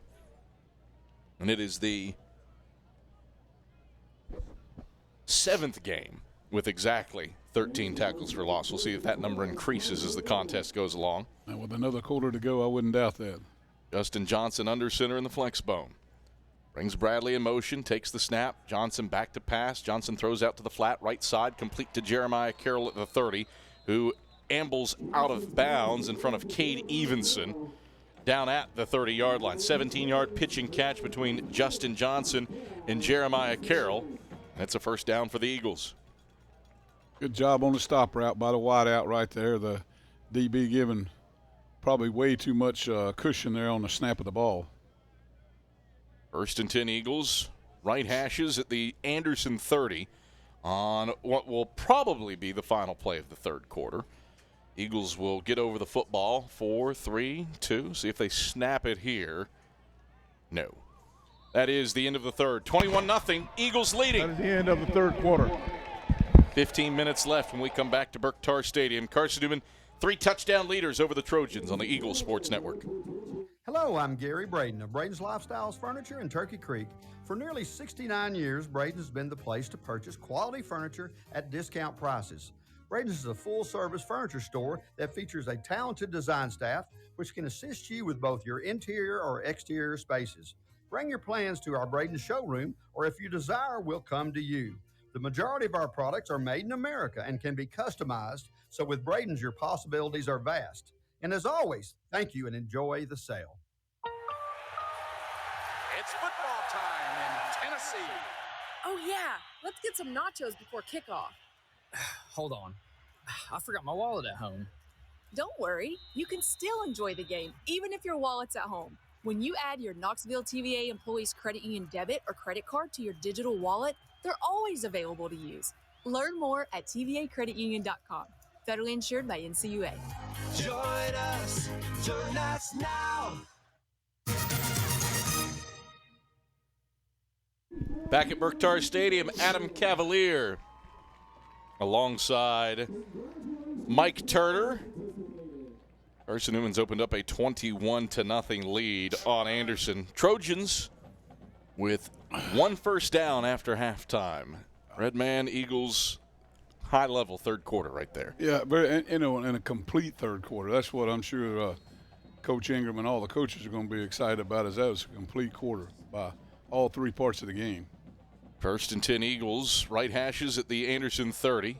The give will be straight ahead on the dive to James Maddox, and Maddox is upended by Jeffries down at the 26-yard line. 4-yard gain, second down, and 6 to go. Oh, pardon me, a deceptive little gain down to the 25. So more like 2nd and 4. Just a straight ahead play, and got behind the guard and just moved the line of scrimmage. But hey, it was a power run by that back. Pearson slot left, Bradley slot right. Jaden Sullins back into the game as the fullback. Johnson fakes the dive. Johnson keeps it, gets tripped up. Nice snag by Christian Sexton. Got him by his shoe top, and Johnson falls forward inside the right hashes down to the 22-yard line. It's a 3-yard gain, brings up 3rd and a yard. Eagles 4 for 10 on 3rd downs today. Well, you got to feel good about 3rd and a yard in this offense. I think they're in good shape. Good job by the quarterback on the turn, stuck his foot in the ground, and somebody just barely got a foot on it. 13:48 rolling clock, 4th quarter, 21-0 Eagles leading. Sullins, fullback behind Johnson in the flex bone. On 3rd and a yard, Johnson keeps it, has the first down. Rolls over the left hashes inside the 20 and stopped from behind by Perry down at the 19-yard line. Give him 3 yards to move the sticks. Justin Johnson, quality day at the office. He's 2 for 4 through the air for 89 yards and is now up to 92 yards rushing on 9 carries. Not bad at all. Not bad. Entered the season as Carson-Newman's 5th-string quarterback. Sort of amazing when you think about it that Carson-Newman's 7-1 with the 5th stringer playing significant snaps. Toss to the right for Jelon Pearson here. Pearson searches for a cutback lane, has it, flag flies. Anderson was flapping arms in the air, pleading for a hold, and it would appear that they would get that call. Got it down to the 14-yard line if it stands. Offense number 9. It won't. 10-yard penalty. First down. So Don Bradley called for the hold. And back the Eagles up. Let's see where the foul came from. If it's a spot foul and you get some positive yardage, or if it's a full 10, and it is a full 10. So it's 1st and 20 for the Eagles from the AU 29. Part of running option offense is you want to make sure you check them from inside out. They had a play there. Just unfortunately had the penalty, but I still believe they go back to the fullback here at some point, either the midline or just a dive. Jaden Sullins, 8 carries for 89 yards so far today. Sullins is the fullback on 2nd and 20 from the Anderson 29. Play action. Johnson's back to pass. Johnson airing long, middle of the end zone. The official fell down, and then Jeremiah Carroll tripped over him in the back of the end zone. It's incomplete. Well, that is hard luck there. Sturgeon was in coverage as the back judge stumbled, and then Jeremiah Carroll was going to catch it. It was going to be a tough play. Tripped over him. Timeout on the field. This is our media timeout. Timeout on the field. This is our 4th quarter media timeout. So the back judge just lost his footing, seemed shaken up on the play before anything actually happened. When the backside of the back of that head hits that turf first, that's not good. That is not good at all, no. Not and then good. There's no telling how many you got hit on cleats in him when the pile went over him. Well, he's shaking it out as Carson-Newman leads Anderson 21-0 with 12:26 to play in the 4th quarter. We'll step aside for a break. Return to Berktar Stadium after this on the Eagles Sports Network. Serving East Tennessee for 40 years, Magaha Electric is the perfect choice for all your electrical projects. Magaha Electric specializes in commercial, retail, manufacturing, residential, and industrial contracting needs. Magaha Electric can provide superior service, technical know-how, and realistic budgeting for any size project in a timely, cost-effective manner. Visit MagahaElectric.com for all your electrical contracting needs. Magaha Electric, your East Tennessee electrical contracting source. When you're sick and tired of fast food and need a fresh home-cooked meal, turn to Lisa's Country Kitchen. Lisa's been cooking up her fresh, never-frozen food for the Lakeway area for more than 15 years. Lisa's cares about her customers. You may enter a stranger, but you'll leave a friend. From foot-long hot dogs to juicy steaks, Lisa's has the best food for the best prices. Lisa's Country Kitchen on Route 92 off Old Andrew Johnson Highway. The best food for the best prices. Back at Berktar Stadium as Carson-Newman has a 21-0 lead on the Anderson Trojans. Adam Cavalier alongside Mike Turner. An injury timeout of sorts for our back judge who took a tumble on the previous play, and then after he fell down was tripped over by Carson-Newman's receiver Jeremiah Carroll and 2 Anderson defensive backs who were trailing the play. And he's worked out some kinks in the musculature and seems to be no worse for wear. Well, we certainly hope he's okay, because these guys don't do it for the amount of money they're paid to officiate in this league. I can promise you that. They do it because they love the game and they want to continue being a part of the game, and hopefully the greatest part they want to make a difference for kids.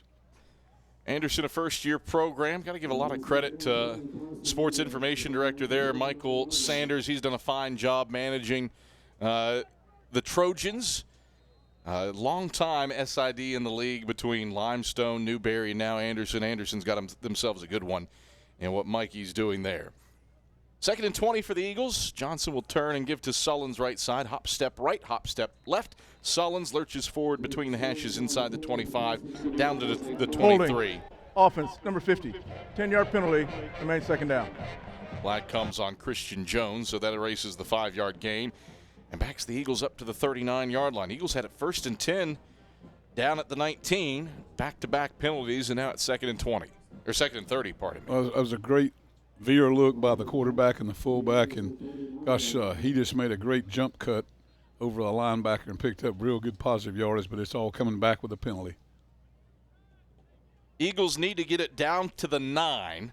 They've got it at the Trojan 39 for 2nd and 30.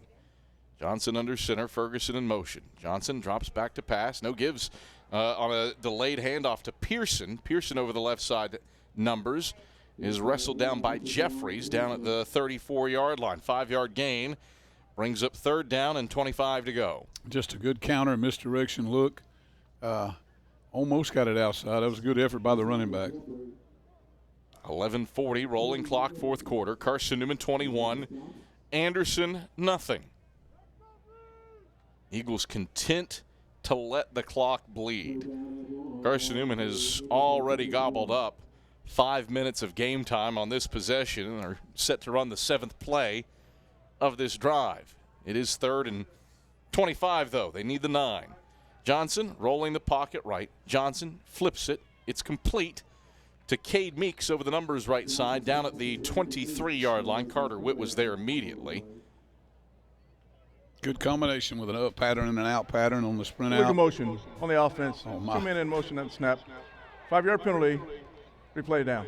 Flag was on the near side, obscured from our view by the Carson-Newman sideline, so that erases a 13-yard gain. That penalty has been declined. Brings up 4th down.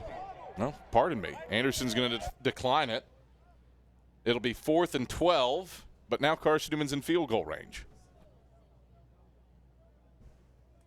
So the penalty declined, and on comes Bennett Smith for what will be a 40-yard try.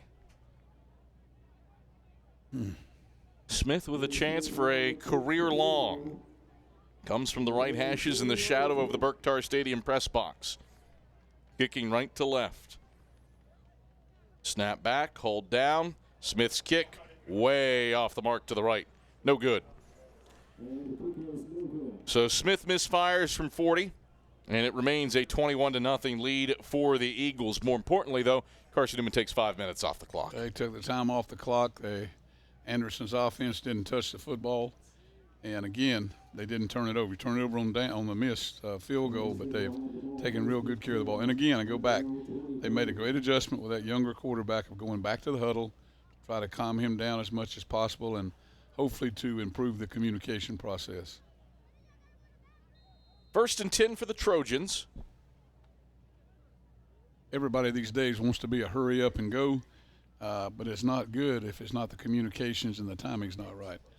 There is a reason you still go to the huddle. There's that, and there's run the clock. There's run the clock in this situation too. Wesley in the gun, Campbell to his right. Wesley fakes the jet sweep handoff. He'll throw back shoulder, right sideline, complete to Campbell out of the backfield. And Campbell hauls it in at the 42 and then moseys out of bounds near midfield, actually at midfield at the 50-yard line. Nice little 27-yard pitch and catch and a 1st down for the Trojans. Well, I'm not sure of how much offense he's produced, but that kid running the football and catching the football has gained some yardage today for Anderson.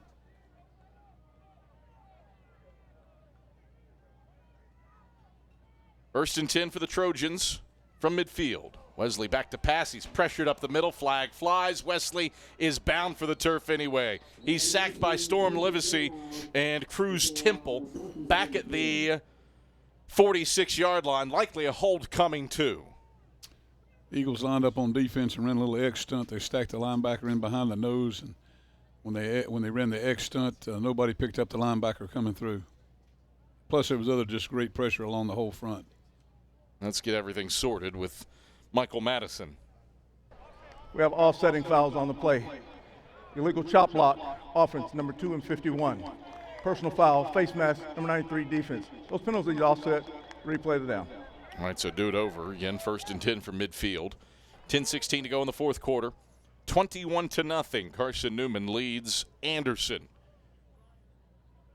Got to look at the replay in the booth. Dedrick McLean definitely got a piece of the face mask. No question there was a chop block. So take 2 on 1st and 10 from midfield for Anderson. I could use some of those do-overs in my golf game. Did you do 18 this morning? Absolutely. That's your morning ritual before getting on air. Wesley out of the gun on 1st and 10. Blitzed up the middle by Cruz Temple. Evades that. He will not evade Dedrick McLean, though, who drags him down over the eye of the Eaglehead logo in Carson-Newman territory down at the 48-yard line. 2-yard gain. It's 2nd down and 8 to go. Good pressure again up front by the Carson-Newman defense, and again, that goes back to being a coverage sack, if anything else. Carson-Newman has had sensational pressure all day long defensively. 13 tackles for loss, tied for the 7th most in a single game in school history. 2nd and 8 for the Trojans. Wesley claps his hands, takes the shotgun snap, steps up in the pocket, zips it along the right sideline. Incomplete for Kenneth Brown. Brown was at the 10. The ball landed at the 5. Had a quarter of a step on Champ Baker. But Wesley misfires long. He's 4 of 11 through the air. And it's 3rd down and 8 to go. 9:19, 4th quarter. 21-0, Eagles leading.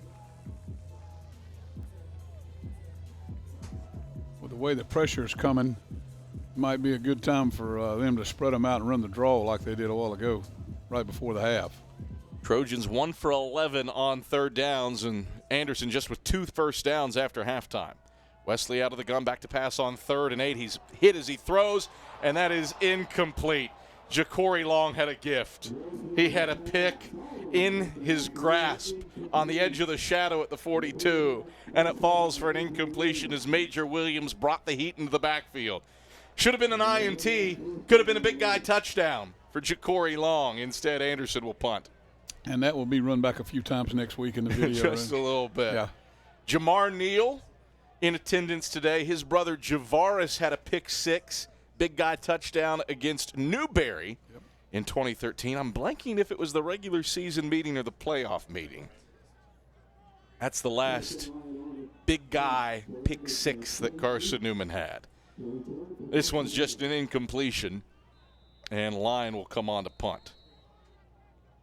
And a flag, delay of game. Delay of game. Only offense. 5-yard penalty, 4th down. And back the Trojans up. Anderson has had decent field position in this game. Trojans have averaged a drive start on the plus side of the 30 at their own 33.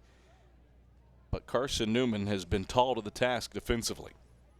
Lyon gets off a spiraling kick. Meeks signals for fair catch and watches it bounce along the far sideline. And it rolls out of bounds down at the 10-yard line. Carson-Newman takes over 1st and 10 at its own 10 with 9:06 to play in the 4th quarter, comfortably leading Anderson 21-0. That was a good job by the punter. He had the right angle at the turnover when the spiral had turned over and just was kicking hard left.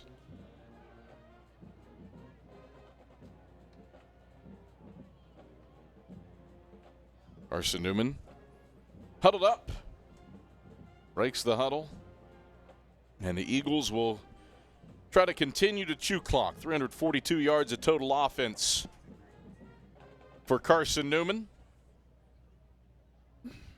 100 through the air, 242 on the ground. 1st and 10 Eagles, right hashes at their own 10. Johnson out of the flex bone, takes the snap, runs midline between the hashes, gets across the 15 and is brought down up at the 16-yard line by Jeffries. 6-yard gain for Justin Johnson. It's 2nd down and 4 to go. Johnson having a quality day. 10 carries for 57 yards now, including 100 yards passing. I think he's got over the jitters. I would say so. The drop snap and then the one a little bit early stepping out of it. He can operate the option. There's no question about it. 2nd down and 4 to go for the Eagles. Middle of the field at their own 16. Playing in the sunshine right now. Johnson will give to Curtis straight ahead. Curtis, good push. Pounds it between the hashes up to the 20 before Jeffries wraps him up. 4-yard gain for Tyler Curtis. Made something out of nothing there. Gets 4 yards and a 1st down for the Eagles. And Carson-Newman has a timeout on the field for an injured player. Up. Timeout on the field for an injured player. Well, check the scores around the South Atlantic Conference. Again, the big one for the Eagles is Mars Hill giving Emory and Henry its 2nd loss. Lions prevail 31-23.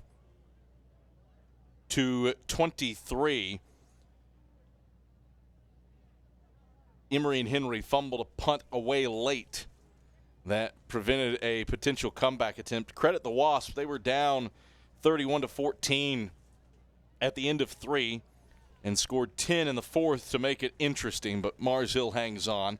It is Wingate beating Lenore Rhine, 14-0 for the Bulldogs to seize control of the Piedmont division. Wingate's only loss is to Carson-Newman.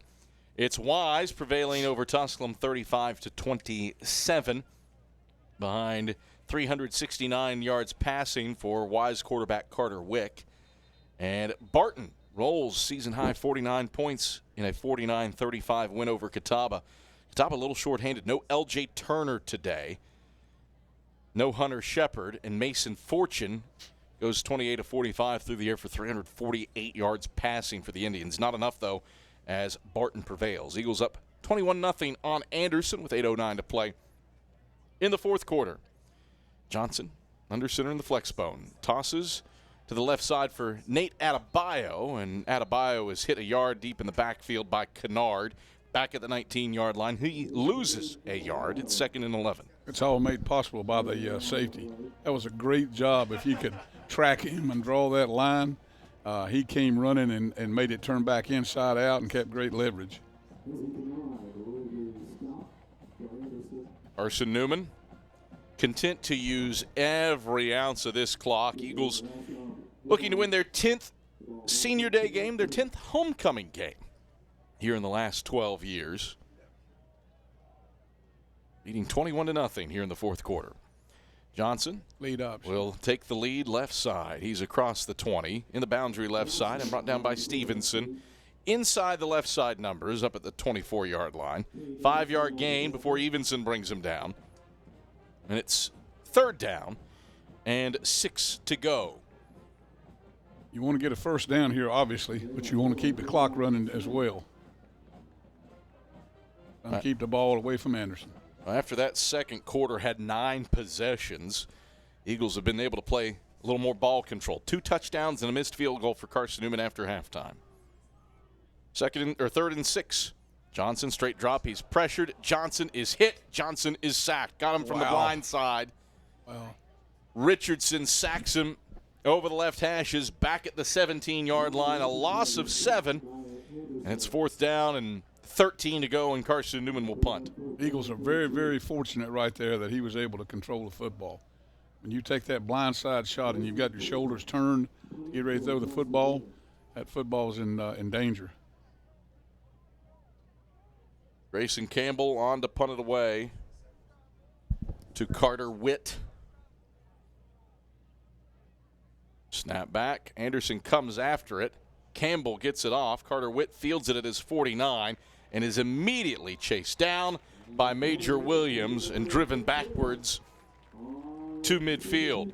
It's just the second punt that a team has attempted to return against Grayson Campbell, and Carson-Newman has a negative net average return allowed thanks to plays like that. Tough to return them against this punt unit. 1st and 10 Trojans from midfield. It's also tough to return it when you sent 10 to block it.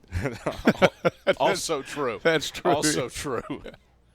5:54 to play in the fourth quarter. Anderson trying to dent the scoreboard, trailing 21-0. Wesley is in the gun.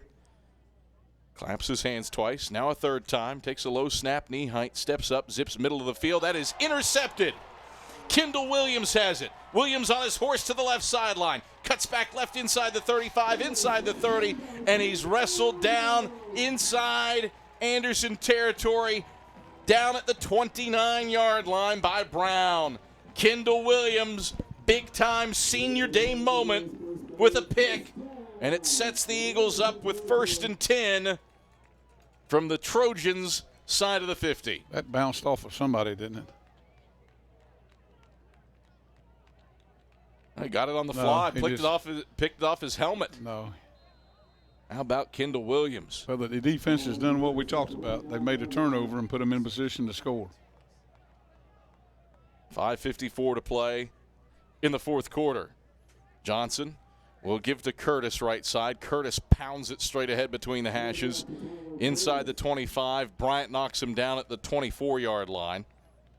5-yard gain for Tyler Curtis at 2nd and 5.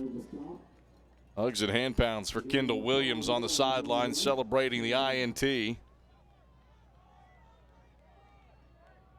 Carson-Newman has it 2nd and 5 toward the right hashes at the Trojan 24. Johnson will turn and give to Curtis. Curtis stood up, falls forward down to the 20-yard line. Sims stacks him up, but Curtis, give him the 21 actually, a 3-yard gain.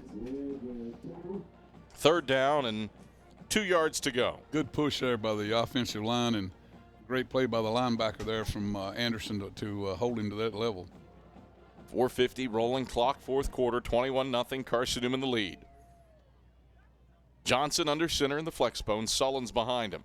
Man in motion, Adebayo. Johnson turns and gives to Sullins right side. Sullins steps free at the 10, high steps to the 5. Sullins powers it to the house. Touchdown, Carson-Newman. 21 yards on the ground for Jaden Sullins. Sullins is into the end zone for the 2nd time today, and he's crested the century mark for the 3rd time in his career. 27-0, Eagles lead. 4:36 to play in the 4th quarter. Same play, just went to the other side there, and it was a great job of the tackle getting the linebacker level, and he made a great cut off the tackle's tail. Smith on for the point after. Snap back, hold down. Bennett Smith's kick is whirly-gigging through. It's good. 28-0, Eagles lead. 4:36 to play in the 4th quarter. We're back to Berktar Stadium after this on the Eagle Sports Network. It's football time in Tennessee. Oh, yeah. Let's get some nachos before kickoff. Hold on. I forgot my wallet at home. Don't worry. You can still enjoy the game, even if your wallet's at home. When you add your Knoxville TVA Employees Credit Union debit or credit card to your digital wallet, they're always available to use. Learn more at tvacreditunion.com. Federally insured by NCUA. Join us now. This is Marty Blakely and Dean Craig, former teammates with the Carson-Newman Eagle football team and FCA directors here in the East Tennessee area. This year, Fellowship of Christian Athletes is the title sponsor for Carson-Newman Eagle football broadcast. Playing at Carson-Newman was a life-changing experience for both of us. It's a privilege to present this life-changing message of Jesus Christ to coaches and athletes all across our area. Tune in each week to WRJZ to catch the exciting action of Carson-Newman Eagle football. 28-0, Carson-Newman leads Anderson as Andrew Seibert kicks off. And Worthen Carr will field it off the bounce at the 8. Worthen Carr straight ahead across the 25, and he's buckled down by Nehemiah McCoy up at the 26-yard line, 16-yard return. And 1st and 10 for the Trojans on a day that has been all Carson-Newman. It was a slow start. At times it was a rock fight in the first half. But unquestionably, Carson-Newman has controlled things after halftime. Well, you stay the course. You stay the course in what you are on offense, even though it wasn't looking very good at that time. And then they made a couple big plays, a long run and the touchdown throw, so it got it turned around in a hurry. New quarterback into the game for the Trojans, and there's no 13 on our numerical roster. So our mystery quarterback will hand off and get up to the 30-yard line. Gunn, a 2-yard gain. 2nd down and 8 to go. And I hope that the live stats has our mystery quarterback's name. The numerical dress out we received does not have a 13 on it.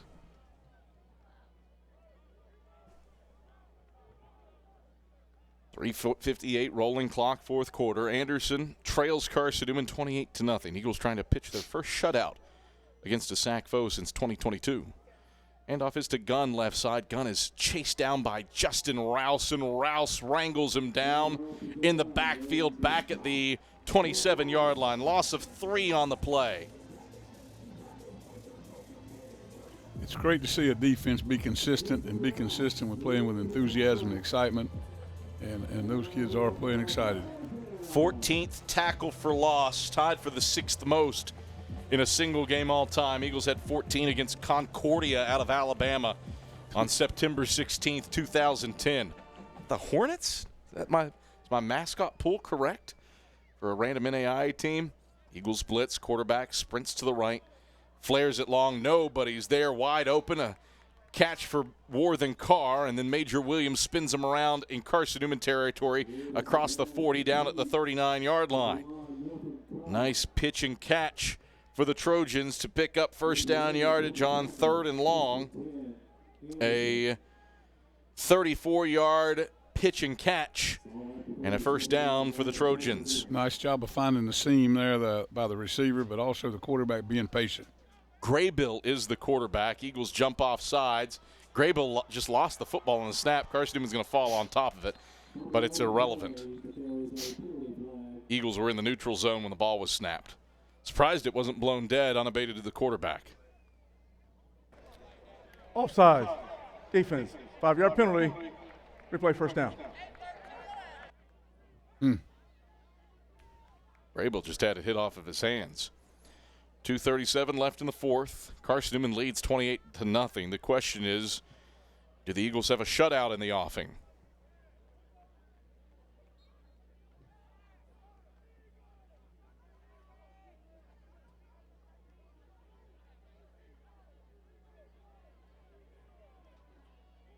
First and 5 from the Eagle 31. Graybill sprints left, throws left to the sideline, incomplete to Worthen Carr. Probably if he had that to do over again, he would have kept the football and got the first down. That's a hard throw that he was trying to make going left and throwing right, especially to a corner route that he was trying to hit. We've potentially received word from Anderson's sports information office that it might actually be the backup Riley Willis, just in a different jersey. So could be Graybill, could be Riley Willis. Regardless, it's 2nd and 5 for the Trojans. Right hashes at the Carson-Newman 32. We'll go with Graybill based on stats. Goodness. Eagles jump off sides again, free play. Unabated, the quarterback's going to blow it dead. That's 2 gimmies. Defense offside. Unabated to the quarterback. 5-yard penalty. Second down. Should be a first down, shouldn't it? Yes. Absolutely. Move the chains. 2 5-yard penalties, it better be. Worried about the chain links over there. Yes. If it's not. 2:20 left in the fourth, 28-0, Eagles leading. Trojans with it first and 10, right hashes at the Carson-Newman 27 now. Graybill out of the gun. Gun to his left. Trips go to the wide side left with the tight end that way as well. Snap back and a handoff to Gunn. Start and stop. Jitterbug right. And brought down by Christian Hicks and Dedrick McClain outside the right hashes down at the 24-yard line. 3-yard gain. Second down. 7 to go after the 2-minute timeout. We're back to Berktar Stadium with the Eagles in front 28-0. Timeout on the field. This is the 2-minute timeout. On homecoming, this is the Eagle Sports Network. There's new fresh ideas on campus. From Chick-fil-A to Maples Coffee to Saboreo's, Fresh Ideas has tons of high-quality dining options for whatever taste you may need. Saboreo's is open Monday through Friday for lunch and dinner and the Health Sciences Building. Saboreo's features all your Mexican favorites, from burritos to nachos to quesadillas to tacos to anything you can think of in a tortilla. Follow Fresh Ideas on Instagram at Carson-Newman Dining. Tri-Light is proud to support Carson-Newman Athletics. We salute the student athletes who are working hard to make great things happen on the field, in the classroom, and in the world. It takes vision, commitment, and teamwork, qualities we share at Tri-Light. Our mission is to provide life-changing opportunities by building a world-class fiber broadband network. If you'd like to learn more, please visit trilight.net or call us at 833-847-0824. 28-0, Carson-Newman leads Anderson. Trojans with 2nd and 7 on the right hashes at the Carson-Newman 24-yard line. Trips out to the wide side left. Graybill in the pistol with Gunn to his rear. Graybill claps twice. Now turns to the sideline and gets in the audible. Eagles have had tons of pressure. It's got to be man coverage because they're in 7-man front and trying to put pressure on him. Snap back and a handoff to Gunn straight ahead. Gunn driving outside the right hashes and tackled by Ja'Cory Long down at the 21-yard line. We do have confirmation from Anderson on the mystery quarterback. It is Rob Sanders, who is at quarterback now for AU. 3rd down and 4 to go for the Trojans from the 21-yard line, needing the 17 with 90 seconds left.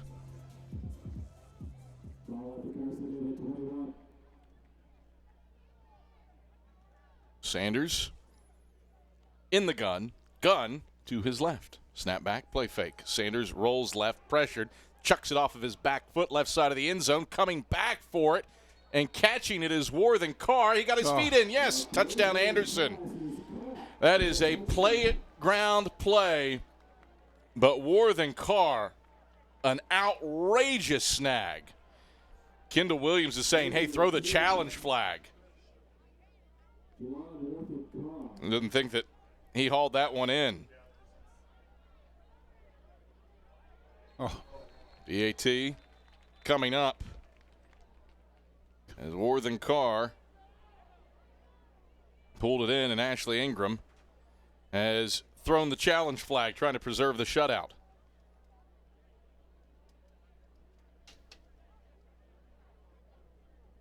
Kendall Williams is saying he rolling on the it. field is a completed catch for a touchdown. This call is being challenged by Carson-Newman. The previous play is under further review. All right, while the officials head into the replay tent, let's send it down to the sidelines to Leanda Carey for a report. Leanda. Thanks, Adam. On the other side of the coin, after a bleak first half, Carson-Newman's been appropriately celebrating their wins in this second half. Jelon Pearson, who has been plagued with injuries throughout these last few years, was carried across the sideline after his touchdown. I eventually had to stop counting hugs from other players, staff, trainers, and Kendall Williams had everyone bolting down the sideline, screaming after his pick, and returned to the sideline with his family right behind the bench there to congratulate him. Maybe the most subdued was Solon's last touchdown, perhaps a peril of his being so productive lately. Back to you. All right, thank you very much, Leanda. Officials taking a look-see at this. It feels like one of those that's going to be tough to see and overturn, and especially up 28-0 with 72 seconds left. Michael Madison and taking a long look in the officials' review tent. At least he's not 100 yards away. It was right in the corner. It was right in his corner. He didn't have to go far.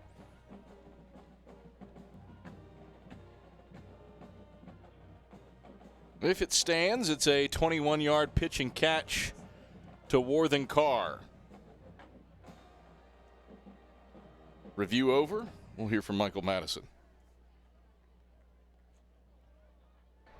After further review, the ruling on the field stands. That's called touchdown. Carson-Newman loses their challenge. That is their last challenge of the game. So Anderson will come on for the PAT with 72 seconds left, breaking up the shutout with the playground play to the left side of the end zone and a nice grab by Worthen Carr.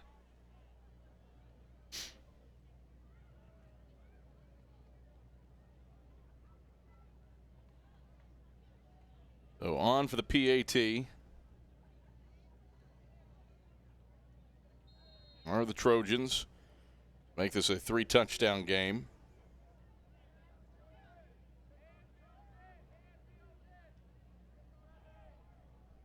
Snap back, hold down, kick is on the way, and the kick is good. Minute 12 to play in the fourth quarter. And Anderson has found the end zone for the first time today. It's 28-7 in favor of Carson-Newman. And we'll see here if Anderson tries to make some miracles happen down 3 touchdowns. I'd like to go for an onside kick with 72 seconds left. Stranger things have happened. We've seen stranger things happen. Absolutely. Been part of stranger things happening.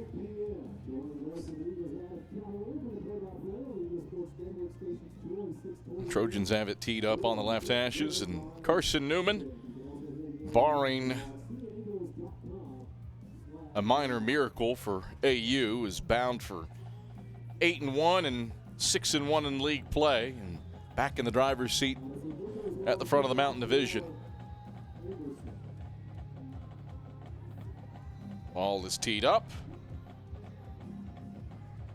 Nichols strides forward and sends this for a return. I thought it was a fair catch. It was not. Start and stop move along the right side numbers up to the 16-yard line.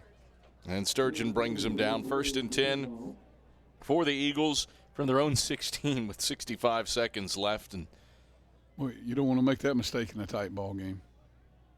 I really thought, based on his movements, that Jelon Pearson had signaled for a fair catch.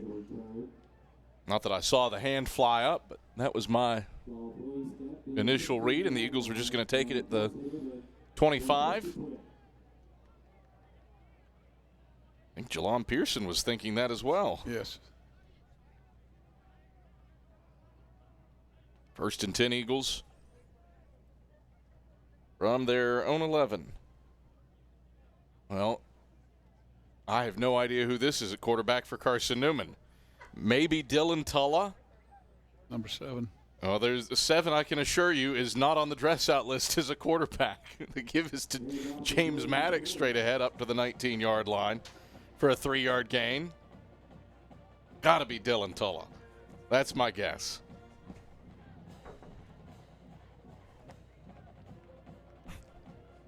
Second and 7. Handoff goes to James Maddox, pounds it in the boundary right side up to the 28-yard line for a 1st down and a 9-yard gain.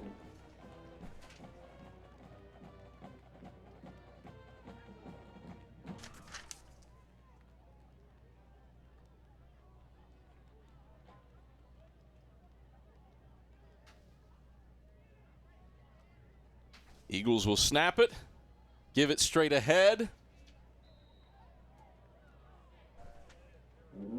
And James Maddox will close out this game with a 2-yard carry up to the 30.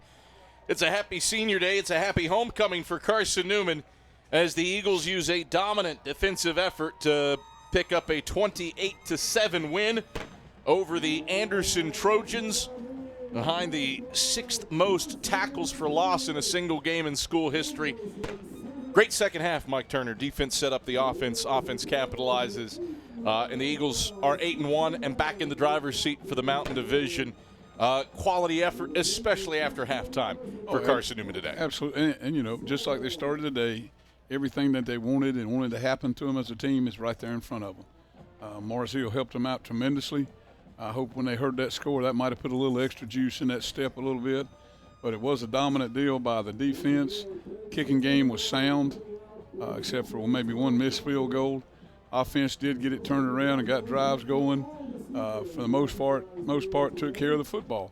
So you built some great things to go into next week up at Tusculum, which is always a battle when you go up that part of it and play at Tusculum. So we've got Eagles have plenty to build on. They've got enough to go in there and see that mistakes were made. Probably need to take another look at those penalties and review how some of those came about, because they sure are they're drive stoppers and sometimes they're game changers. Well, Redman, I hope this isn't it for you this year. I greatly appreciate you stepping in here in the home games, and hopefully you've got a couple more in you with some home playoff games as well. But if not, it's been a blast. Thanks for joining me. It has been a pleasure. I appreciate that, Adam, and I'm sure if we have a playoff game here, I'll get overtime pay what I've been getting. That's That'd be right. Awesome, buddy. That's right. ESPN will take care of you for absolutely. the playoffs. Surely will. Carson-Newman prevails on homecoming 28-7 over the Anderson Trojans. Domino's postgame report headed your way when we come back after this on the Eagle Sports Network. Domino's Pizza in Jefferson City has deals for Carson-Newman students. Bring in your valid student ID when you order for pickup or delivery, and Domino's in Jefferson City will give you a steaming hot large one-topping pizza for $4.99. That's a large one-topping pizza for Carson-Newman students for $4.99 at Domino's in Jeff City. Call 865-471-6700 to order. That's 865-471-6700. Domino's, the official pizza of the Carson-Newman Eagles. At InterDigital, we strive to be a leading provider of cutting-edge digital and marketing solutions.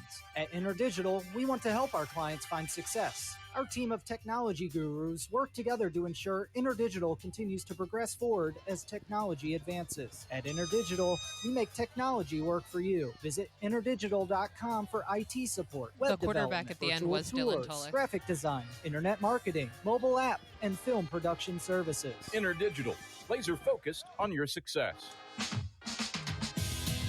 Power comes with not only having a voice, but knowing that it is heard. As part of an electric co-op, you're not just getting electricity, you're getting the power to have your voice heard and the opportunity to work together with your community to create a better tomorrow. Here, you're not just a customer, you're a member.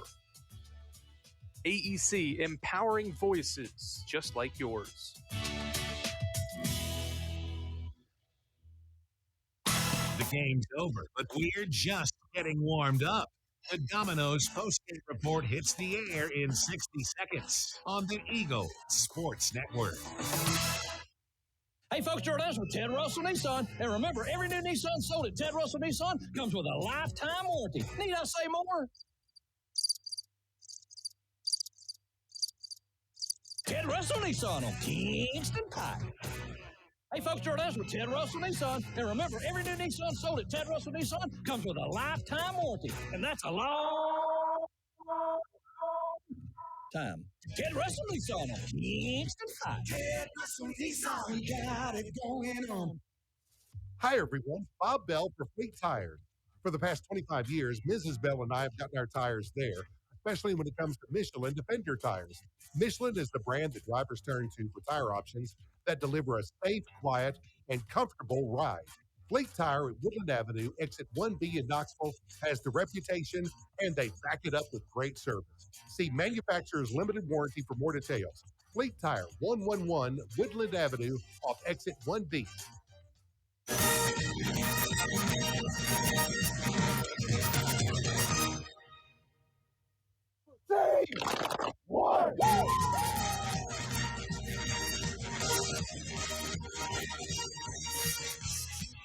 This is the Domino's post-game report on the Eagle Sports Network. He buries it from 44 yards out, and Carson-Newman wins it in walk-off fashion. Highlights, stats, a conversation with Ashley Ingram, and the selection of the Food City Player of the Game are all headed your way. The Domino's post-game report is brought to you in part by Domino's, the official pizza of the Carson-Newman Eagles. Appalachian Electric Cooperative. We're AEC, powering the Eagles in Mossy Creek. By the Eagle Club, the family of Eagles. By Pepsi, that's what I like. By Magaha Electric, providing quality electrical services and products to East Tennessee for more than 40 years. By First Bank, the official banking partner of Carson-Newman Athletics. By InterDigital, IT support and marketing, laser focused on your success. By the Bible Insurance Agency, the agency that's service built. By Fresh Ideas, good food is a powerful thing. By Lisa's Country Kitchen, the best food for the best prices. By Food City, value every day. By TriLife, dream big with Gig. By Modern Woodman Financial Planning, touching lives and securing futures. By the Mossy Creek Roasting Company, family-owned and operated coffee, fueling the Burt Carr Stadium press box. And by ShopCNEagles.com, the official online store of the Carson-Newman Eagles. Now, back to the voice of the Eagles, Adam Cavalier.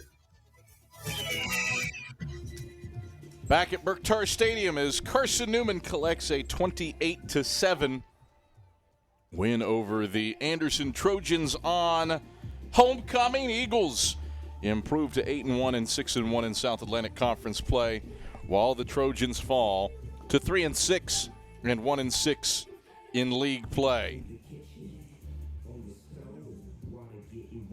Carson-Newman is back into the driver's seat of the Mountain Division with this victory, and coupled with a 31-23 win for Mars Hill over Emory and Henry Eagles, the only team in the Mountain with one conference loss, and Carson-Newman back in front for a chance to play for the SAC title on November 16th. So the Eagles get the job done. It was not pretty at times today. Time now for our AEC electrifying play of the day. And what else is it but this pitch and catch to Jeremiah Carroll, the Eagles' first touchdown of the day. We'll go 3 and out, punt, pick, missed field goal. Carson-Newman with Justin Johnson back into the game at quarterback. He's dropping back to pass on a play fake. Going to air long, Jeremiah Carroll. Carroll, can he run under it? Yes, he can at the 25. He keeps his feet across the 10, and Carroll is housebound. So that is our AEC electrifying play of the day. AEC is your local electric co-op service you can trust and value, you can depend on. Powering Mossy Creek. We are AEC, member-owned and service-driven.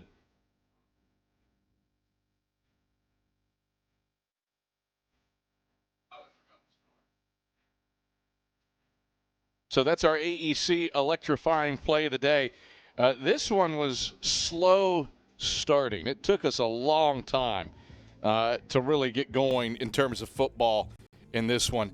You didn't have more than 100 yards combined of total offense in this one until after 21 minutes had been played in this game. Drives in the first quarter. Carson-Newman punted on its opening possession. Then Anderson went 3 and out. Eagles did put together a quality possession on drive number 2.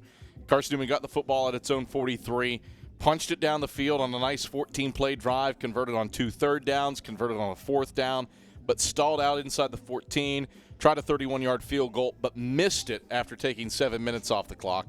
Anderson wouldn't be able to do anything with that, and they punted away. Then, disaster nearly struck for Carson-Newman. Credit the Eagles' defense. Eagles would fumble away their next possession inside the 20. Anderson had it 1st and 10 at their own 23, came up empty with a missed field goal.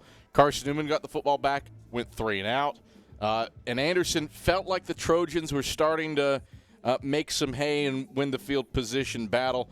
Trojans got the football at their 40, moved it down to the 37, but would end up punting. Gave the football back to Carson-Newman at the 20. Eagles took a loss and then threw a pick. Again, the Trojans in business. This is about 5 minutes left in the second quarter. And Anderson goes 3 plays, 2 of which were negative. They were backed up to the 41, got a 14-yard draw play, and ended up missing a field goal on 4th and a little bit more manageable. So still scoreless at that point. Eagles get the football at their own 27. And what else? The big play to Jeremiah Carroll to put Carson-Newman on the board with 2 minutes and 51 seconds to go in the first half. We'll go 3 and out, punt, pick, missed field goal. Carson-Newman with Justin Johnson back into the game at quarterback. He's dropping back to pass on a play fake. Going to air long, Jeremiah Carroll. Carroll, can he run under it? Yes, he can at the 25. He keeps his feet across the 10, and Carroll is housebound. So that put Carson-Newman on the board. Teams would exchange 3 and outs to close the first half, and the Eagles led it 7-0 at the halftime break. The second half, substantially better for Carson-Newman as the Eagles forced a Trojan punt on the opening possession, got the football at their own 3. Jaden Sullins ripped off a 75-yard run to put the Eagles inside the Trojans' red zone, and then 3 plays later, Sullins would find the end zone with a 4-yard touchdown run. To that. Carson-Newman, second in the league in red zone efficiency, 84% of the time they score. Second and goal from the 4. Johnson takes, gives Sullins straight ahead. Sullins pounding the rock straight up the gut for 6. Touchdown, Carson-Newman. So Jaden Sullins made it a 14-0 game with that 4-yard touchdown run. That capped a 5-play, 97-yard drive and took 2:25 off the clock. Eagles' defense was really keyed in. Anderson would go 3 and out, and then the next drive, Carson-Newman would take it at its own 35-yard line. 8 plays, 65 yards later, 4:48 off the clock, and Jelon Pearson, a happy senior day moment, he finds the end zone on a 17-yard toss. 9. 3rd and 7 toward the left hashes at Anderson 17. Everybody bunched in tight to the line. Johnson takes, tosses to the right side for Pearson. Pearson has the edge. Pearson to the 5. He's got the end zone. Touch. So Jelon Pearson gets the 17-yard score, and it was a 21-0 lead for the Eagles with 3 minutes to go in the third quarter. Carson-Newman defensively would force its second 3 and out of the period and would get the football back in with good field position at 47, but back-to-back holding penalties. Back to Carson-Newman up with 3rd and 30 from the Anderson 39-yard line. Eagles would get back into field position, settle for a field goal, but Carson-Newman's 40-yard try, which would have been a long on the season for Bennett Smith, was pushed wide to the right. Teams exchanged punts to start the fourth quarter before the Trojans threw an interception. Kendall Williams caught the pick and returned it inside the Anderson 30-yard line. 3 plays later, Carson-Newman would score for the final time on the day with Jaden Sullins finding the end zone on a 21-yard rush. Anderson did strike back with one final touchdown, a nice pitch and catch to Worthen Carr on a broken play on a day that was really headlined by Carson-Newman defensively. Eagles with 14 tackles for loss on the day, tied with Concordia, Alabama on September 16th, 2010 for the 6th most in a game in school history, and that included moments like this one from Mekhi Brown. To go for the Trojans. Right hashes at their own 21. Wesley from the gun, Campbell to his right. Wesley pulls in a low snap, 3-step drop. He's pressured, escapes to the left, back to the right. Wesley is hit. Wesley is sacked. Overwhelmed by Mekhi.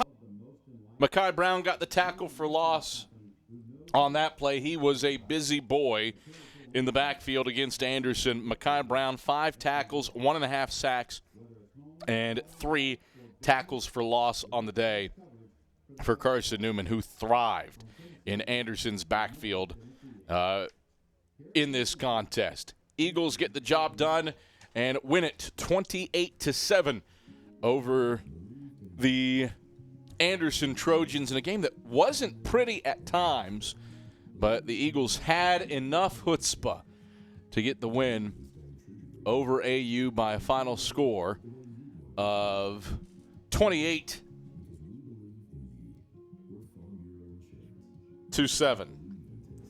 This is the Domino's postgame report. Eagle fans, Domino's is the official pizza of the Carson-Newman Eagles, so when you're hungry, reach for Domino's. Whether you're out to eat with your coworkers or looking for a late-night meal, Domino's has a deal for you. You can get a large one-topping pie with your student ID for $6.99. Domino's, it is the official pizza of the Carson-Newman Eagles. Still to come on the Domino's postgame report, we'll hear from Carson-Newman head football coach Ashley Ingram, as well as Carson-Newman football players Jelon Pearson, Justin Johnson, Kendall Williams, and Cruz Temple. All of that is headed your way after these messages. Back with more on the Domino's postgame report after this on the Eagle Sports Network. Insurance, it's about people, not things. It's about security. It's about confidence. It's about relationships. It's about trust. It's about you. As a local independent agent, Bible Insurance Agency can design an insurance program that's just right for you and your family. Give the people you love safe, sound, secure protection. from Auto Owners Insurance. Call Bible Insurance Agency 423-586-4320 or go by 1600 East Andrew Johnson Highway in Morristown. Dorm food got you down? Need a home-cooked meal? Then Lisa's Country Kitchen is for you. Lisa's Country Kitchen has been feeding Carson-Newman students for 15 years. Lisa's has a family-friendly atmosphere all day long, from the morning with their $2.99 breakfast specials to dinner with Lisa's fresh, never-frozen steaks. Carson-Newman students get a 10% discount with their student ID. Lisa's Country Kitchen on Route 92 off Old Andrew Johnson Highway. The best food for the best prices. Serving East Tennessee for 40 years, Magaha Electric is the perfect choice for all your electrical projects. Magaha Electric specializes in commercial, retail, manufacturing, residential, and industrial contracting needs. Magaha Electric can provide superior service, technical know-how, and realistic budgeting for any size project in a timely, cost-effective manner. Visit MagahaElectric.com for all your electrical contracting needs. Magaha Electric, your East Tennessee electrical contracting source. Back to the gridiron in 60 seconds. One play, 80 yards, and the Eagles are on board first. On the Eagles Sports Network. This is Marty Blakely and Dean Craig, former teammates for the Carson-Newman Eagle football team and FCA directors here in the East Tennessee area. This year, Fellowship of Christian Athletes is the title sponsor for Carson-Newman Eagle football broadcast. Playing at Carson-Newman was a life-changing experience for both of us. It's a privilege to present this life-changing message of Jesus Christ to coaches and athletes all across our area. Tune in each week to WRJZ to catch the exciting action of Carson-Newman Eagle football. Hello, I'm Gary Braden of Braden's Lifestyles Furniture in Turkey Creek. For nearly 69 years, Braden's been the place to purchase quality furniture at discount prices. Braden's is a full-service furniture store that features a talented design staff which can assist you with both your interior or exterior spaces. Bring your plans to our Braden's showroom, or if you desire, we'll come to you. The majority of our products are made in America and can be customized, so with Braden's, your possibilities are vast. And as always, thank you and enjoy the sale. You're listening to WRJZ Knoxville, Joy 620, FM 102.5 in Knoxville, FM 99.5 in Sevierville, the home of Carson-Newman Eagles football. All right, back on the Domino's post-game report as Carson-Newman celebrates a happy homecoming with a 28-7 win over the Anderson Trojans. I'm Adam Cavalier, joined by Carson-Newman head football coach Ashley Ingram. Ashley, at times it wasn't pretty offensively, but second half certainly improved out of the locker room and played complimentary football with a defense that was categorically dialed in. What'd you see from your club today to win the final regularly scheduled home game this season on homecoming and senior day? Well, we are 8-1, so we will take it. And I thought our defense played great all day. Coach Slade had those guys really ready to roll. So I was proud of their performance throughout the game. But, once we scored that first touchdown, I think I told Chuck, we don't need a lot of points to win. We just, in the second half, we don't need to do anything foolish and careless with the ball. We got going. Super excited for our guys. And obviously the offense did respond in the second half. And, I guess a couple things in our guys' defense. Zane was down, so we didn't have Zane Whitson available for us at quarterback. And Trey Luttrell was one of the toughest kids, I've ever coached. And he's so banged up, and he was fighting and scratching and clawing out there to do everything he could. And then we put Justin Johnson in, and I thought he played great. I was super excited for him. Let's focus on him. 3 for 6 off the bench for 100 yards. Got the offense started with the 73-yard pitch and catch to Jeremiah Carroll late in the second quarter. And Jaden Sullins also a third 100-yard rushing performance. They're combined with Johnson going 12 carries for 56 yards. What did you see out of your quarterback working within the confines of the offense over the final 30 minutes and change of this one? I'm proud of Justin. Justin's a very good football player, and our intent, and why we hadn't played him, is we were trying to redshirt him. Yeah. He's a very good player. He's savvy. He came from Army's prep school, Georgia kid, but he can throw. He's savvy. And I thought he ran the ball really well today too. So I was excited for him to come out there and get some real playing time and then to perform as well as he did. Defensively, off the charts good. 6th most tackles for loss in a game in school history. You had 14, matching 14 that Carson-Newman had against Concordia out of Alabama in 2010. That was an NAI school, a little bit different deal. Yes, Anderson is a first-year program, but the Trojans have some talent. What'd you do to live in their backfield all day long? Well, Coach kept calling it, and our guys were aggressive, and they were coming, and we just played lights out. Cruz Temple, man, that kid is just all over the field, and he played great, and I thought we played great up front. So I was just pleased with our effort.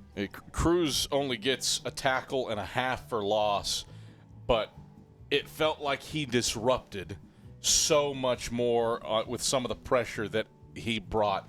Can you break down his development for this team over the last 9 weeks of football, going from kind of a reserve guy on the cusp of doing some stuff to he's a starting linebacker now, and a good one at that. Well, what's been great about him is just his energy is infectious. Everyone plays harder because he's on the field. Christian Hicks is playing great, and Christian Hicks plays very hard. Obviously, you look at it, Mekhi Brown made plays today. Kendall Williams, obviously, with a pick.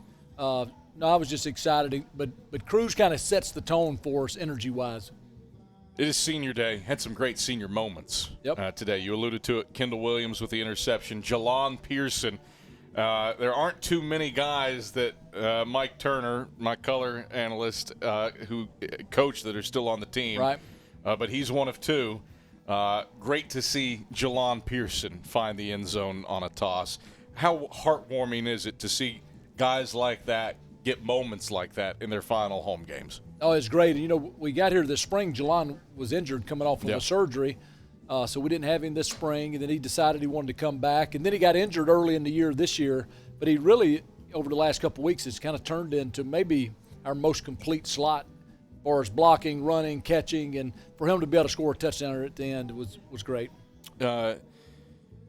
When the offense was struggling in the first half, it felt like panic was never pressed. Eventually, things started clicking. What was the mentality behind the process of just working through? You were in the doldrums for a while there. Yeah. No, we didn't play very well, and probably a lot of it is the quarterback situation. Trey was injured. The other thing the reason you don't panic is your defense is playing so well, and that helped us. But no, I thought we did a better job just running the ball at them. Maybe early on, they were kind of bouncing between like three different defenses, and maybe we were just being a little too cute, and we just decided we're going to run the ball at them and see what happened there. Find it interesting that you say that, and you juxtapose it with how you scored your first touchdown, which was off play action on an old heave-ho ball. Right. Well, we got this. We obviously got two very good wide receivers, and Jeremiah Carroll's a speed guy, and they were playing pretty aggressive on the back end in the secondary, and we thought that we could get a one-on-one matchup. Justin threw a beautiful ball, and obviously JC chased it down. So the results today broke your way, not only in the SAC but in the Super Region. Johnson C. Smith shut out by Fayetteville State today at home. So there's only one unbeaten left in the Super Region. That's Valdosta State. The more important thing today was that Mars Hill prevailed at home on their senior day against Emory and Henry. So now you're the only one-loss team left in the Mountain Division, back in the driver's seat for a division championship. What can you say about this crew staying the course? You didn't let Emory and Henry beat you twice, and now are back into the title picture as a result. Right. Well, the reality, and I just keep saying it week after week, is really what we need to focus on is getting ready for Tusculum. Stylistically, they're going to run option. Obviously, Coach Taylor's a very good coach. He's going to know he's going to have a plan for us. Coach Lang, their OC, is very good. So we got to beat those guys. And we can talk about all those other things, but if we don't take care of business, and if we don't play better than what we played in the first half today, offensively, it's going to be tough up there. Look, I've been just impressed with the football in this league. Obviously, Wingate is a great football team. Catawba gave us everything we could handle. Mars Hill, I mean, what a good football team, and that quarterback they've got is dynamic. And then obviously Emory Henry's having a great season. So I've just been impressed, and I don't guess any of these results surprise me because there's great coaches in this league and good football players, and it's just a battle week in and week out. Ashley, pleasure as always. Congrats on a senior day win. Congrats on a homecoming win. Thank you. That's Carson-Newman head football coach Ashley Ingram. Domino's postgame report rolls on with our player interviews. We'll talk with Justin Johnson. We'll talk with Mekhi Brown, Cruz Temple, and Kendall Williams, all headed your way when the Domino's postgame report returns after these messages. This is the Eagle Sports Network. The number one source for Carson-Newman athletics gear, shopseeandeagles.com, where you can find gear from Adidas, Columbia, Nike, and Under Armour. Shirts, jerseys, sweatshirts, shorts, pants, hats, and scarves. ShopSeeAndEagles.com is your source for everything CN. You can even show your school spirit on your smartphone or tablet. All of your game day essentials can be found in one place. ShopSeeAndEagles.com. How do you know you're in a community, not just a town? Well, strangers smile as they walk by. They refill your coffee without you asking. And when you ask directions, people offer to walk you there. Communities give more. The way you know when you walk into First Bank that you are in a real community bank. Great products, direct access to your local bankers, and relationships that can last a lifetime. Don't just have an account. Have a community with First Bank. Member FDIC. We love to cheer for our home teams, like the Eagles. It means more when we're rooting for the people we know. Did you know Tri-Lite is your home team internet provider? We're right here in Jefferson City, serving the people we know with our ultra-fast, ultra-reliable fiber broadband network. And we'd love to serve you. Learn more at trilite.net or by calling 833-847-0824. Go Eagles! More player interviews and stats come your way in 60 seconds when the Domino's postgame report continues on the Eagle Sports Network. Hi, everyone. Bob Bell for Fleet Tires. For the past 25 years, Mrs. Bell and I have gotten our tires there, especially when it comes to Michelin Defender tires. Michelin is the brand that drivers turn to for tire options that deliver a safe, quiet, and comfortable ride. Fleet Tire at Woodland Avenue, exit 1B in Knoxville, has the reputation, and they back it up with great service. See manufacturer's limited warranty for more details. Fleet Tire, 111 Woodland Avenue off exit 1B. Hey, folks, Jordan's with Ted Russell Nissan. And remember, every new Nissan sold at Ted Russell Nissan comes with a lifetime warranty. Need I say more? Ted Russell Nissan on Kingston Pike. Hey, folks, Jordan's with Ted Russell Nissan. And remember, every new Nissan sold at Ted Russell Nissan comes with a lifetime warranty. And that's a long time. Ted Russell Nissan on Kingston Pike. Ted Russell Nissan, got it going on. All right, back on the Domino's postgame report as Carson-Newman collects a 28-7 win over the Anderson Trojans. Eagle fans, AEC is your local electric co-op service you can trust and value. You can depend on powering Mossy Creek. We are AEC, powering what matters most. The Domino's postgame report continues with our player interviews. Justin Johnson thrust into some big moments under center today, and he is standing by on the field with Tyler Katz for a postgame chat. Tyler Katz here on the Eagle Sports Network with Carson-Newman quarterback Justin Johnson after Carson-Newman takes down Anderson 28-7. Now Justin had to step up in a big spot coming into today's game, really your first significant snaps of your career here at Carson-Newman. What was the preparation like this season that led you to the success in this moment?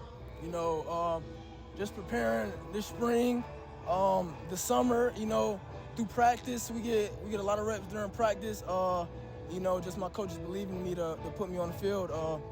And this wouldn't happen, you know, without my teammates behind me, rallying behind me, and us going to do the job.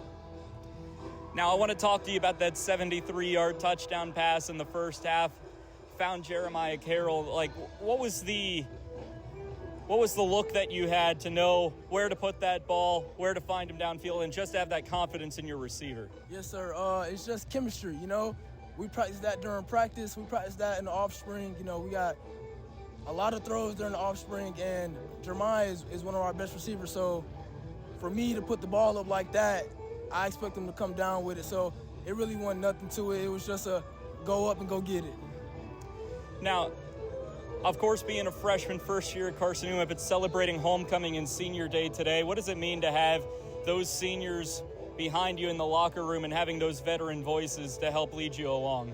Yeah, you know, during the time I was on the sideline, every senior came up to me and said, "We're behind you." So, you know, that gave me the confidence to rally the troops and to go play ball. You know, it's the last one here, so just want to take them out with a bang, so when they come back, you know, they can speak on it. All right, well, thanks and congrats on the win today as Carson-Newman takes down Anderson 28-7 with quarterback Justin Johnson. I'm Tyler Katz on the Eagles. That is Tyler Katz alongside Justin Johnson as Carson-Newman prevails over the Anderson Trojans 28-7. Carson-Newman rolled in this one. The Eagles are able to pile up 394 yards of offense while limiting Anderson to 181 yards. Trojans just 3 for 14 on third downs. Just 9 first downs on the day for Anderson. Truly a defensively dominant performance by the Eagles, headlined by those 14 tackles for loss. Also headlined by a Kendall Williams pick, and he's standing by with Tyler Katz down on the field. Tyler Katz here on the Eagles Sports Network after Carson-Newman defeats Anderson 28-7, standing by with Kendall Williams. Kendall got the big interception today. Somebody who's never caught an interception in the game, what's that feeling like when the ball's coming your way, knowing that you have to make the play on that? It feels good to actually catch an interception and be able to get some yards today. And it just, you know, I've been practicing this for about a couple weeks now, and actually being able to do it in the game felt pretty good. So, yeah, I say it felt pretty good. Now back in control of your own destiny, a win over Tusculum next week puts you in the SAC championship. What's kind of the team mentality, and what's the message in that locker room? Well, our team mentality going into the next week is just finish strong, finish what we started, and don't let the foot off the gas. You know, just keep on going. So that's the mentality we have right now. Now overall, defensively dominated Anderson through most of the game. That pretty much garbage time touchdown was the only score for them. Pass. Now, what was the key defensively? What was the scout like, and what led to that success in the game today? I think just executing what we seen in practice all week, making sure our eyes was where it's supposed to be, and just reading our keys and just making a play. All right, well, thanks and congrats on the win. Thank you. With Kendall Williams, Tyler Katz on the Eagles Sports Network. Carson-Newman takes down Anderson 28-7. Yes, sir. Thank you. All right, thank you very much, Tyler Katz. Carson-Newman victorious over Anderson on homecoming, victorious on senior day, 28-7. Domino's postgame report continues. Conversations with Jeremiah Carroll, Jalon Pearson, all headed your way when we come back. This is the Eagle Sports Network. Domino's Pizza in Jefferson City and Morristown wants to help feed your business. When you're hungry at lunch, show your business card at Domino's in Jefferson City and Morristown when you make your purchase for pickup or delivery to get 25% off the entire order. That's 25% off your order at Domino's in Jeff City and Morristown when you show your business card. Call 865-471-6700 to get a pizza. Domino's, the official pizza of the Carson-Newman Eagles. Looking to make your home more comfortable and affordable? Maybe with a new electric heat pump or new attic insulation? And don't forget new doors and windows. AEC is here to help. We have a quality contractor network, easy financing, and incentives for home upgrades. Plus, AEC carefully inspects every job to ensure the highest quality satisfaction. Visit our website at aeccoop.org for applications, contractor lists, and more details. AEC, power what matters most. This is Carson-Newman men's basketball alum Taylor Hawkins. I want to help your family secure its financial future. I'm with Modern Woodman Financial Planning, where we touch lives and secure futures. Let Modern Woodman protect your family's financial security through life insurance, retirement planning, and financial services. You can contact me, Taylor Hawkins, at cneagles.com/Modern Woodman. That's cneagles.com/Modern Woodman. Help secure your family's financial future through Modern Woodman Financial Planning. This is the Eagles Sports Network. Back to the field after 60 seconds from your local stations. It's football time in Tennessee. Oh, yeah. Let's get some nachos before kickoff. Hold on. I forgot my wallet at home. Don't worry. You can still enjoy the game, even if your wallet's at home. When you add your Knoxville TVA Employees Credit Union debit or credit card to your digital wallet, they're always available to use. Learn more at tvacreditunion.com. Federally insured by NCUA. Join us now. This is Marty Blakely and Dean Craig, former teammates for the Carson-Newman Eagle football team and FCA directors here in the East Tennessee area. This year, Fellowship of Christian Athletes is the title sponsor for Carson-Newman Eagle football broadcast. Playing at Carson-Newman was a life-changing experience for both of us. It's a privilege to present this life-changing message of Jesus Christ to coaches and athletes all across our area. Tune in each week to WRJZ to catch the exciting action of Carson-Newman Eagle football. Back on the Domino's post-game report as Carson-Newman moves to 8-1 on the year and 6-1 in South Atlantic Conference play. Adam Cavalier, happy to have you on hand as we wrap up Carson-Newman's 28-7 homecoming victory over the Anderson Trojans. We continue things back down on the field. Tyler Katz standing by with the man who jump-started the offense. That was Jeremiah Carroll with his 73-yard touchdown catch. Tyler Katz here on the Eagles Sports Network with Carson-Newman wide receiver Jeremiah Carroll as Carson-Newman takes down Anderson 28-7. Now, Jeremiah, I asked Kendall a similar question on his interception, but as someone who's never caught a ball long downfield and raced in for the touchdown, just what's that adrenaline like? What's the mindset like? And what's the feeling like watching that ball float in and then taking it to the house? You know, just this week, our main priority has just been getting the play, getting the signal and everything. So along my thought process, I was just trying to make a catch for my team so I can put them in the position to score. That's it. Now, a big win on senior night. What was the message in the locker room from the coaching staff and from the rest of the team to the seniors who are playing their final regular season home game here? Give it your all, because it's their last one. So we was just basically the message was give it your all. Give it your all for your brother. That was it. Now, one more regular season game if you win next week at Tusculum, going to the SAC championship if that win occurs next week in Greenville. What's the message in the locker room about next week's game? Is it just taking care of business and not looking ahead, trying not to look ahead too far? Every week we just take it one at a time, 1-0 every week. I know we came up short last week, but we learned a lot from that. So our motto is just 1-0 every week. So next week we're just gonna go 1-0. All right, well, that 73-yard touchdown pass was our AEC electrifying play of the game. Now, how do you see that after you make that play? How do you see that momentum swing, and in what ways does it get the rest of the team on the bench fired up for the remainder of the game? I just want to say I'm just thankful for my teammate to put me in a position for that play. The momentum switched because we just needed a big play, and I just wanted to make a big play for our team. I know we was kind of down, and I know we just needed it. So I just wanted to make a big play, and it led to a big play. All right, well, thanks and congrats on the win today. Thank you so much. Carson-Newman 28-7 winners over Anderson with Jeremiah Carroll. I'm Tyler Katz on the Eagles Sports Network. All right, thank you very much, Tyler Katz, as Carson-Newman prevails over Anderson 28-7 to get back into the driver's seat for the Mountain Division. Eagles are 8-1 and 6-1 in league play.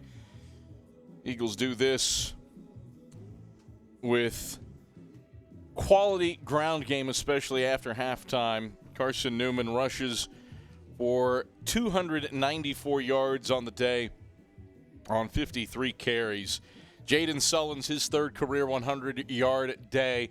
9 carries for 110 yards and 2 scores, 12.2 yards a touch. Justin Johnson, second leading rusher, 12 carries for 56 yards.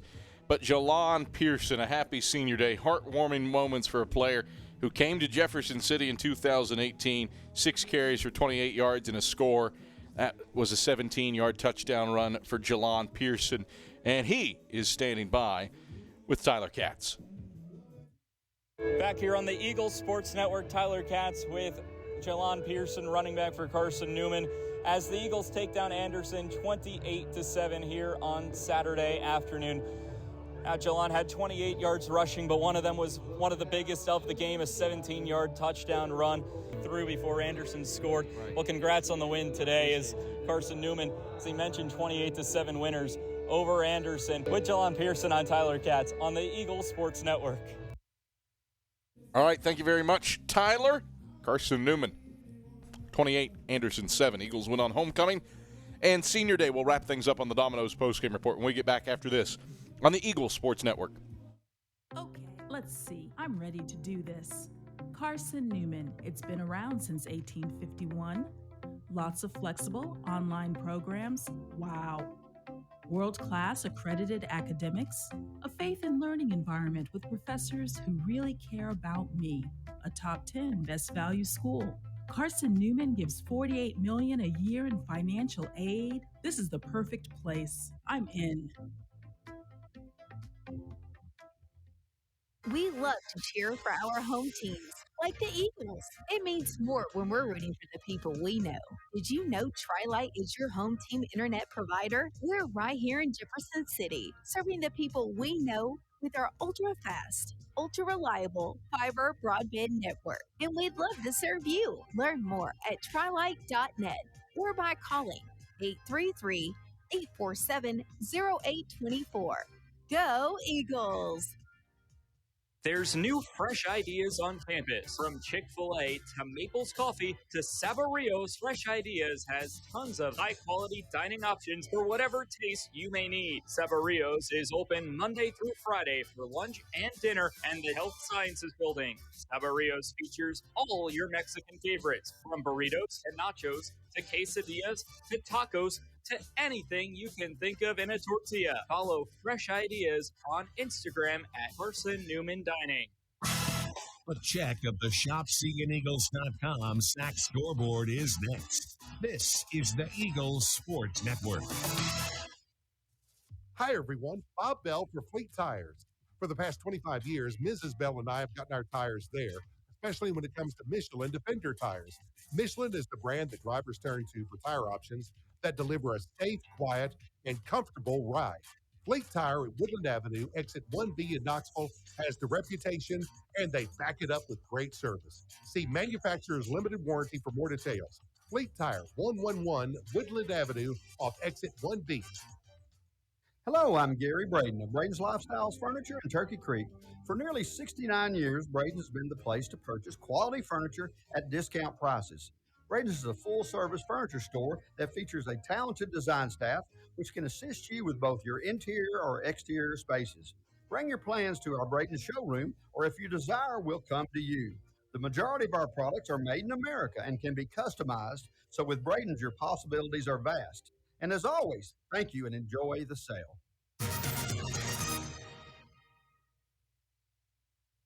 All right, back on the Domino's post-game report as Carson-Newman improves to 8-1 with a 28-7 win over the Anderson Trojans. Busy day within the confines of the Carson-Newman athletic family. Carson-Newman men's basketball falls in game 1 of the season to Lake Superior State, 85-78. Eagles taking on a Lakers team that made the Sweet 16 last year, but lose in the Small College Basketball Hall of Fame Classic, 85-78. Carson-Newman soccer, both men and women lose today to Anderson. Trojan women win 2-1. Felicia Frick, a penalty kick goal for the Eagles. Carson-Newman men's soccer loses to the Trojans 2-0 in spite of outshooting the Trojans 14-9 and 4-3 in terms of shots on goal.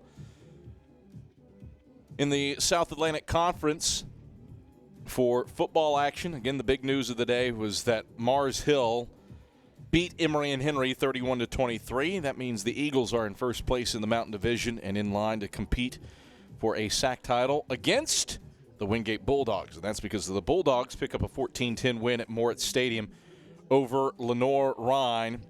Bentley 23-38 through the air for the Bulldogs, while Wingate's defense gave Jalen Ferguson fits 16-34 through the air with a pick and 119 yards passing, just 56 yards rushing for Lenoir-Rhyne offensively. UVA-wise, Old Serve at home on Tusculum, 35-27. The Highland Cavaliers get 369 yards passing from Carter Wick, 27 of 39 through the air for him. Catawba falls at Barton 49-35. Barton into the win column in league play behind 152 yards rushing from Jackson Parrish on 22 carries. 3 touchdowns as well for him. 276 yards on the ground for Barton as a team. Very balanced offensively. Rolled for 263 yards passing, more than 500 yards of total offense for the Bulldogs. Late in the fourth quarter, 5:31 to play exact, it's Limestone 35 and Newberry 14. Dustin Noller has returned for the Saints at quarterback. He's 14 of 20 through the air for 290 yards to guide the Saints offensively. Elsewhere in Super Region 2, teams that were in consideration, Fayetteville State winners. They hand Johnson C. Smith their first loss, 27-0. The Broncos win over the Golden Bulls. That result likely benefits Carson-Newman. West Alabama pulls it out of the fire to beat North Greenville, 17-14. 11 fourth quarter points for the Trailblazers. They scored with a minute 12 left to make it a field goal game, but couldn't recover the onside kick as West Alabama wins that one. Valdosta State, no troubles with Chowan. They shut out the Hawks 52-0 in games of interest around Super Region 2 as Carson-Newman wins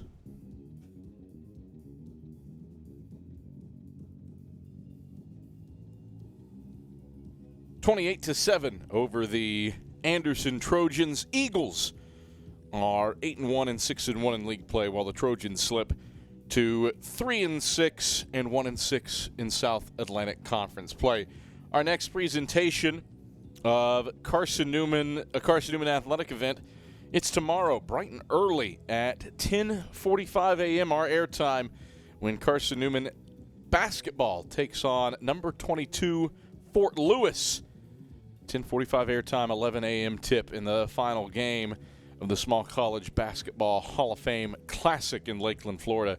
Andrew Rogers on the microphone on sister station Mix 105.5 and online at cneagles.com/live. Carson-Newman football back in action next Saturday when the Eagles travel to Greenville to take on the Tusculum Pioneers. The pregame show on Saturday from Pioneer Field starts at noon.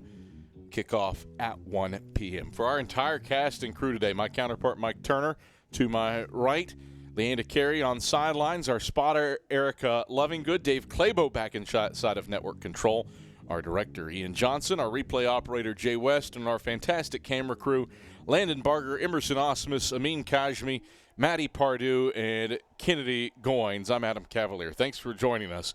The final score once more from Berktar Stadium. It's 24th ranked Carson-Newman 28 and Anderson 7. Eagles are 8-1 and atop the Mountain Division table. Thanks for joining us. Have a pleasant rest of your Saturday. Happy homecoming, happy senior day, and good night, everybody from Jefferson City. This is the Eagle Sports Network. You've been listening to the Domino's Post-Game Report on the Eagle Sports Network. Today's game has been brought to you in part by Appalachian Electric Cooperative. We're AEC, powering the Eagles in Mossy Creek. By Domino's, the official pizza of the Carson-Newman Eagles. By the Eagle Club, the family of Eagles. By Pepsi, That's what I like. By Magaha Electric, providing quality electrical services and products to East Tennessee for more than 40 years. By First Bank, the official banking partner of Carson-Newman Athletics. By InterDigital, IT support and marketing, laser focused on your success. By the Bible Insurance Agency, the agency that service built. By Fresh Ideas, good food is a powerful thing. By Lisa's Country Kitchen, the best food for the best prices. By Food City, value every day. By Trilite, dream big with Gig. By Modern Woodman Financial Planning, touching lives and securing futures. By the Mossy Creek Roasting Company, family owned and operated coffee, fueling the Burt Tar Stadium press box. And by ShopCNEagles.com, the official online store of the Carson-Newman Eagles. The executive producer of the Eagles Sports Network is Matt Pope. Producers Adam Cavalier, Andrew Rogers, Ian Johnson, Ryan, he just loves the herd, Wilkes, Jay West, and Tyler Katz. I'm staff announcer Ernie Anderson. A special thanks to Carson-Newman and University President Dr. Charles A. Fowler. Stay tuned to these stations for information on our next presentation of Carson-Newman football. In the meantime, visit cneagles.com for recaps, highlights, and interviews from today's game. This is the Eagles Sports Network.